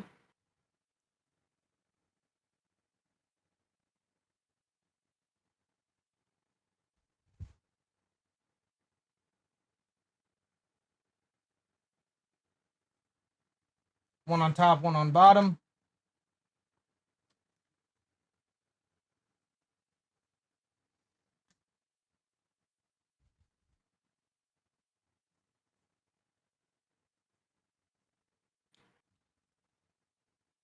Magic Broom, 3 damage into Mulan.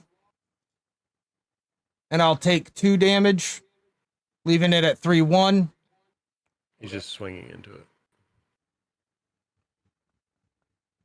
All right. I'll swing in with the second Magic Broom to do 2 damage.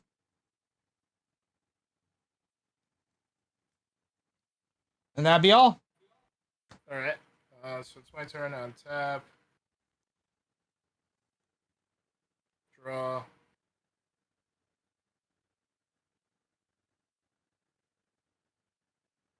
I'm gonna use.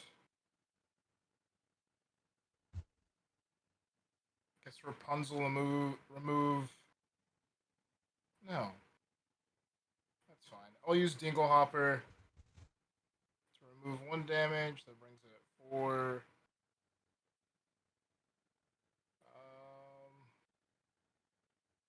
Guess I'll use Rapunzel. Bring it to 2, and then I will go for 1 lore with Mulan. And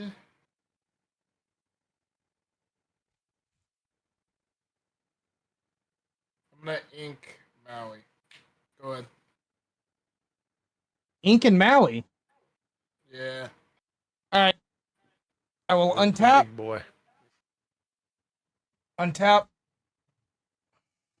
untap, draw my card.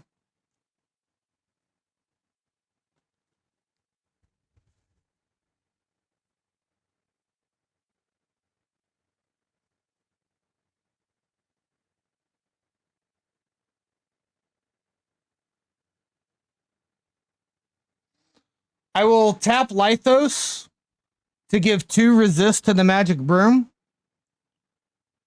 I will use the Magic Broom with its 2 resist to swing into... To Rapunzel. Wait, Or Mulan. Or- Little Mulan's your other targets.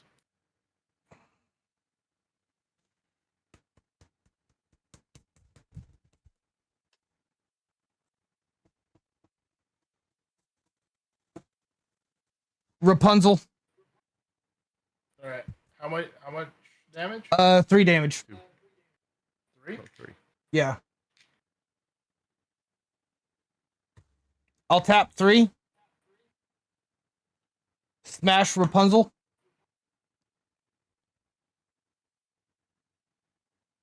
Tap Cauldron.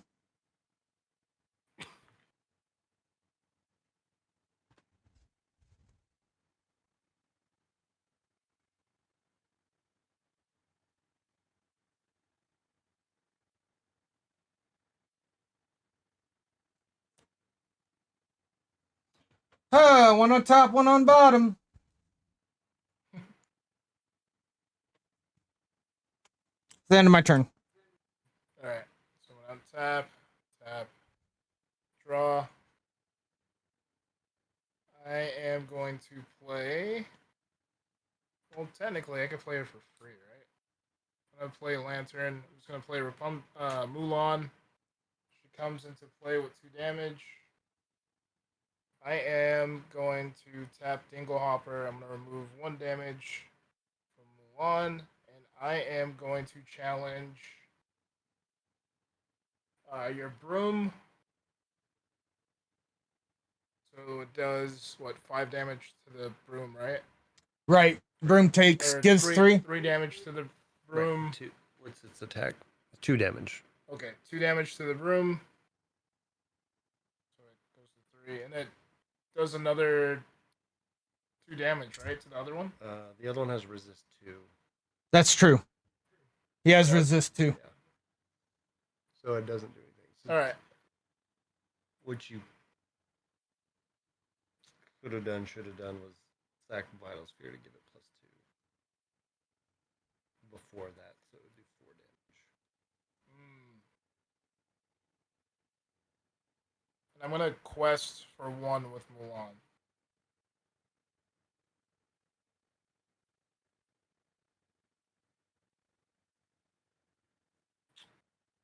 And that's it.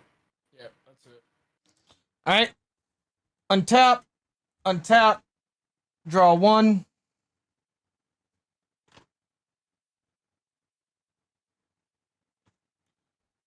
Yeah, Tap Lythos 2. does resist 2, and then you can tap them and give something resist 2. Play Magic Broom. That allows me to sweep.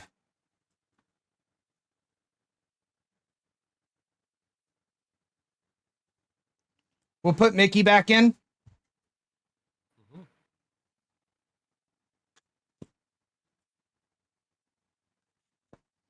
Mhm. Interesting. I actually think I should have Cauldron first. Before playing the broom. Then looked at my top card, and if I didn't like it, then shuffled Mickey in. So I could get the shuffle. Yeah. It depends. If you're just going to get Mickey no matter what, then it's better to Cauldron after. But if you're debating on playing your broom, then yeah. Yeah, it's what I should have done. Because I'm looking for draw. Like, I don't give a fuck about Mickey. I'm just shuffling because I want my draw. I should have Cauldron first to know Yeah. what was up. I will Cauldron, though. I just tapped it.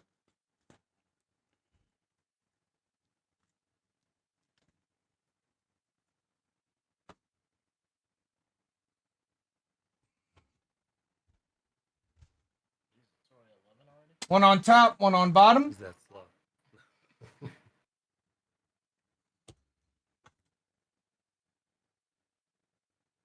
Mulan's exerted, right?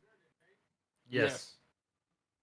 Litho attacks for 4. Yep. The big Mulan. Yeah. Right, so she's gone now, right? Yep. Alright.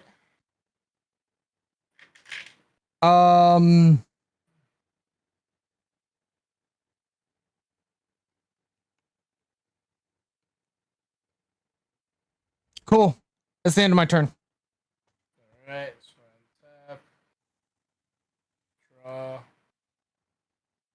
I am going to. Also, by the way, that's the only big Mulan in your deck because that was one of the 2 foils. I'm gonna play Pegasus. This one's not foil. That's true. But it's supposed to be. I swapped it. The foil one's in the cube. I don't know how many others, like what the quantity is of the other cards, but when it comes to the starter decks, I know the foils. Yeah. You need to make sure you can get that Lythos this turn. So I'm gonna tap 1. I'm gonna banish Vital Sphere. It gives +2 power to a card. I'm gonna give it to. And it's a 4/1, so anything can kill it. To Mulan here, and then I'm gonna attack with Mulan. All right, so that's 3, right? Yeah. All right. I think that's a clean trade. We both go off or die or get undrawn, get erased.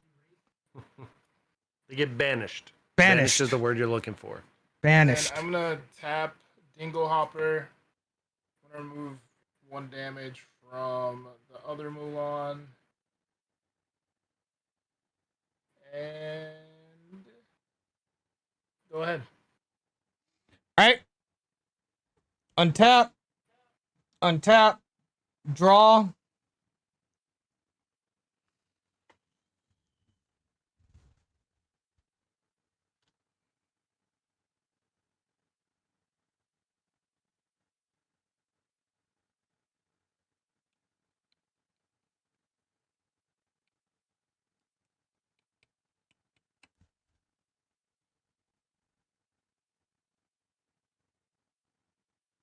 Whoa! That's actually kind of cool. Maybe? Question mark. Cauldron.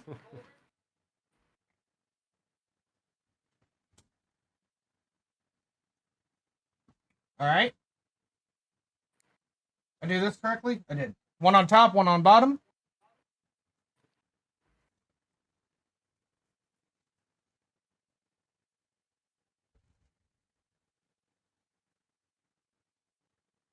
I'm gonna look through my discard.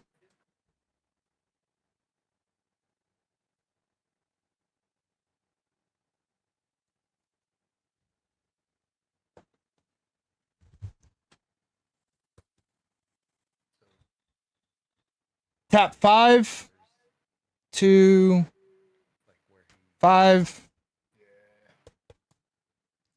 Magic Broom. Ooh. 4/4 with Rush. Clean this, clean that. When you play this character, you may shuffle all Broom cards from your discard into your deck. I'm going to decline to do that. All right. That'll be the end of my turn. Okay. Tap. Draw. I am going to tap 1. Tap. I'm gonna play Con. I am gonna play tap Dingle Hopper. Mulan has no damage. And I am going to quest for 1. And that's the end of my turn. All right. Untap, untap, untap. Draw a card. Tap 3. Play Friends on the Other Side. I will draw 2 cards.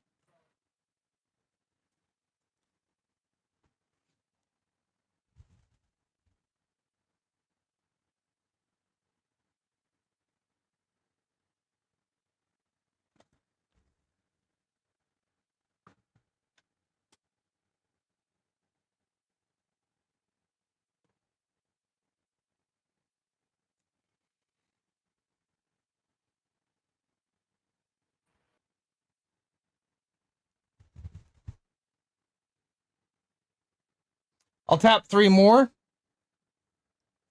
Play a Magic Broom.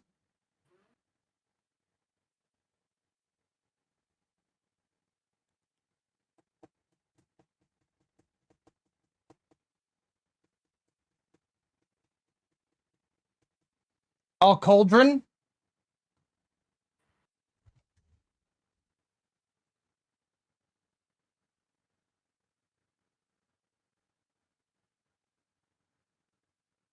Just hope he doesn't find that Yinsen. Yeah. Stall. A lot of draw. One on top, one on bottom. Draw for each broom. And Whoa, whoa, whoa, whoa. That's not bottom. There we go.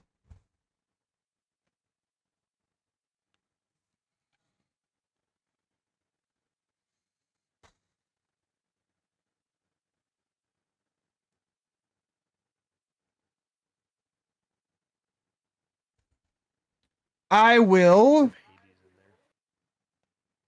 Get your Mulan back.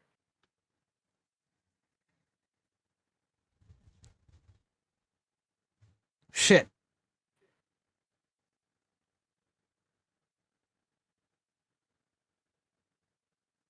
Nah, fuck it. I will use this Magic Broom to sing One Last Hope to give this Magic Broom resist 2 until the start of my next turn. I will use this Magic Broom to attack into your Pegasus. You can't. It's evasive. Oh, Pegasus has evasive. Okay, I don't want to sing then. Okay. All right. Shit. We'll let you take it back. All right, that'd be the end of my turn then. All right. So tap. Draw.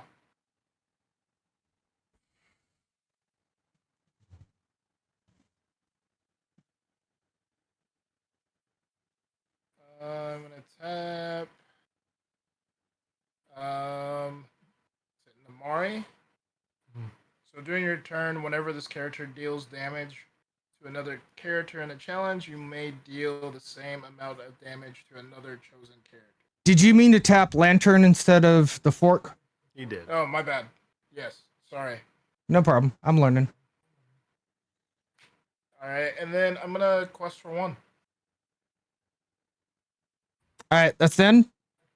Yeah, that's it. Where am I at?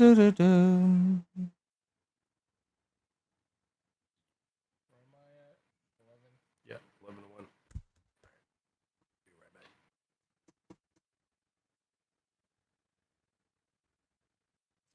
All cauldron.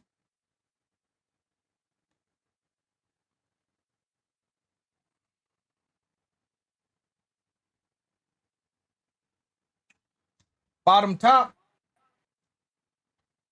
All the way to the bottom, please.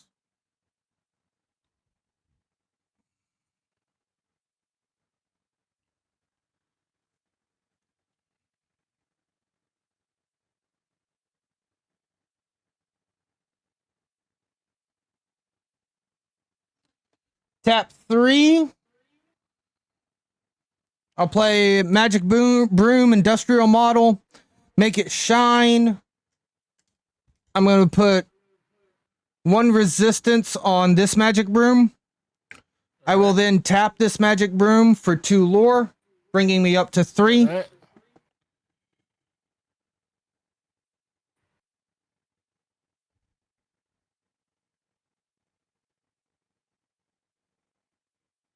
I will tap 2 more lore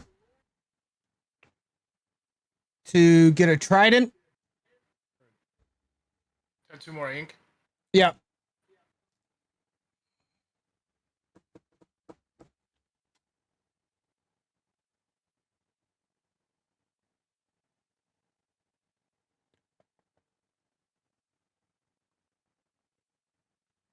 And I will quest with this Magic Broom for 1 more lore.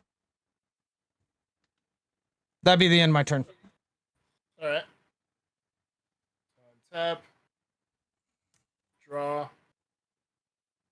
Tap 2. Tap Lantern. I'm gonna play Mulan. Support. Whenever this character quests, you may add their power to another chosen character this turn. And I am going to play Quest with Pegasus. That'll put me to 12.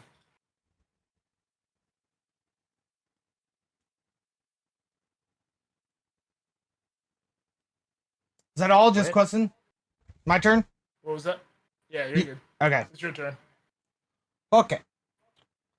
Let us grab our card to draw with. Oh, and untap everything.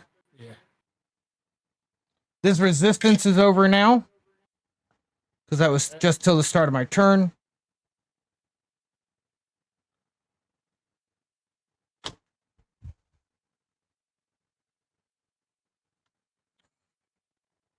this is where that location I was talking about comes into play. Yeah. Alright, I will tap 6 total.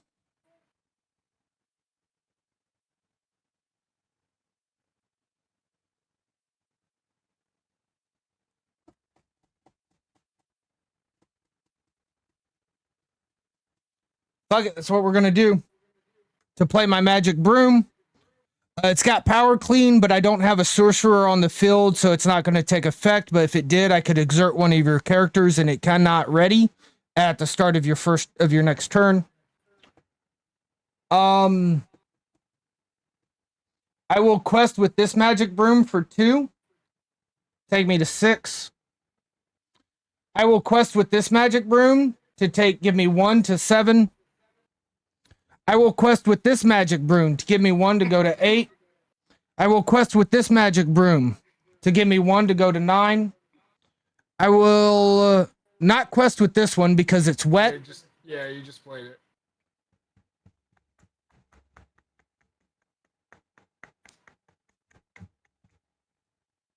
And I will play out of order, which is a typical misplay on the channel with misplays and mispronunciations. Great to see you out there in TV land, Mog Snap. No, even worse than that. I will banish the Triton. Okay. To put one additional power. Because I only have one card in my hand. On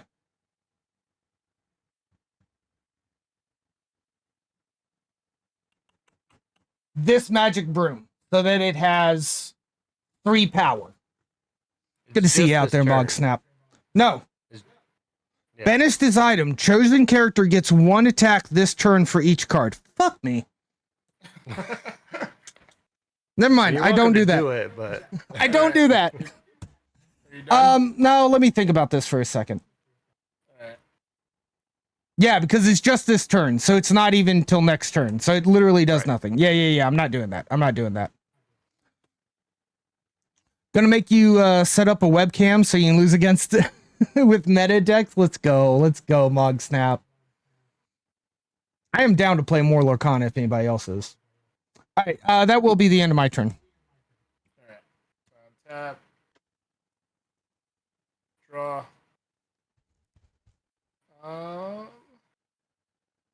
Lantern. Another Roly. Yeah. another Rolly. So I'm gonna quest for 1, 2, 3, 4, 6. That's 18, right? Yep. All right, my turn. Yep. All right. I definitely forgot to Cauldron last time, but that's okay. Yeah, Mog Snap. We if you want to check out content and stuff, we're gonna plug our stuff anyway. It's right there on the mat, which I guess you can't see because GC put his music over it. Yeah. But the Inkcast. So youtube.com/@the_Inkcast, and you can find some content. Power On, myself, Prashan, and Brad, we make content for Lorcana for the Power On team as well. So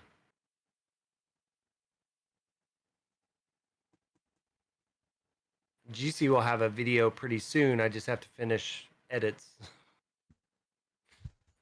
on there as well with his openings. This sucks. All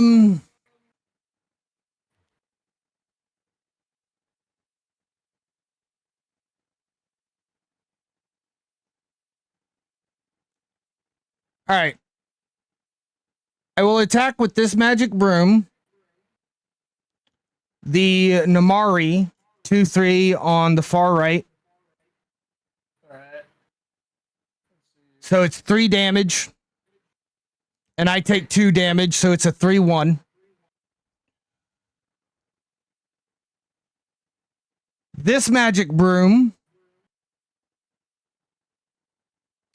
will attack Khan. This magic broom is a 2/3. Khan is a 3/2, so I think that's a clean trade for both of them. Mm-hmm.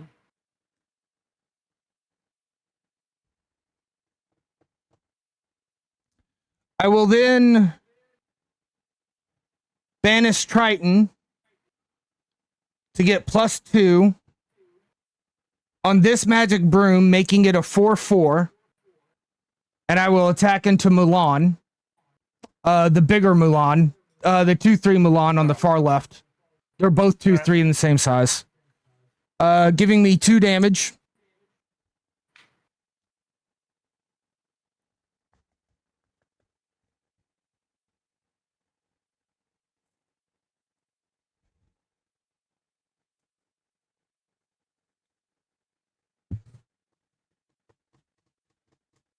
I will tap 3 to play One Last Hope on my 4/4 Magic Broom, a character with gain 2 resist until the start of the next turn. It is not a hero, it is a broom. This 4/4 that has 2 resist will go into your 2/3 Mulan.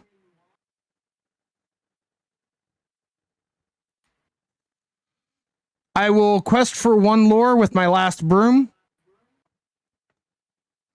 I will tap 3 to play 1 more broom.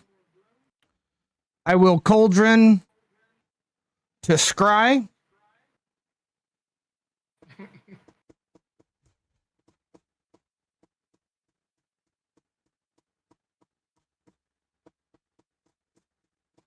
There's no way this works out.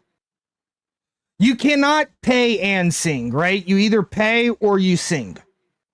Correct. You can't split the cost. Unless it's like sing together.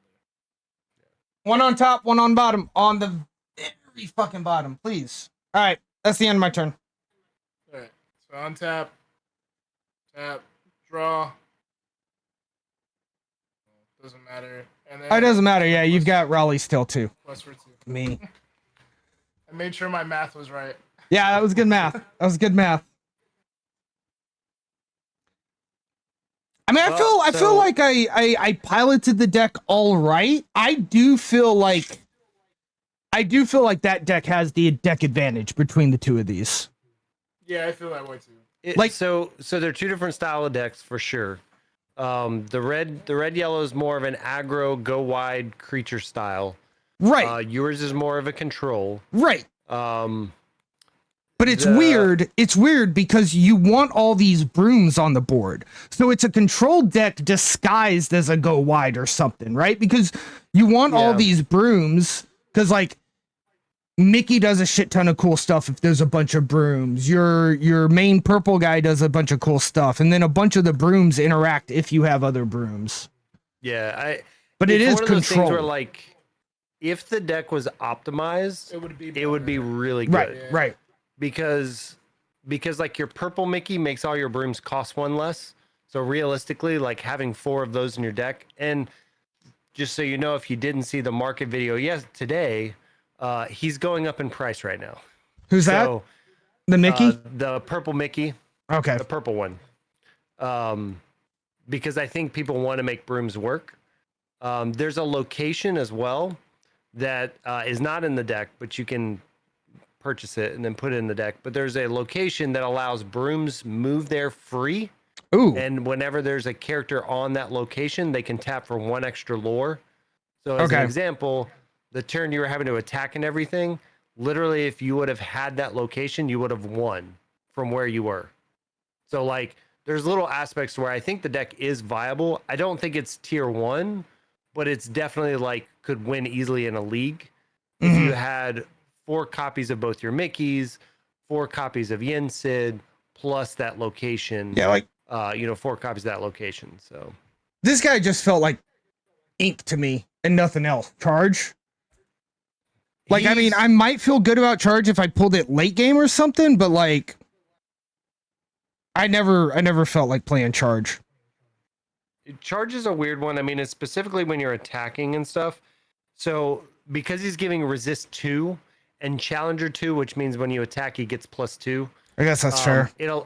It's kind of a removal spell. So that's what I was saying. The deck's built to be a control deck to where you're using that resist to attack other characters and stuff. You did ink a what is it? Oh, I hated my starting hand, dude. I hated my starting hand. Yeah. There was so much stuff I did not want to ink. Like I inked a 7-drop that is like obviously one of my finishers. Mm-hmm. Yeah, you inked a Strength of the Raging Fire as well, which is another good removal spells. At that point, like Raging Fire does damage per card in your hand. And at that point per character on the board. Oh, per character on the board. My bad. At that point, though, at that point, I only had 1. That was it. It was like, I think the choice was either to ink that or ink Smash. And the thing is like, I can use Smash right now. I can't use Raging Fire right now because I just don't have characters. Yeah, it's a hard one. And again, having a deck that's sub-optimized, so like you only have 1 Raging Fire compared to having 4. Right. Like there's it's such a tough decision of like, what do you ink because of that as well. Yeah. So I 100% agree. But I do think that like out of these two decks, that one's probably a little bit better when it's optimized compared to this Mulan deck. Oh, I feel for like you have to really redo the whole deck. Yeah, I think to that make it one- to be playable. Yeah, I think I agree with that. I think this one is closer to having like a good power spike with a little bit of optimization, whereas that Mulan deck is just like it might be stronger than this deck, and it might have the I don't even think it's stronger than this deck. It might have the deck advantage to this deck, but like that Mulan deck just it would need a full refactor. I'm not 100%. I don't know a whole lot, but just the feeling that I get is like there's not too many packages there worth salvaging into a top meta.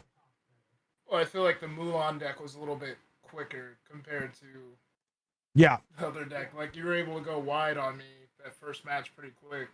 Yeah. Well, I couldn't set anything up that I wanted to set up. It was like too late. I think the other thing though is like when you look at like investment. So we were talking about investment in decks earlier. The purple Mickeys right now are about $1.50. You can get them for a little bit cheaper than that. But again, picking up 3 of those, or if you have the purple yellow starter deck from chapter 1, that one also has one in there. So let's say $1.50. So that's what, $3.50. The playful Who sorcerer is Mickey, this which purple is, Mickey you're talking about? Is he in this deck?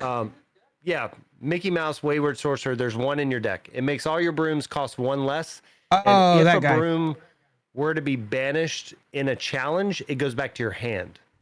Right. Okay. So like your rush one, he now costs 1 cheaper. You play him, you attack There into he is. something, it dies, it comes back to your hand. Yeah, that one.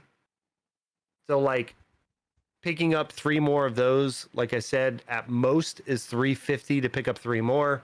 The gray Mickey, the steel Mickey, is only 50 cents.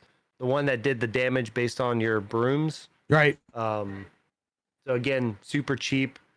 Putting in a few more better brooms here and there is going to be 10, 15 cents. None of the brooms are expensive. Yen Sid is going to be your most expensive card, but I think that's only like $10 maybe.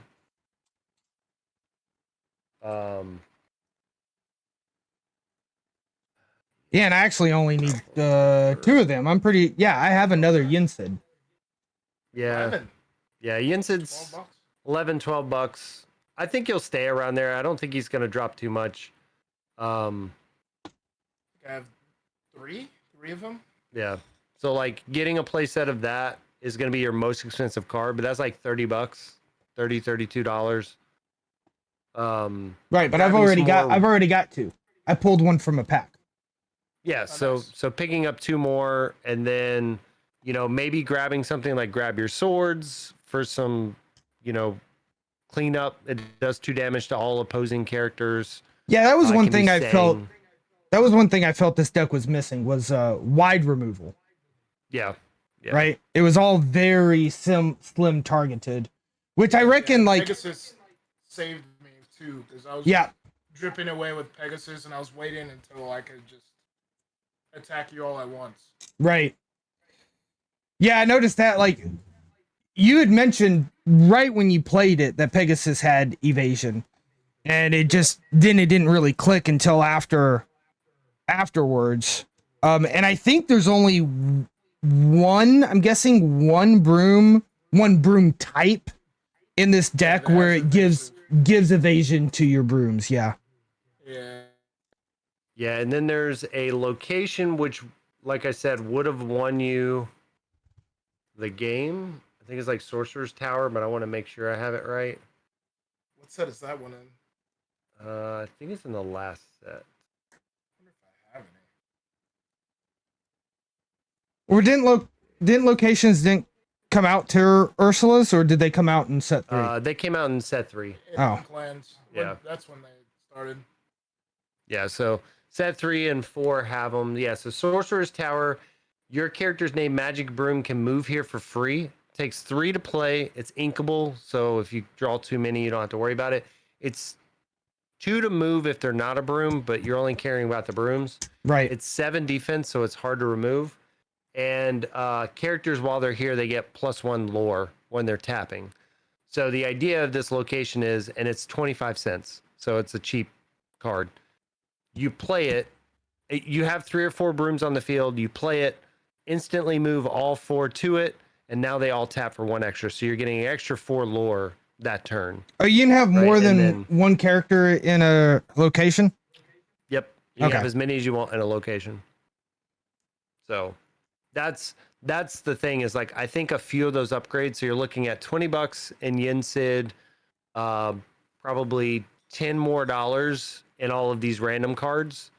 Maybe a little bit more if you're using some better removal spells. But like, even then, I think for $30 or $40, you can make a deck that's going to be competitive at a league. It's not going to be a tier 1, I'm going to go win a $10,000 tournament, but playing at a league or playing something like that, it can be 100% competitive and actually work. Right. Yeah, I mean, I was even before we played, right? And I guess maybe it's just mostly basing it off the cost of the cards. But the decks in, and now that we've played them, the decks in Double Trouble or Deep Trouble are just really good. Like, as far as being a starter deck that I've seen. Yeah, Ursula's Yeah. stupid good. OP. Yeah, no, they're good. They're good value. They're good starter pieces as well. I find most of the starter decks work good as a starter deck, but yeah, none of them are going to be super competitive. But these come the closest to being competitive ready Right. out of all of them. But yeah, I mean, I think the biggest thing when it comes to Lorcana is finding the style of play that you like. And by playing these types of things, you get to experiment with that. So you got to play like a go wide creature deck. You got to play a little bit more of a control-y deck, find your style, and then just kind of build around that. Before you invest. And again, I say this to a lot of people, before you start investing in the $400, the $600 type decks, make sure you've played a little bit so you can kind of see if like that's how I want to go. Because again, like the blue red deck is $400 is a really strong deck, but it plays super slow. Right. And if you're not used to control and slow, then you won't enjoy it, and then you've kind of wasted your money, So, but yeah, again, you played very well for your very first ever Lorcana, game session. I know you've watched some videos and stuff, but yeah, you won game 1. Yeah. Sean got game 2, and even in game 2, it was fairly close. Like, Yeah, you know, he's creeping back up. Yeah, I did all like I was like I knew that turn, especially when you quested as much as you did. I was like, he has not quested this whole time, and now he's quested. Like, I didn't do the math, but I had the feeling that you had lethal, right? Like you played like you had lethal. And I don't know, like I'm glad that I went through and I did all the math and I did all the bits, but I kind of wish that I would have just checked to see if you had lethal instead of just being like, I'm gonna do all of this. I know it's the maximum that I can do, or at least I was pretty sure it's the maximum I can do, and then just let's pray for it. Yeah. But yeah. that's a lot of fun. If I you dig would've it. quested out there, I think it would have put you at 16 or 17 if you quested out. Mhm. So you were only a few lore away, and that's what I'm saying. Like that one location, if it were to be in that deck, you would have won. Right, because or if you would have been able to somehow draw like Smash or something like that. Like the point you were at, you had everything dead except for the 2 characters. Yeah, So like one thing I thought too, I thought you were gonna play Cauldron before you tapped and played all your other stuff, just in case you got Smash again. mhm. yeah, That's what I was afraid of. But once you had like everything tapped and then you play Cauldron, I was like, all right, I'm fine. yeah. Cauldron honestly seems just rude as fuck. I'm not gonna lie. So I played it in set 1, and it was amazing in set 1. Since set 1, it's definitely gone down. just because there's more optimized plays and things, and you don't care too much. Mm. But as soon as we get a couple cards to make true control great again, which is what set one had purple red, and it was like a straight control deck. That card was just so busted. It cost nothing to do, Yep. and they may have to look at it like. No, I agree, Mock Snap. Like the Sorcerer's Hat is ridiculous when you Yeah, actually so have cool. the optimized broom deck as well. When like half your deck or more is brooms. Yeah, I didn't end But up Cauldron drawing is that. pretty good just to manipulate it. So I think I might make a brooms deck just to have one. yeah, Seems like it would be fun to play. I've got all the cards. I think it's just figuring out what the what the removal package looks like. Because I think you can figure out like the brooms, the Mickeys, and all of that. But it's that how do you control their side? Yeah. Is it just grab your swords, or do you just like sneak a couple Tinkerbells in there? Like I think that's the hard part of figuring it out. But there's some people that are playing it and they're trying to make it work right now. So like Mickey just does damage to one target. So that's kind of the hard part. Yeah. Yeah, I really do think that that's a big part of this deck, in my opinion, is that it needs a couple of go wide removals if that exists in Lorcana. I don't know if it does or not, but it feels like it needs a couple go wides. Yeah. Yeah, there's like pretty much red or like ruby and steel are the only good removal stuff. Blue has some removal, but it's you give them ink by removing. But like red has be prepared, which literally wipes all board, both sides of the board. Oh, okay, that's what. Um, Okay. Yeah, and see the big Sisu dragon kind of does similar. It's like everything that costs 2 or less. But Okay. steel, which is what your brooms would be in, has grab your swords, which does 2 damage to everything. You've got avalanche, which will do 1 damage to it's 2 damage to your opponent's creatures. Avalanche does 1 damage to all your opponent's creatures, which also may be viable, Mhm. especially like against Bucky and stuff. So there's definitely some stuff in there where you can go a little wide. Tinkerbell does 1 when you play her. But yeah, it's just finding what the last probably 20 cards in the deck. Mocksnap was saying several people in his crew played against brooms in the Chicago Oh, nice. event. So like I said, I think there's some people trying to make it work. I still think it's like a B level deck at most, but all it needs is a couple brooms to be printed, and then all of a sudden it's amazing. Right. Like it's not far from being. And considering you viable. get so much of the package with the co-op Deep Trouble is Yeah. also really big for that.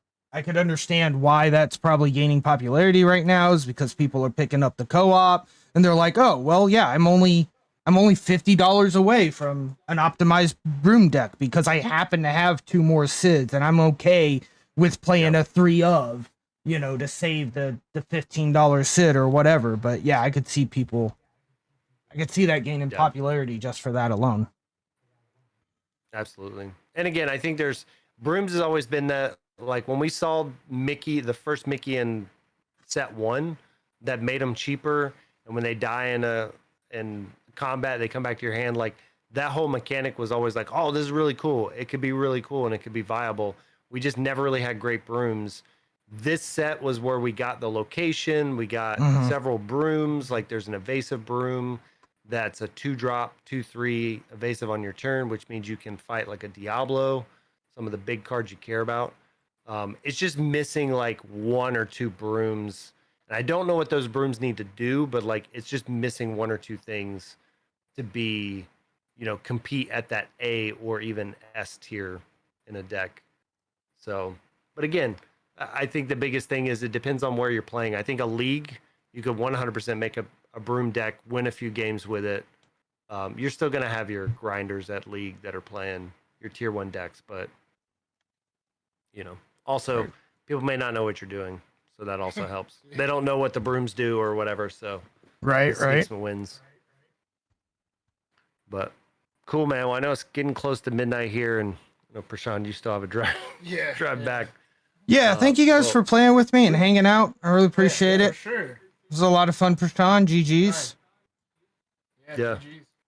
Like I said, we're gonna I've got your video I need to edit up and get up for your opening.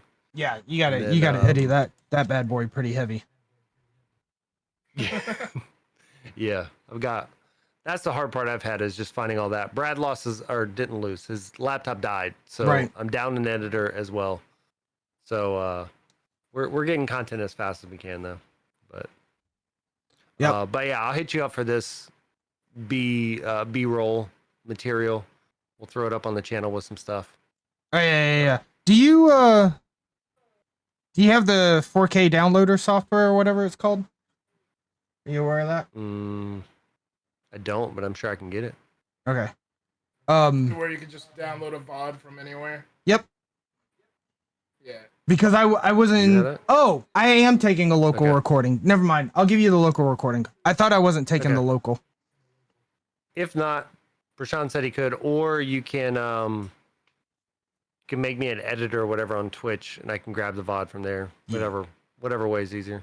Yeah, no, I actually do have a local recording, so I'll throw it over Okay. to you.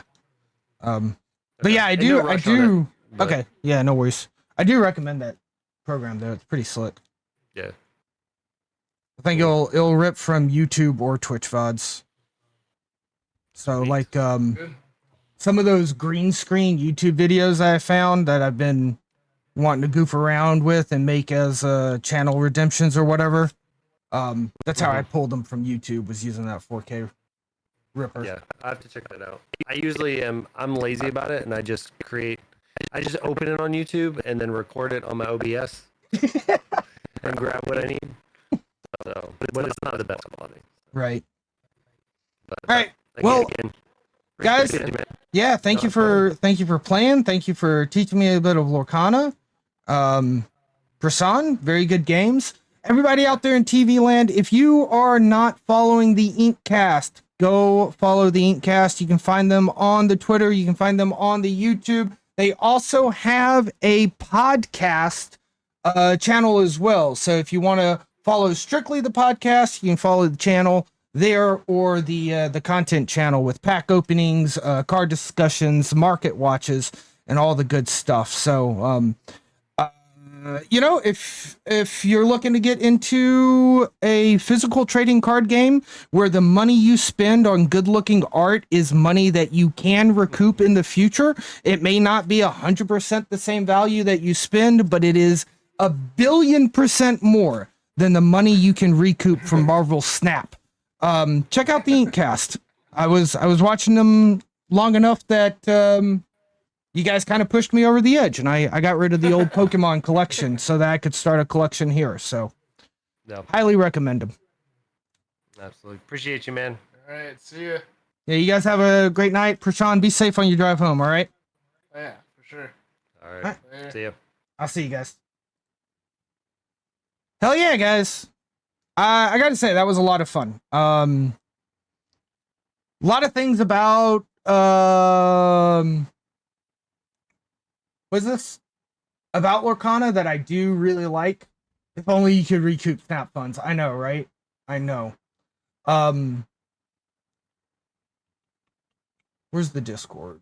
I'm gonna delete it. Boop. Remove. Yes. A lot of really cool stuff about Lorcana. I like the Hearthstone-esque aspect of your turn is your turn and your opponent is not gonna muck about with it. Like, to the point, like, there's not even Yu-Gi-Oh traps, right? To where, oh, you've activated my trap card. No, it's your turn, dude. Just take your turn, and then I will take my turn. I really like that a lot. If you get half your snap money back, you're done right now for sure. Yeah. Yeah. Yep. And yeah, that's kind of, again, that was a big thing that kind of pushed me over, is like, one of the reasons why I like Marvel Snap is like, I enjoy collecting. I really enjoy collecting. And so like Marvel Snap and Hearthstone and stuff, they are collectings.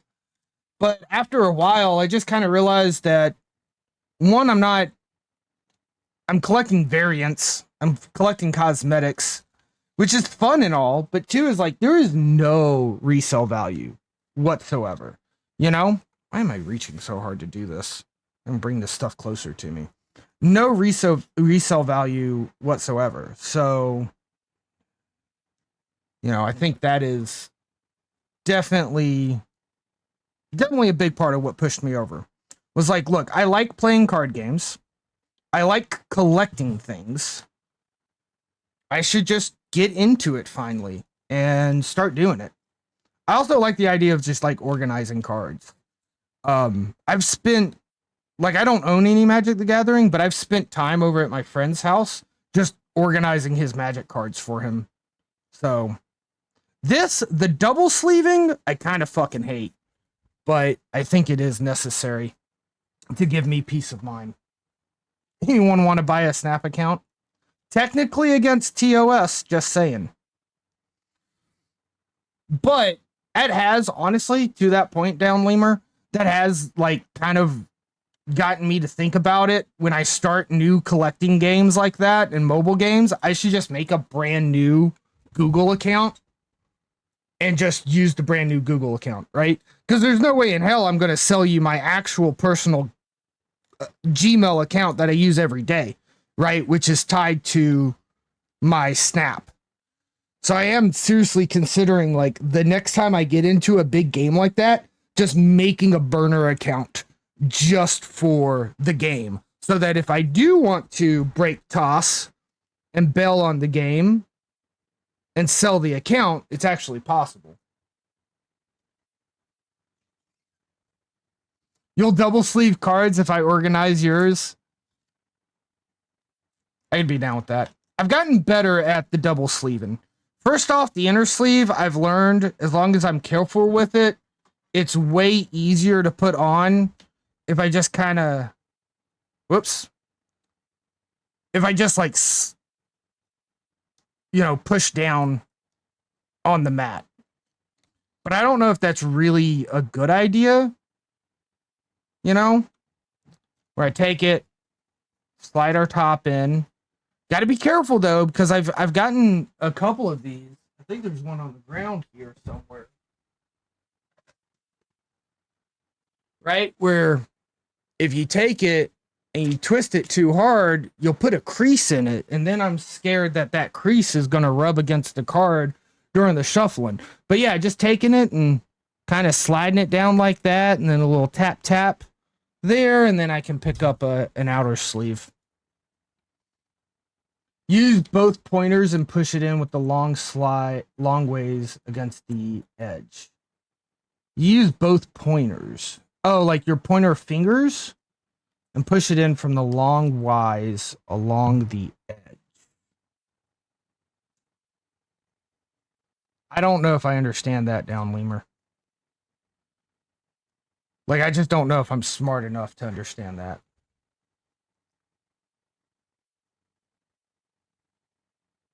And the thing is like, I did pretty much already organize all the cards, but like my hollows were in absolute perfect order. But now that I've goofed around with them a little bit on stream, I think they're a little bit out of order, but that's okay. I'll get back to it. Pointed fingers along edge and pushing down. Kind of hard to explain. Yeah, honestly, like, efficient ways to do this don't seem to be very well explained. Pointed fingers along edge. I'm pushing down.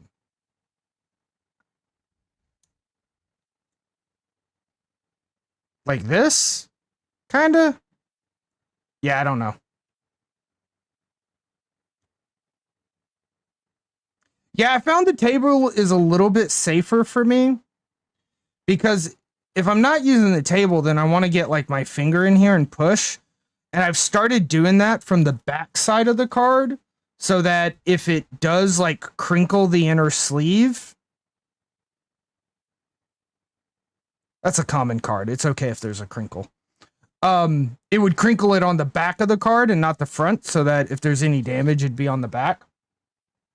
But I've also noticed that when I try to do this from here and I try to push in, especially if I don't put the thumb underneath, sometimes I'll like push too hard and bend the card, and I'd be scared of actually bending it in half. So the table method has given me some security in that regard, where I don't push too hard and it slides in pretty easily. Probably at least until I get better acquainted with how to do cards. Definitely safer for me.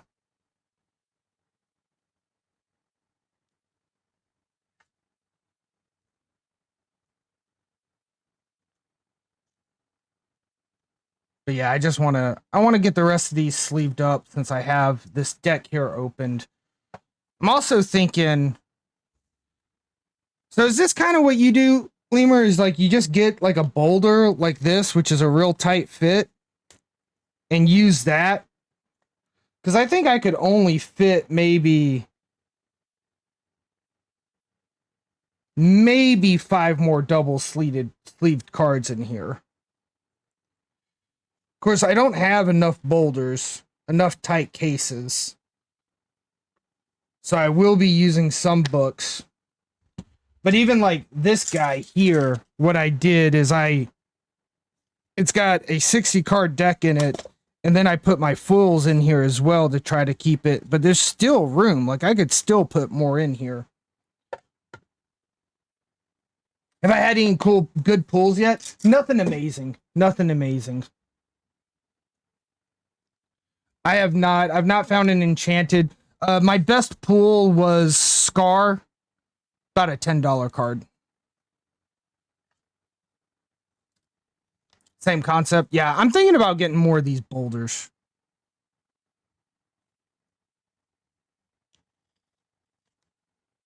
Just because it does seem like it will at least try to keep them from expanding over time.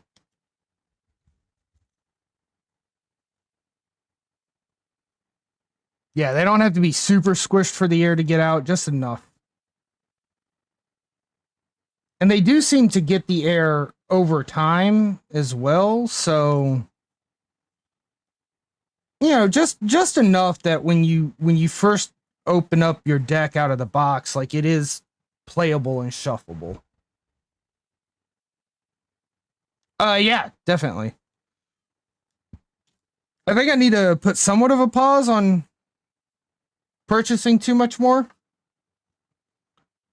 but I am interested in more deck boxes and things, just to see what's out there, especially if you know you've used it and you've enjoyed it, right? That's better than an Amazon review.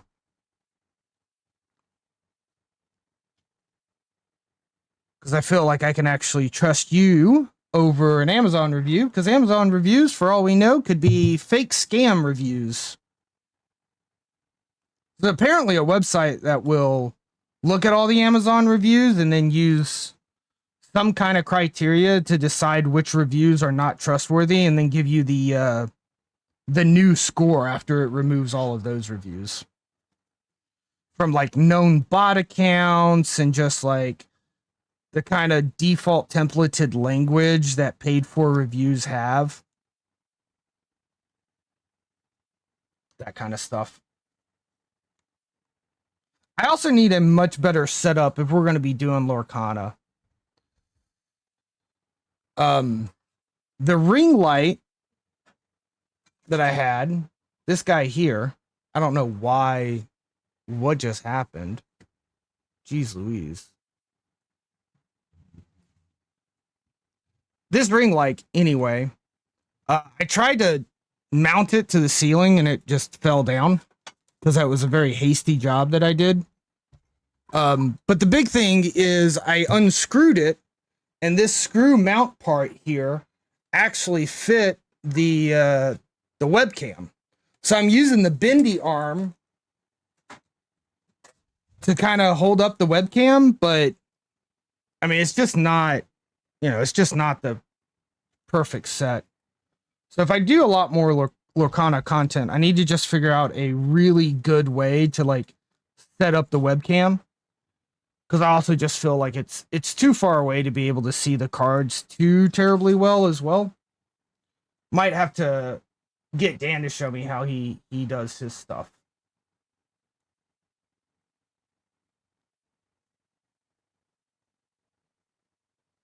Clearly a knockoff of the brand name, but it works well with you. Thank you. Thank you for the Discord message.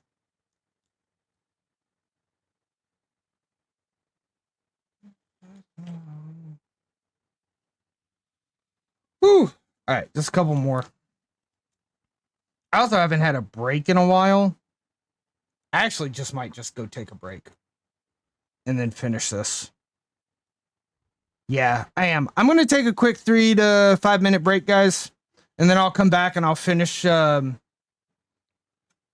sleeving up this last deck here. But I just I can feel the need for a break, and if I don't take the break, God, I hate this. If I don't take the break, I'll start being impatient with the sleeving. And when I start getting impatient with the sleeving, that's when you start making mistakes and you start hurting stuff. You know, and we don't want to hurt anything. Ultimate Guard single ones, and they're pretty good too. 100 card box fit double sleeve ones well. Yeah. Yeah, so I picked up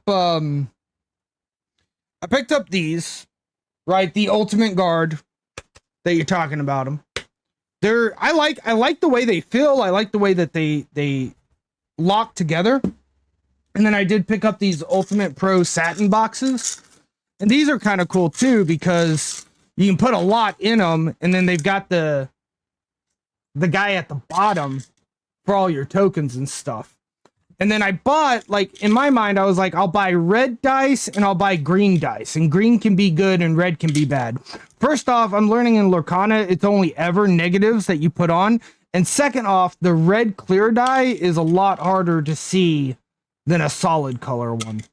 So, but that's okay. Live and learn. Now we have a bunch of really small, cute dice. Yeah, I like the satin one. So I have two satins and 2 guards. Or at least I believe that's what it is. Because at first I only bought 3 starter decks. At first I only had 3 starter decks. So I bought 2 boulders and a satin. And then I got another starter deck, and I was like, well, I'll just get another satin. And then I got the Ursula thing and 2 more starter decks.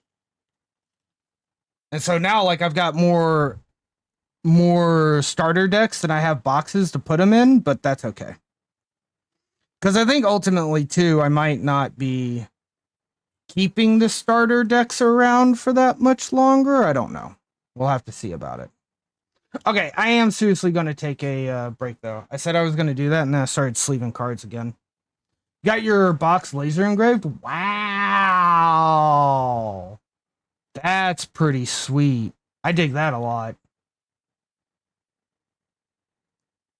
One day I'll get there. I also noticed that Dragon Scales, or whatever these cards are called, whatever these protectors are called, Dragon Shield, they'll do custom sleeves for you. So I was thinking about doing custom sleeves with maybe my emotes or my image, my Twitch profile icon. All right, guys, I'll be back in a little bit. I'm going to take a little bit of a break. Oh gosh, yeah. Oh, the headphones. Oh my goodness.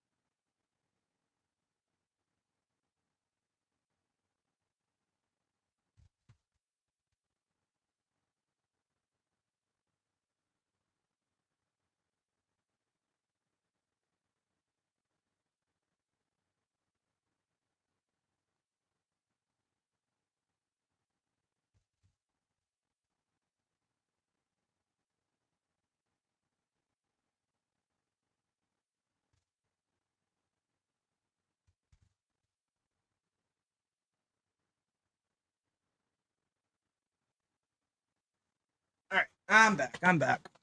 Use Dragon Shield dual mats. Yeah. Dual mats. These are black mats. I don't know if that's a difference or not.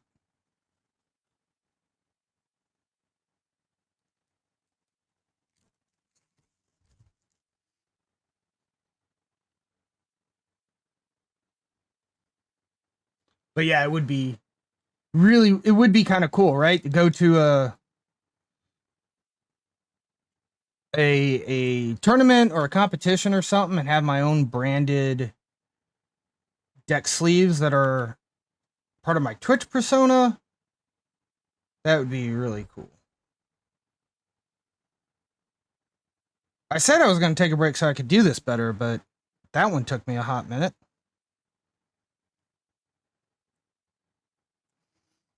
Yeah, I think this whole table scheme works really well for me.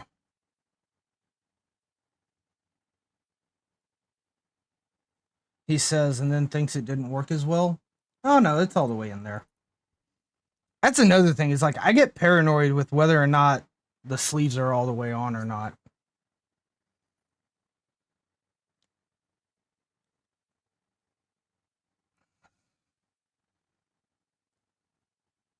I am going to try to at least sleeve 2 decks a day until all my decks are sleeved.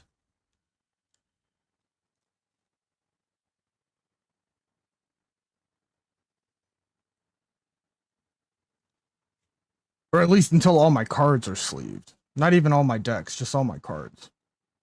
And then also, I don't know what's going on with my computer lately. Like, there's a couple of streams where...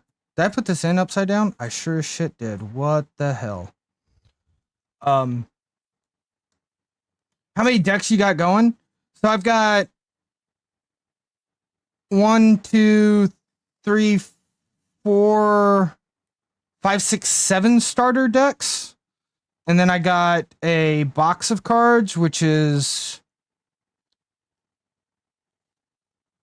24 packs of 12. And I got a couple of booster decks. I've got probably right underneath 600 cards. There's a couple of cards that I haven't put into my collection yet, like into my online collection tracker.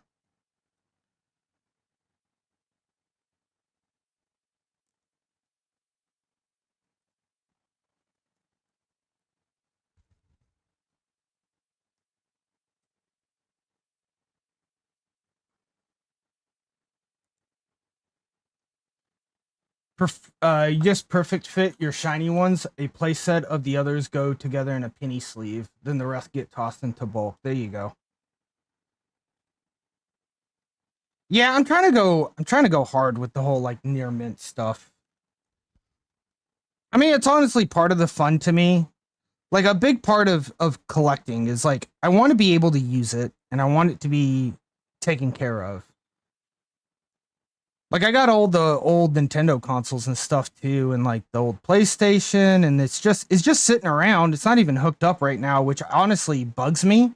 Like I'd rather it be fully hooked up. But the problem with renting economy is like I never feel like, oh, let me set up my fucking retro gaming den. Cause it's like, well, I'm gonna move in 2 to 3 years. So like I have to unhook all of this. So what's the point in trying to make a beautiful looking room, you know, if I just leave? But that's okay. We're gonna get into a mortgage economy in the next couple of years. And then I will set up an office and a game room and all kinds of stuff. I'm not done sleeving yet. I'm not, Timmy. I'm not. Good to see you out there in TV land. Welcome back. Welcome back. Yeah, we played 2 games against Prashan. We swapped the decks. He played. We played this like. We played the 2 decks that come in Ursula's Deep Trouble co-op, and then I played one, and then I played the other. We swapped, and the same deck won both times. Prashan won the second game. I won the first game. Not gonna lie, I feel like Our boy Dan was helping Prashan out a little too much against the newbie, but that's okay. That's okay.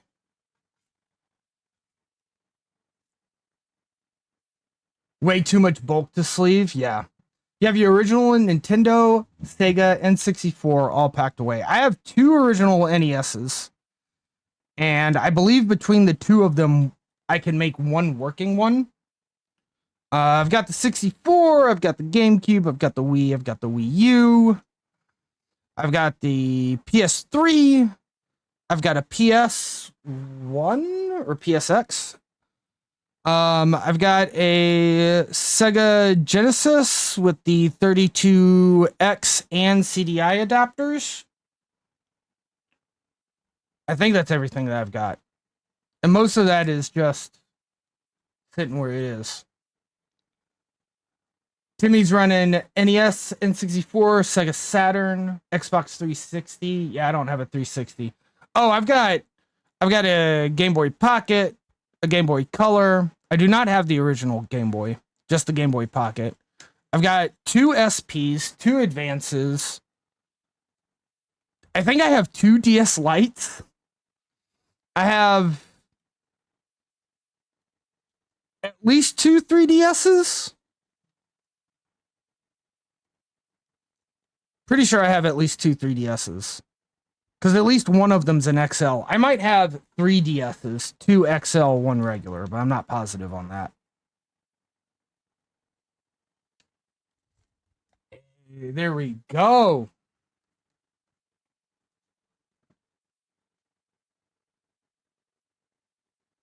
One of every Xbox. That was where the old systems ended for you. Fair enough, fair enough.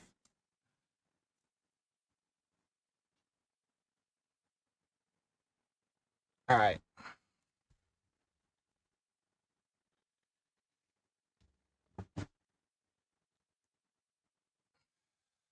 Have just a few extra perfect sleeves. We'll toss these back into this dragon box. I'm going to leave this right here so that when I sleeve later,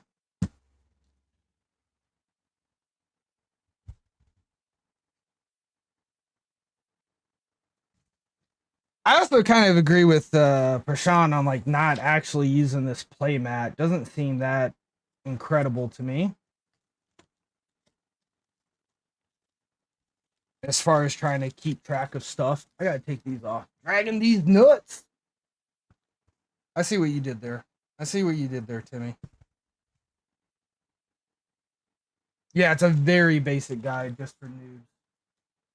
For sure. This is an empty box, so I'm gonna keep these because I can use them as makeshift deck boxes. This is a deck.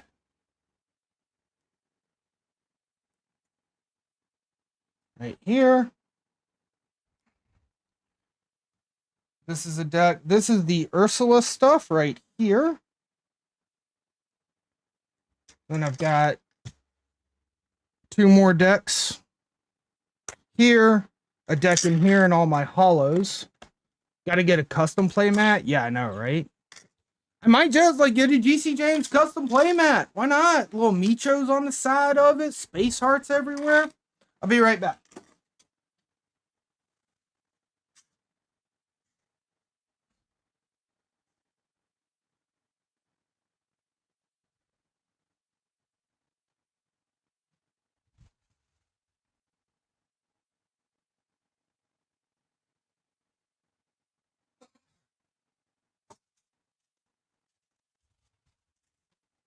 I also went ahead and I got the quiver so that I can put stuff away, organized,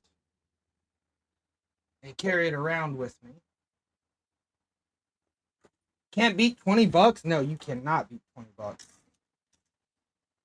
Stitched edges too. Hot damn, dude. And you're out in Chicago, right?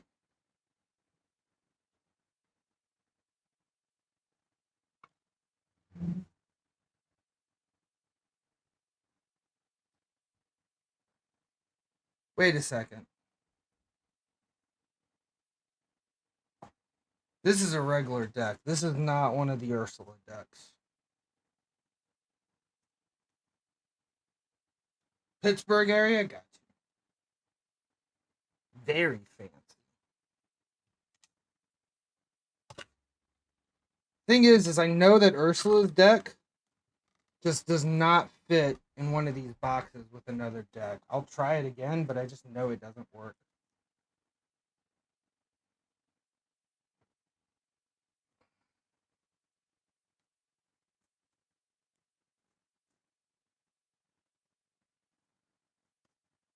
Facing the wrong way there, Goof. Oh, what the fuck? Goof, what are you doing, dude? You don't belong there. Shit. Goof's in the wrong deck.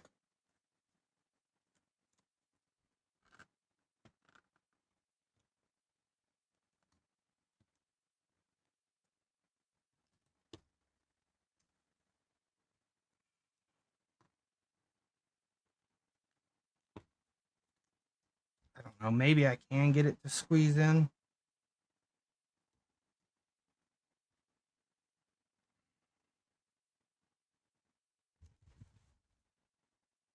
I think Pittsburgh area is a little too far to make a trip just for a playmat.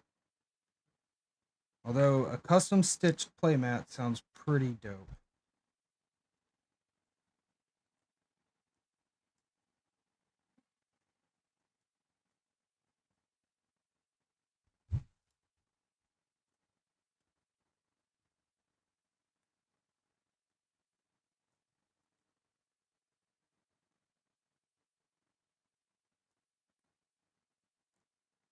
I'm going to do all this again just to get down to one card and decide it's not worth and pull the whole damn thing out again.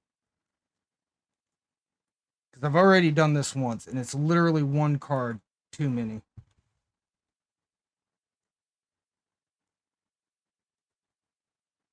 Maybe 2 cards too many. All right.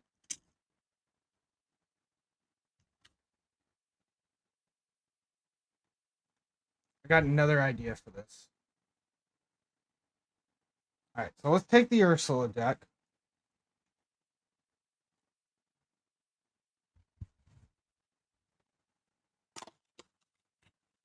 And put it into one of our dragon boxes.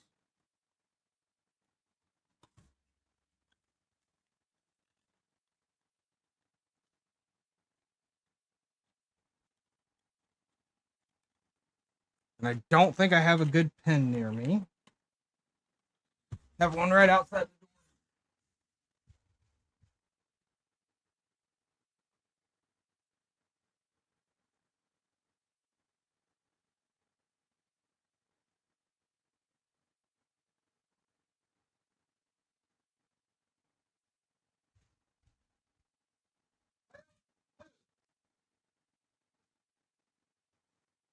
I've lost my good pen.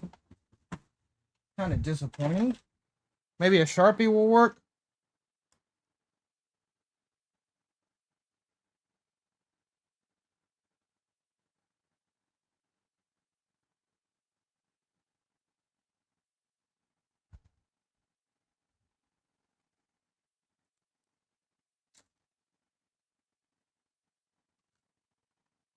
Okay, so we're just not going to put anything else in here for right now. Oh, I have an idea for that actually.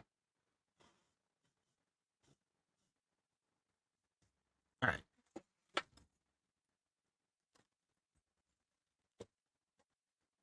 Put that deck in there.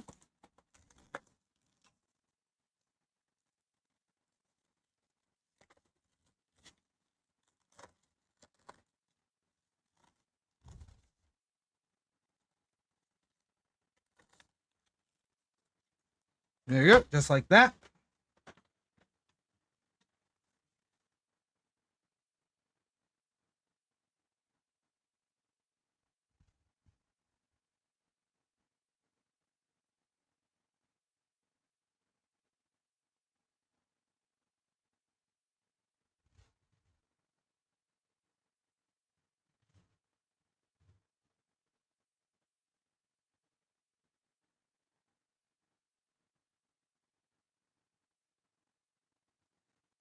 All right, cool. So this actually finishes off a lot of my stuff. So we've got this goes in here. Totally forgot a box. I need to get a box.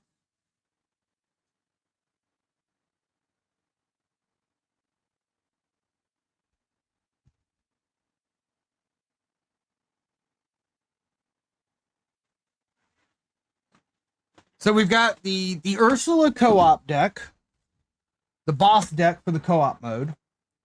We've got a deck in here, which is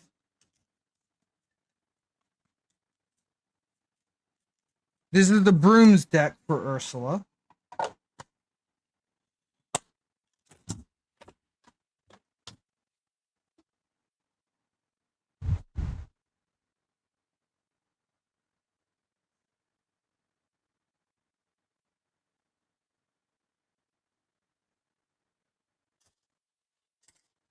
Then we have a starter deck in here, which is completely see-through because of the green.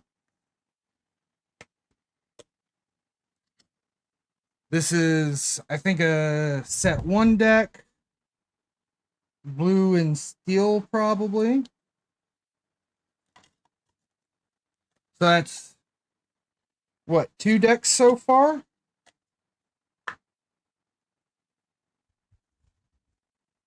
I'm also looking for something.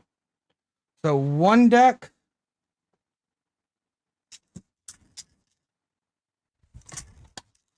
2 deck.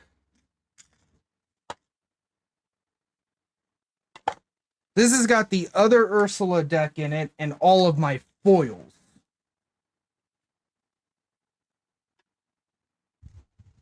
I just need to put Goofy back in there. So now we're at 3 decks. All double sleeved, and my foils double sleeved. 3 decks. 4th deck, also double sleeved. Then this is the 5th deck, right here. Another beginning deck. How do I have 4? I don't have 4. There's 3 decks here. And then a co-op deck, but that's not really a deck. Oh, and then this is the 4th deck, right here. Will this fit in this box? I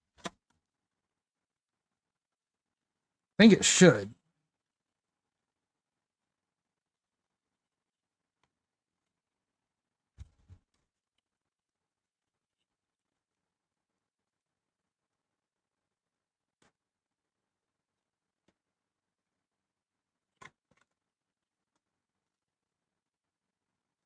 Nice.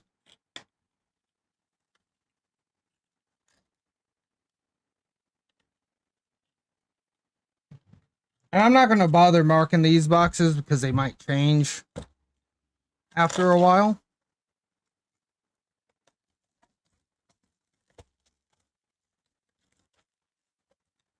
There we go.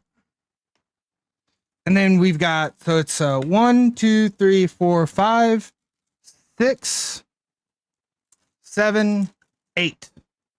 And these are starter decks as well that I just haven't sleeved yet. This one's got more room. So what I'm thinking about doing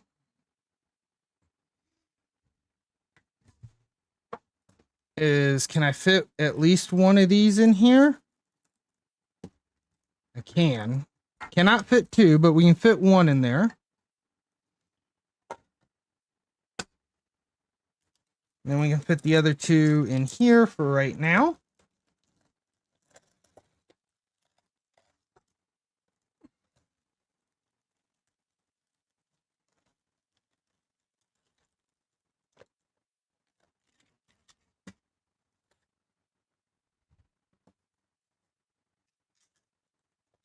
And then these only fit in here like that, but they don't need to go in here. So we can just kind of leave this stuff in here for right now. My extra dice.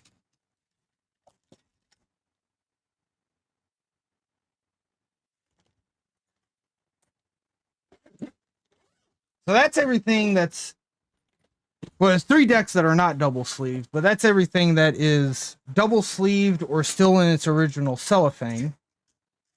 And then just before the end of the night here,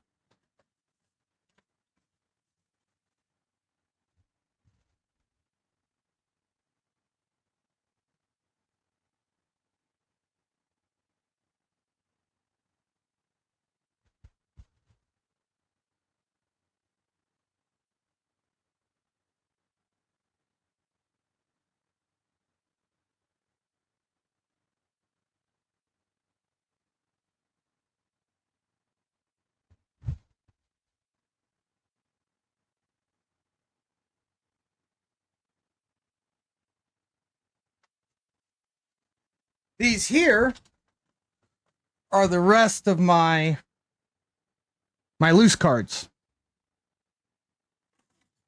that I don't have good protection for, or a good place to hold them.